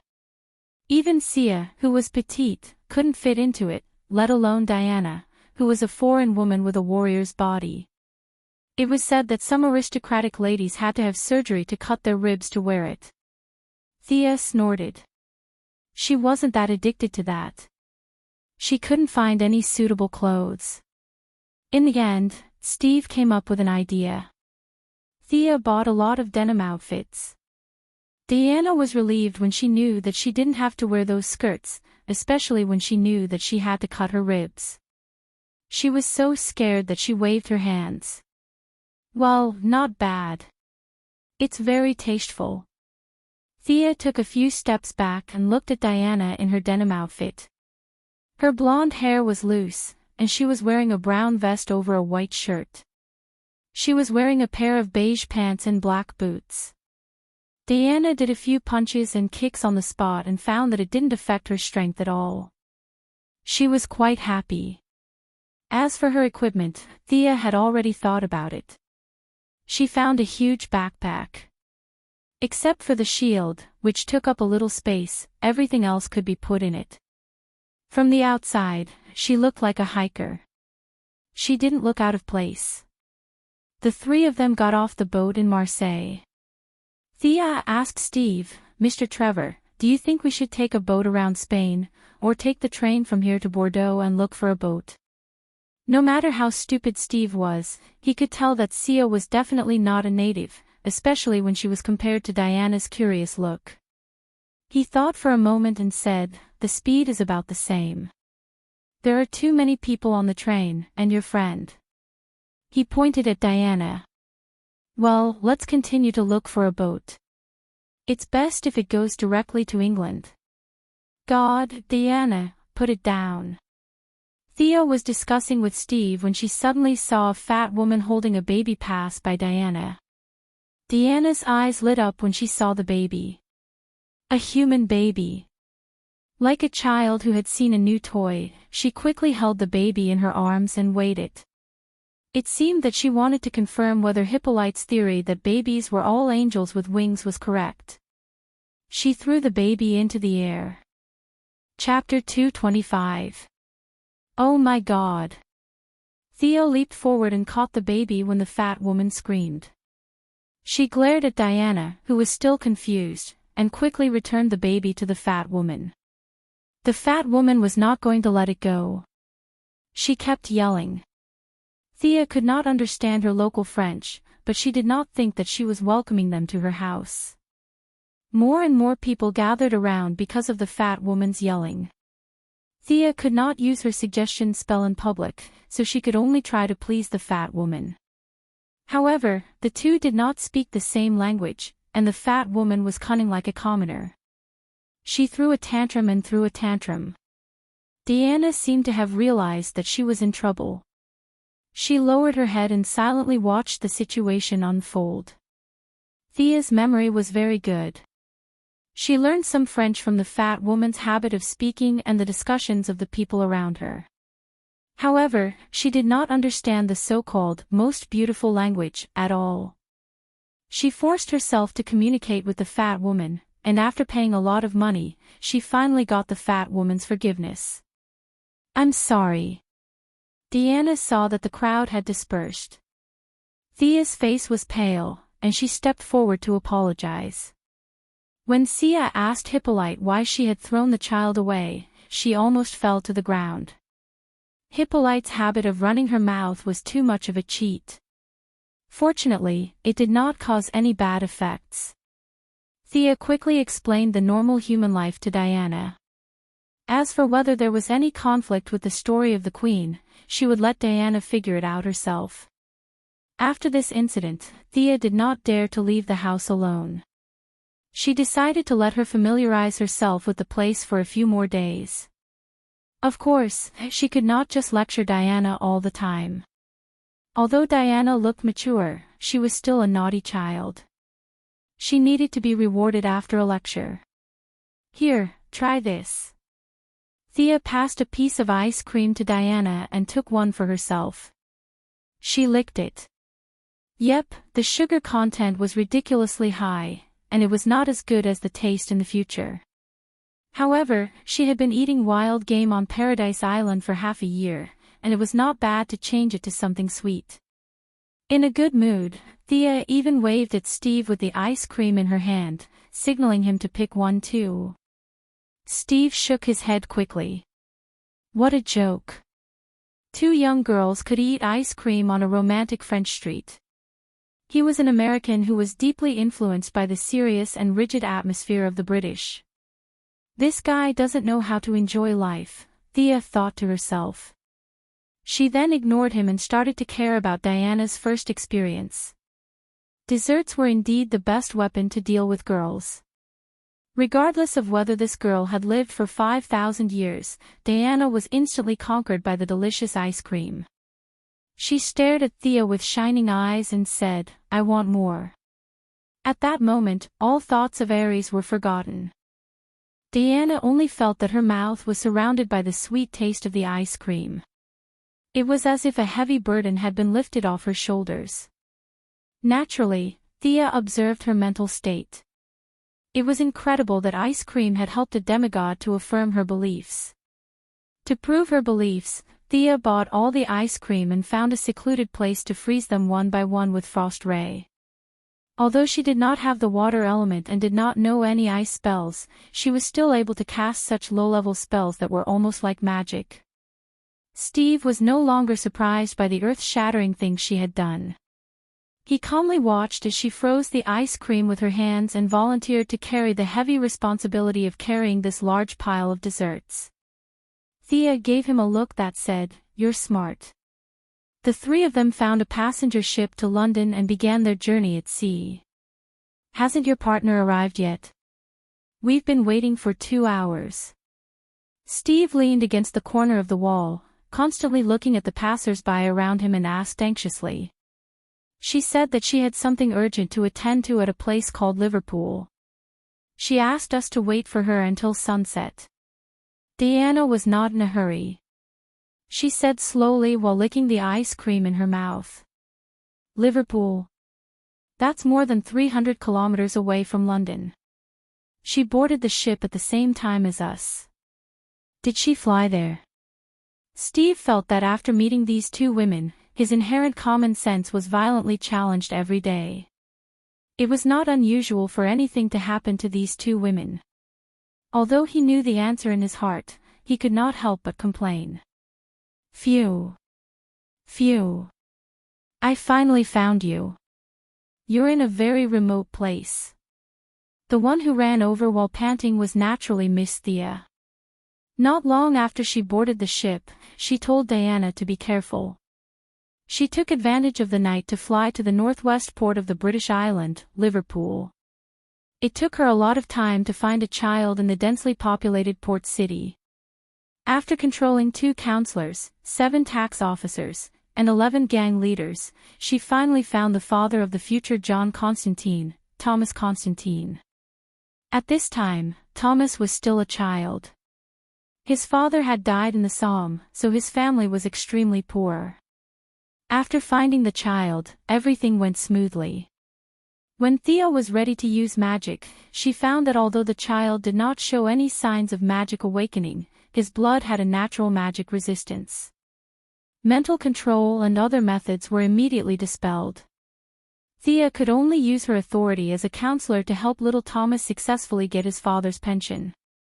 While he was away from home, she secretly sneaked into the Constantine family's old house. The search went smoothly. Soon, she found 5 thick, black-covered magic books. Thea did not dare to pack up all the books, as she was afraid that it would affect John Constantine's development in the future. Instead, she made a copy of the books. After arranging for a few government officials to keep little Thomas busy with some trivial matters, Thea copied day and night. It took her 3 days to finish copying all the 5 thick magic books that had been passed down from Arthur's era in the Constantine family. The knowledge was not high-end. In terms of depth, it was far inferior to the knowledge of the goddess chosen.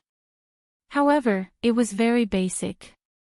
Elemental magic, illusion, summoning, demonology, all kinds of rituals, all kinds of secret spells, and all kinds of knowledge. Some of the ancestors of the Constantine family had traveled around the world and recorded some secret places between the lines. These places looked very mysterious. Thea did not want to take a look. She was not Constantine. She felt that she had enough troubles. She was not curious enough to find trouble with all kinds of monsters. After doing all this, Thea looked carefully. After making sure that she did not miss anything, she rushed all the way to London. Using the Eye of Horus was the most convenient way to find someone. However, Ares was in the city. God knew if the fluctuation of divine power would alarm him. Thea could only rely on the stupid method. Chapter 226. Relying on Diana, who had also been blessed by Artemis, the two of them had divine power of the same origin. Thea took a few turns and finally found the two of them in a small alley who seemed to be underground gang members. After enjoying Diana's warm embrace, Thea asked Steve with a puzzled look, "Aren't you an American captain? Why are you so sneaky in England? Are you a double agent?" Steve leaned against the corner of the wall and waved his hand without saying a word. His eyes constantly scanned the pedestrians on the road, as if everyone was up to no good. "Hey, what happened to him?" Thea whispered to Diana. She had only been away for a few days. "There seems to be something wrong with him." Diana had been in human society for a few days and was not as straightforward as she was at the beginning. She looked at Steve and pointed at her head with her right hand. Pfft. Thea quickly covered her mouth. She was overjoyed. Coward, spy, and crazy. With so many labels, Steve Trevor would not be able to seduce Diana no matter how charming he was. "Great, great." She patted Steve on the shoulder and said, "Let's go and turn in the mission." Steve had some skills. He gestured for her to keep quiet and said in a low voice, "There's a gunman under the low wall, the one with the hat." Thea looked at him. He was not lying. Although the man was pretending to read the newspaper, his eyes were constantly scanning the pedestrians. He was indeed an enemy. Although she could not use her divine power, Thea, who had been an archer and a sorcerer for many years, could still find three people with similar characteristics. In the original plot, the nervous Diana thought that the three people were sent by Ares. Filled with a sense of mission, Diana almost went all out. She even used the lasso of truth to deal with the three small fries. Needless to say, this was all Diana's imagination. How stupid must Ares be to send a few armed spies to kill a demigod? Thea, who had obtained the Constantine family's magic book, was now more adept at using magic. She tapped Steve's shoulder with her left hand and said, "Okay, they won't notice you if you go out. Go and turn in the mission." "Am I invisible?" Steve looked down at his hands and found nothing strange. "Reduce your presence. According to what you know, the people around you will automatically ignore you. You will be fine as long as you don't do anything out of line. Of course, you can't kill people. You walk in front and we will follow you." Thea didn't care if he understood or not and pushed him out of the alley. Steve was just an ordinary man. He couldn't withstand her extraordinary strength. He was pushed back at least 10 meters. "Ha!" Steve, who was suddenly pushed into the crowd, realized that no one was paying attention to him. Even the tall man who had suspected that he was going to harm him was still staring at the alley. How magical! He can't see me. Steve took a few more steps toward the man and realized that the man really didn't notice him. He was no longer worried and strode forward. Thea and Diana naturally followed from a distance. Thea hurried back because she wanted to see Ares' strength. London was definitely not a battlefield. The United Kingdom was the main force of the First World War, and the United States was still a bystander. There were all kinds of high-ranking government officials and allied generals on the streets of London. If there was a war of gods here, the damage to history would be devastating. Thea's patriotic heart was as big as a sesame seed. She didn't want to go back to 2008 and find that the people on the streets of the United States were all fluent in German. His sense of beauty is so unique. Is that his partner? Diana and Thea were walking not far behind. They saw Steve suddenly walk up to a short and fat woman. The two were talking and laughing, and they even hugged each other. Ha! Thea was still thinking about Aries. When Diana said that, she looked up at Steve. It was indeed a short and fat woman, but what the hell was a partner? She was Steve's secretary. Thea had some impression of this fat woman. She seemed to be a funny character. Since Diana had misunderstood, she would continue to misunderstand. Steve found his right-hand woman and was about to introduce her to the two women, but when he turned around, he found that he could not see the two women. Needless to say, it must be the effect of the magic again. He had just walked past his secretary and found that she did not notice him. It was not until the two touched each other that the secretary found him. Now, Steve completely believed in the existence of magic. He wanted to squat in the corner and write the word "convinced" on his face. He told his secretary to wait for him and walked away proudly. However, when he reached the entrance of the Allied headquarters, he hesitated. According to the witch, he could enter unimpeded with this magic. But what would he do after entering? A few generals were discussing loudly. Would he suddenly pat a general on the shoulder? Would he be treated as a spy and shot to death? The United Kingdom was now the first superpower in the history of human civilization. Shooting an American lieutenant would not cause any controversy at all. But he couldn't see Thea now and couldn't remove the magic. He was so anxious that he stomped his feet. Miss Thea finally saw him pacing back and forth at the entrance of the headquarters. An invisible wave dissipated from Steve's body. The guards at the entrance of the headquarters were standing guard when they suddenly saw a big living person stomping his feet in front of them. They were so scared that they almost wet their pants.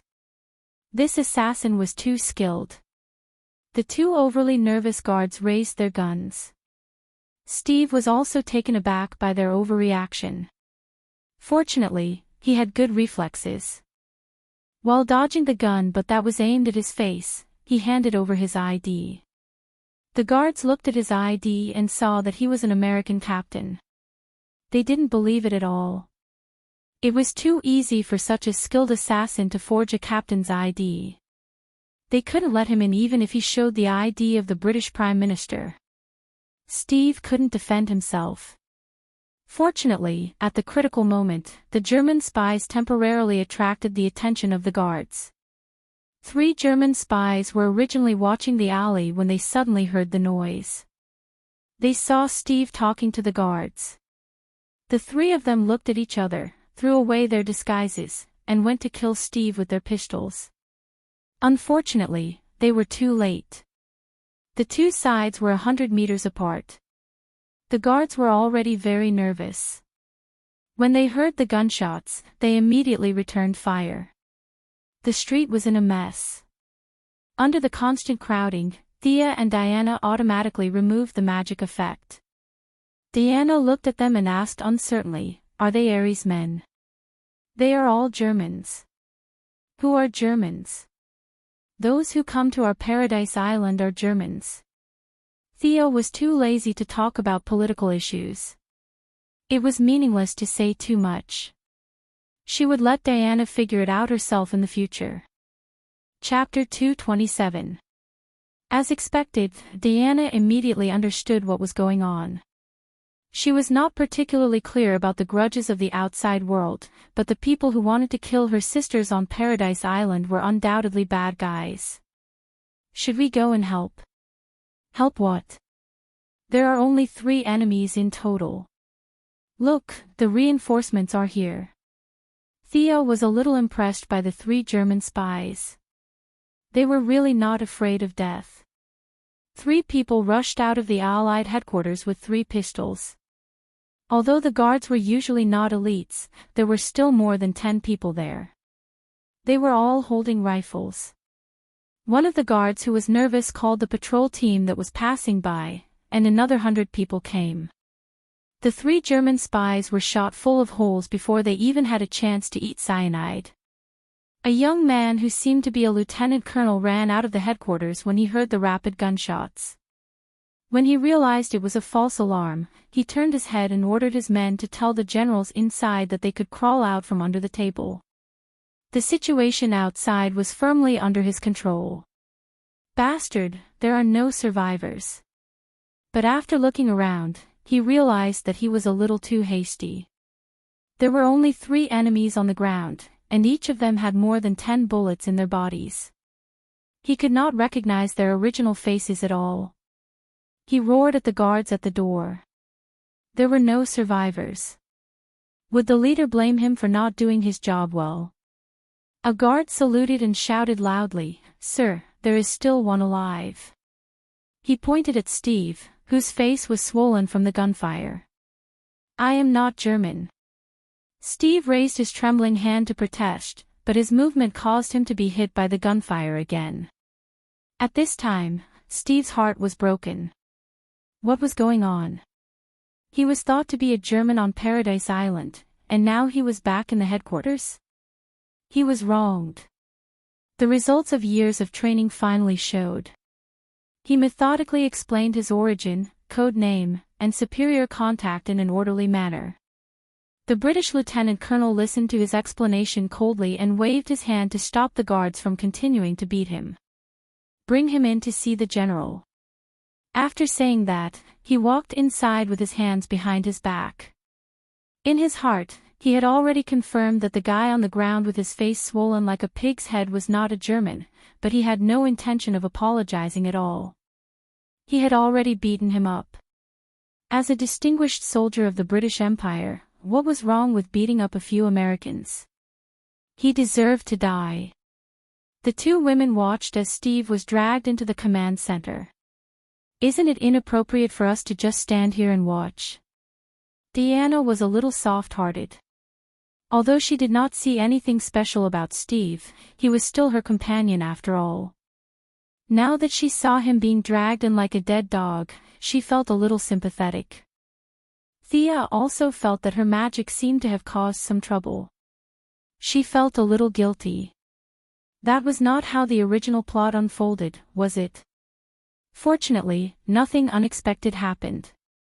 Everything was still within the general range. What could she say now? He could only force himself to explain that this was the fastest way to meet the general.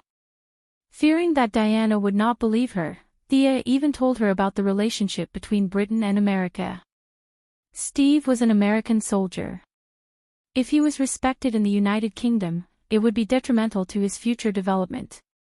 It was good as it was now. People did not like him. The United States could rest assured that he would not commit treason, and the British would not like him. Look, Steve's partner is standing outside the door as usual. In order to prove that her words were reasonable, Thea pointed at the fat secretary who was standing at the door in a daze. Was he scared out of his wits? Although Diana was a little confused, she was still fooled by Sia's expression that said there was a lot going on here and she couldn't tell too much about it. She nodded thoughtfully. "What about us? Let's go in and have a look." The 2 women used the suggestion spell again and swaggered in. The original spacetime should have been a noisy meeting, but after the first gunshot outside the door, it quickly quieted down. Then, like a spring that had been pressed to the limit, the entire venue was in chaos. Ares, who was giving a speech on the stage and pretending to be a peaceful person, was very angry.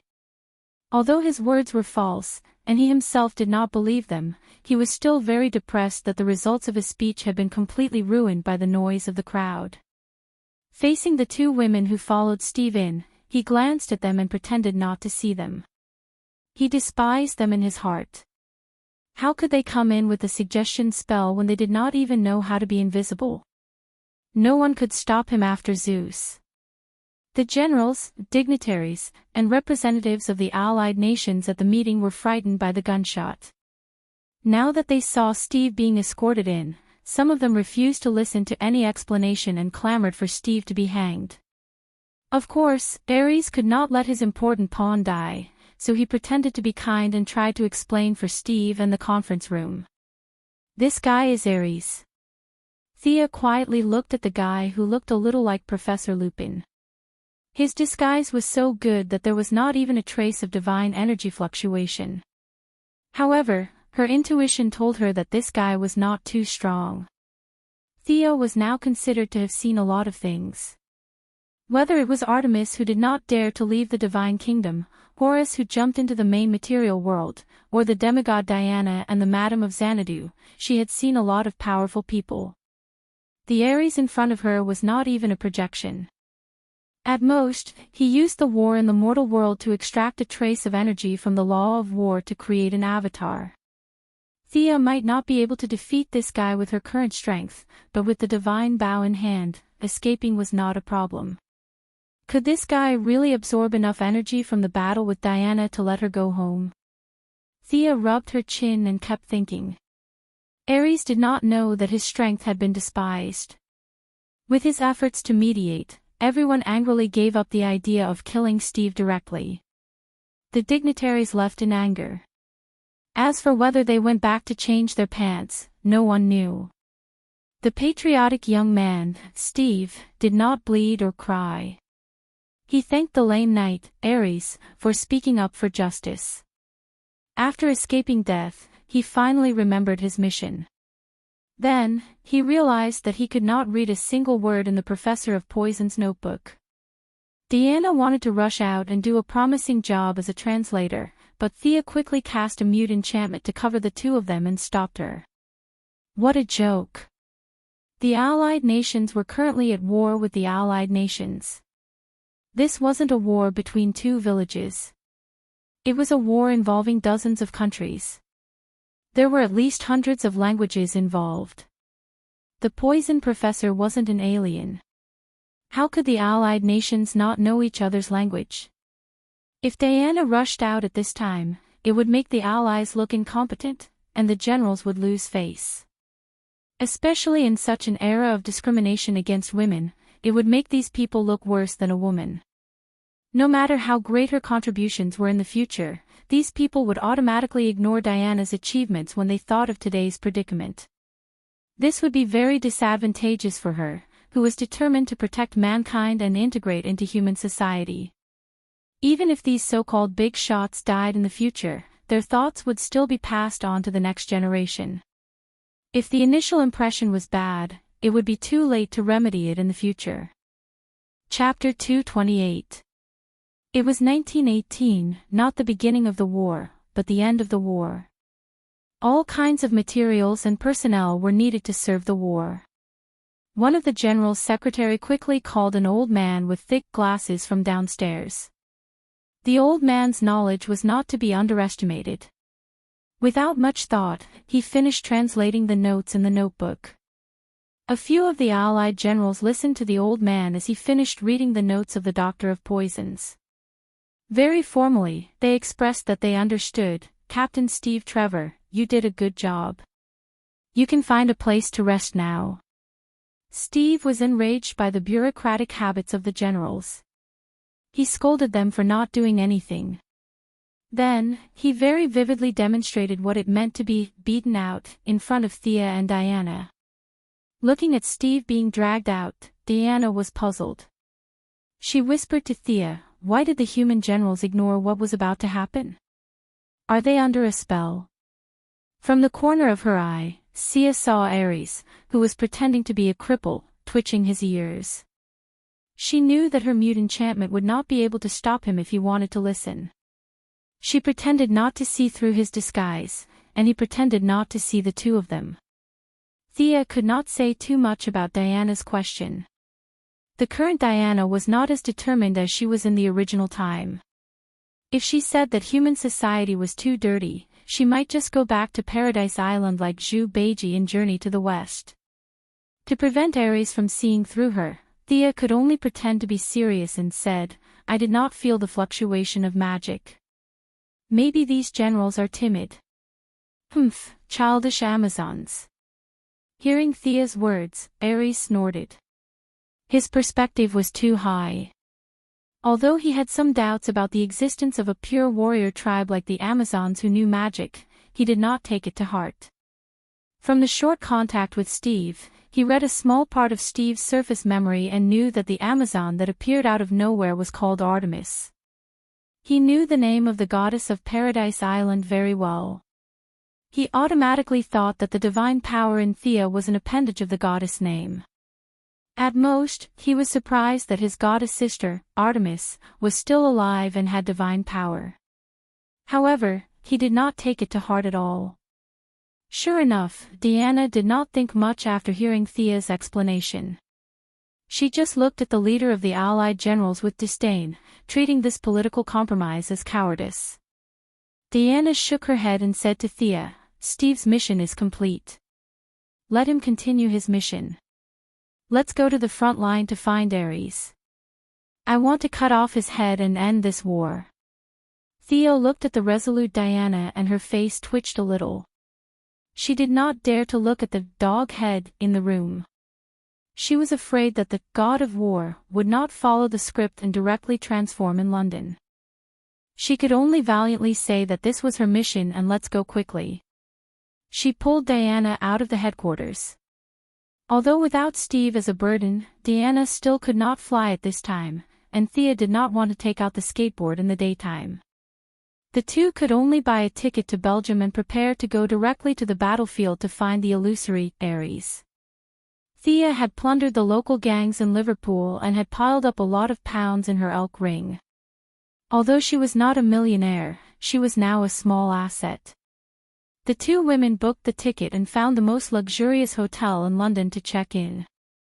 After changing, Thea was holding an introductory black magic book and reading with great interest. There was a hurried knock on the door. "You are Mr. Trevor." Thea opened the door and saw a man with bruises on his face. It took her a long time to recognize that it was Steve, whom she had been separated from for a long time.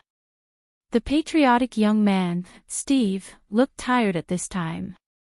"I have been looking in the hotels in the city for a long time and finally found you. You have to help me." Steve was depressed. He did not dare to use the American intelligence personnel, so he could only ask around from the port train station and found that the two women did not leave the city.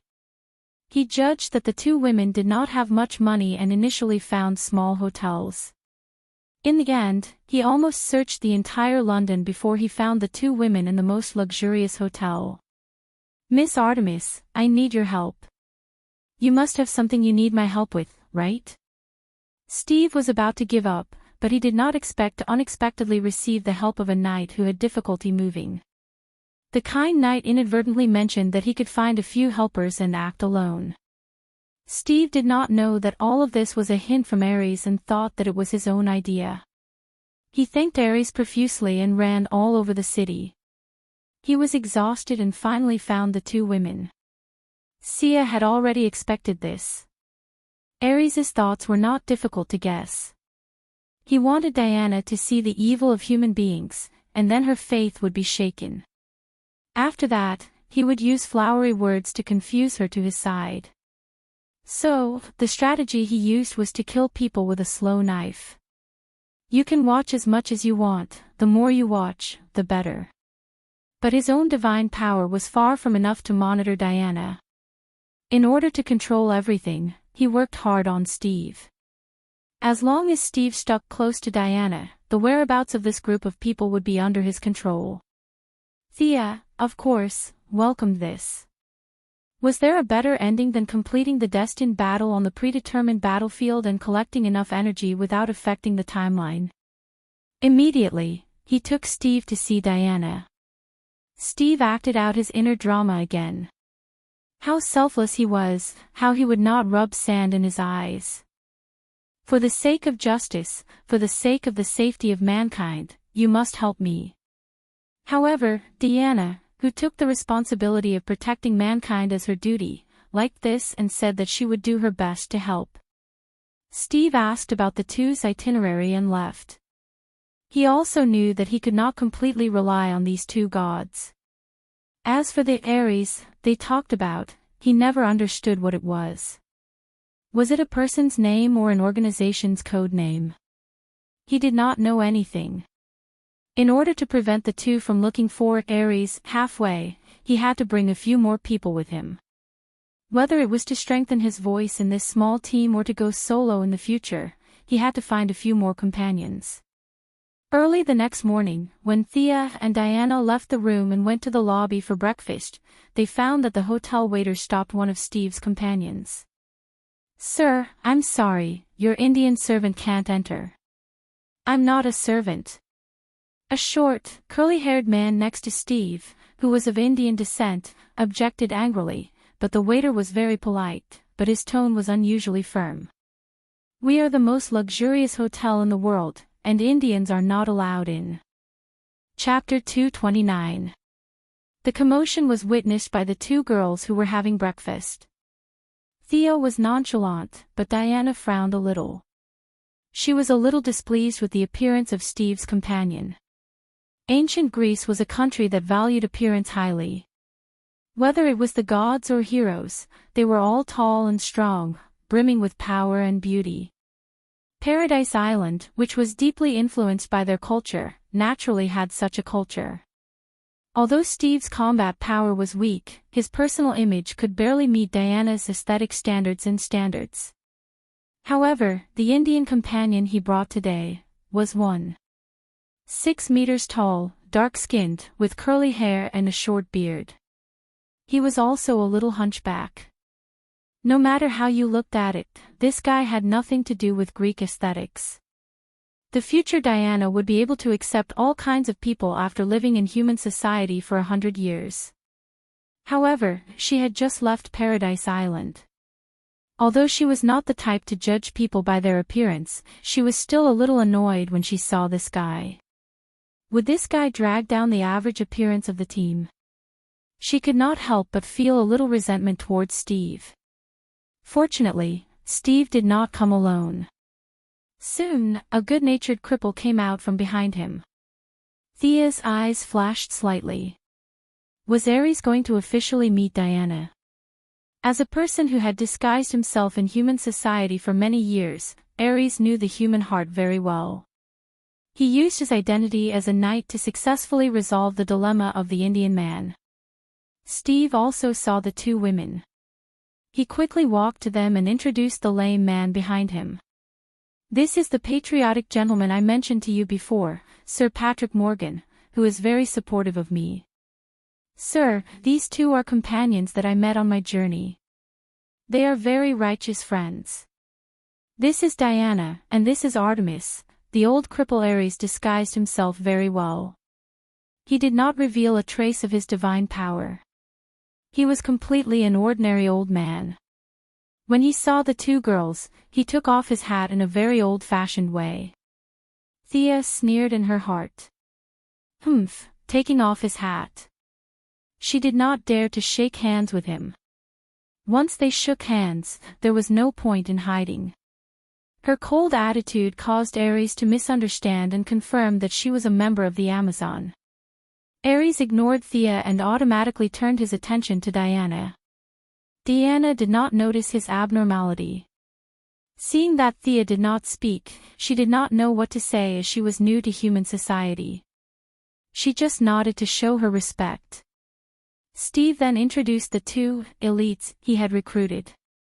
One was a short man of Indian descent who claimed to be able to speak many languages, and the other was a white man with puffy eyes and a small round hat.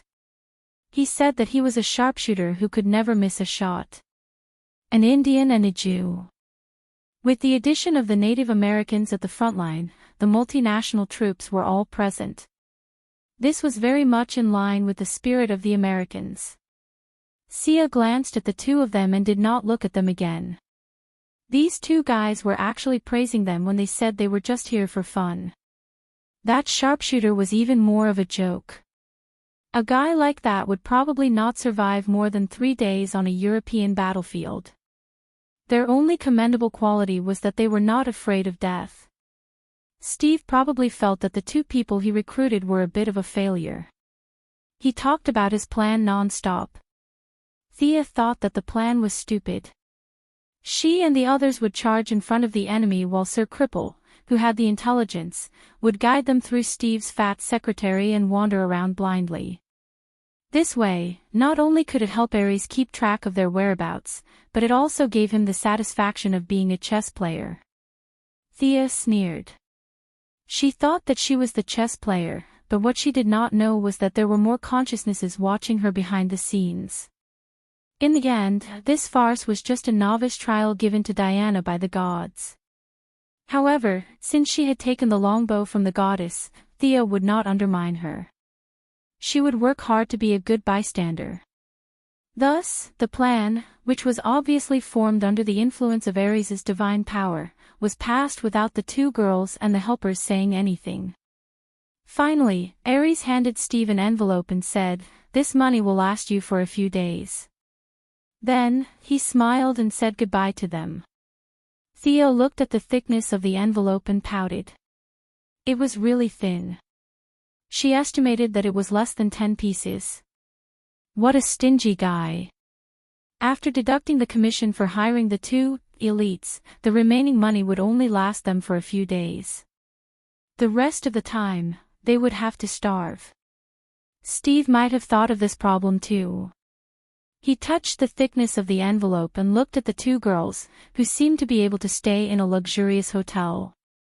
Thea naturally would not let them take a boat. The two of them took a luxurious cruise ship and had breakfast with Diana. Diana kept describing the breakfast here as delicious and promising. Then, she took Steve and his two elite helpers and boarded a merchant ship that was said to be under the name of the neutral Queen of the Netherlands. In less than half a day, they arrived at the shore of Belgium and successfully found Steve's third helper, the Native American nicknamed Chief. Sia, who did not understand the Native American's language, did not understand why this Native American came to the European battlefield to help the white man fight. Diana was a little interested in the tall and burly chief, but after she threw the burly man 10 meters away with one hand, this interest completely disappeared. The people outside are so weak. Diana complained to Thea, a little distressed. Thea was a little speechless. What do you mean? You can't use me as a standard to measure the people outside. This is a dangerous thought. What if you see the famous Lord Bat in the future and want to test his strength? Won't you punch him to the moon? After this little episode, the chief was still a little angry. For some reason, he competed with Thea and Diana in archery and lasso. The results of the competition were self-evident. The tall and mighty Native American man was now a little evasive when he saw the two girls, especially after he learned from Steve that Thea was a witch. He did not dare to show off his muscles in front of the two girls. The small team had a heated debate about whether to stop the Germans from spreading the poison first or go to the center of the battlefield to find Ares. Thea naturally supported Diana. At the end of the debate, Steve threw out a shocking idea. The German general Rudolf was Ares, and he wanted to launch the poison attack at the same time. What a coincidence. You guys follow me to kill him. Maybe Ares will be dead after that. In Steve's words, Rudolf was the root of all evil in the world. He would feel uncomfortable if he did not eat a few children every day. It was the first time Diana heard such a shocking story. She was furious and decided to go with them to fight the Demon King, Rudolf. Thea was impressed by Steve's ability to lie through his teeth in order to curry favor. Steve also took advantage of the fact that they did not know the truth of the First World War. He made up a story about a general who used all his military power to satisfy his personal ambition and started a world war. His story was full of arguments and evidence. If Sia had not attended history classes, she would have believed him. Chapter 230. Steve breathed a sigh of relief. He also knew that it would be impossible for him to assassinate Rudolf, the leader of the Junker nobles, with the help of these two powerful women. Although he had to sacrifice a little face, it was acceptable for the sake of the country and its people. What Thea did not know was that when the world was completely at peace, Diana came to Steve with a history textbook written by the United States. She wanted him to explain the story he made up. Steve was speechless, and in the end, the two of them broke off all contact. Steve was secretly pleased with himself. He did not know that he would have to pay the price for what he said today. When the team crossed the battlefield and passed by a village, Diana encountered her first choice in life. A woman with unkempt hair and a dirty face held on to Diana with a child in her arms. "Please help me. My house and food are gone. Please help me." Thea looked at the woman with concern. She was suspicious. This middle-aged woman did not seem to be missing an arm or a leg. If she knew that there was a war, why didn't she run away? Why did she hide in the trench with a child? She was too careless. There were at least 80 or 100 people who had passed by her. Why did she grab onto Diana so accurately? Thea could only laugh at such an unusual situation. It was not the early days of the war. Now that the war was almost over, the rear had been stabilized. This woman only needed to run 10 miles to the west and she would be completely safe. However, she pretended to be a quail and hid in the trench at the front line. "We should help her." She said that there is no food in her village.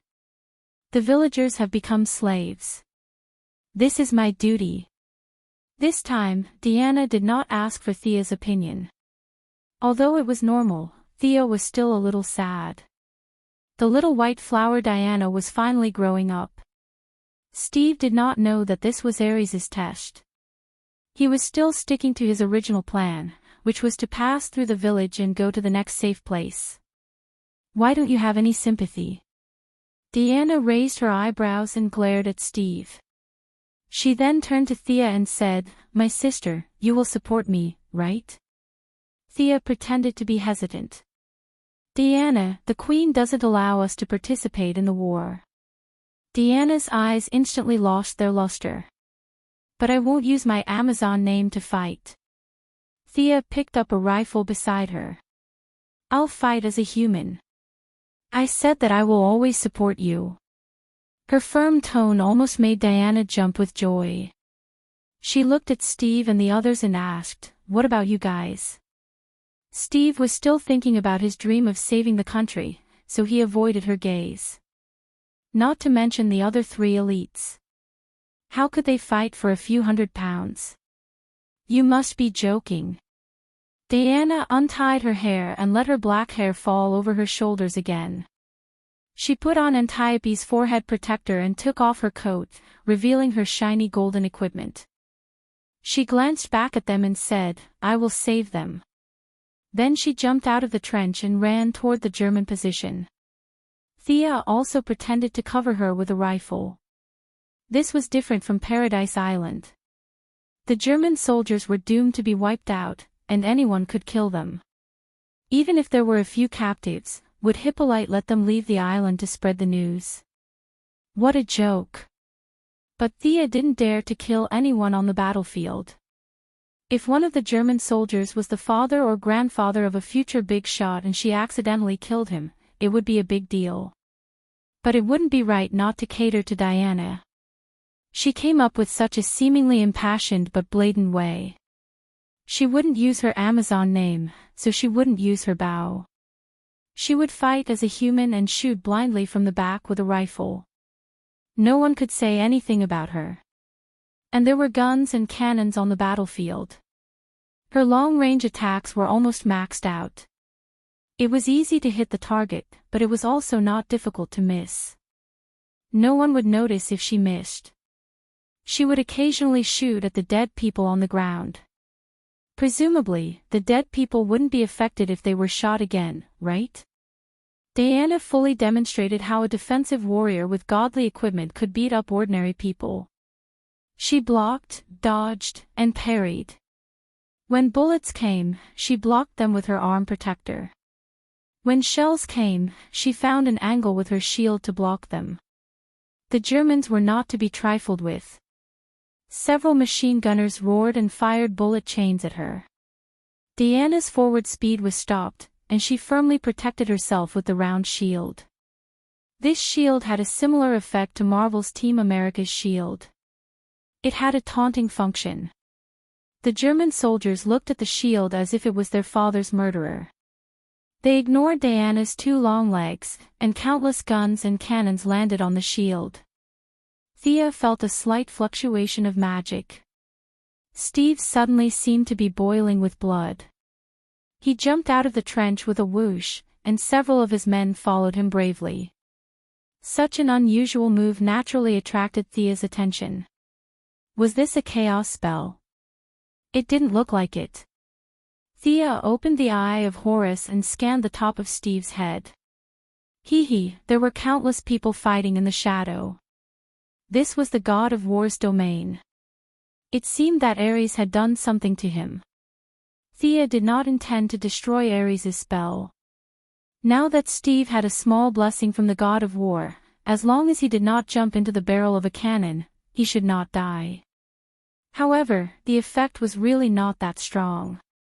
Theo looked at the few elites and found that the shadow of the god of war was almost invisible on them. The factor that spurred them to rush forward was probably their friendship with Steve. Although their individual combat power was not much, their participation in the battle was like the last straw on the camel's back. When the chieftain threw a grenade into the German trench, Diana took the opportunity to rush in. Sensing that they could win this battle, the commander of the Allied trench also issued the order for a general attack. Sia held a gun and rushed to the front as if she was the real deal. "Diana, are you okay?" Theo looked at her. She did not even lose a single hair on her body. She had a proper divine body. "I'm fine. Which village are we going to?" Diana also understood the power of human weapons through this battle. Now, she was much calmer.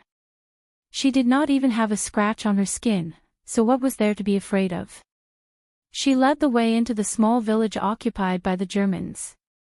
Thea did not have the same defensive armor as her, and her personality was not as fierce as her. Although her body was not afraid of ordinary bullets after being transformed by divine power, it was still very painful to be hit. The two kept a distance and rushed into the village. The following battle was very satisfying for Diana, but for Thea, it was very restrictive. This German soldier was full of vitality and did not seem to deserve to die here today. This boy looks so young and has a great future ahead of him. Spare his life. In the end, Thea simply stopped fighting. She called the villagers who were hiding in their homes to come out quickly. Using her strong mental power, she led a large group of villagers to flee. There were so many people that Diana gave up fighting and kept covering her as she led the villagers away from the battlefield.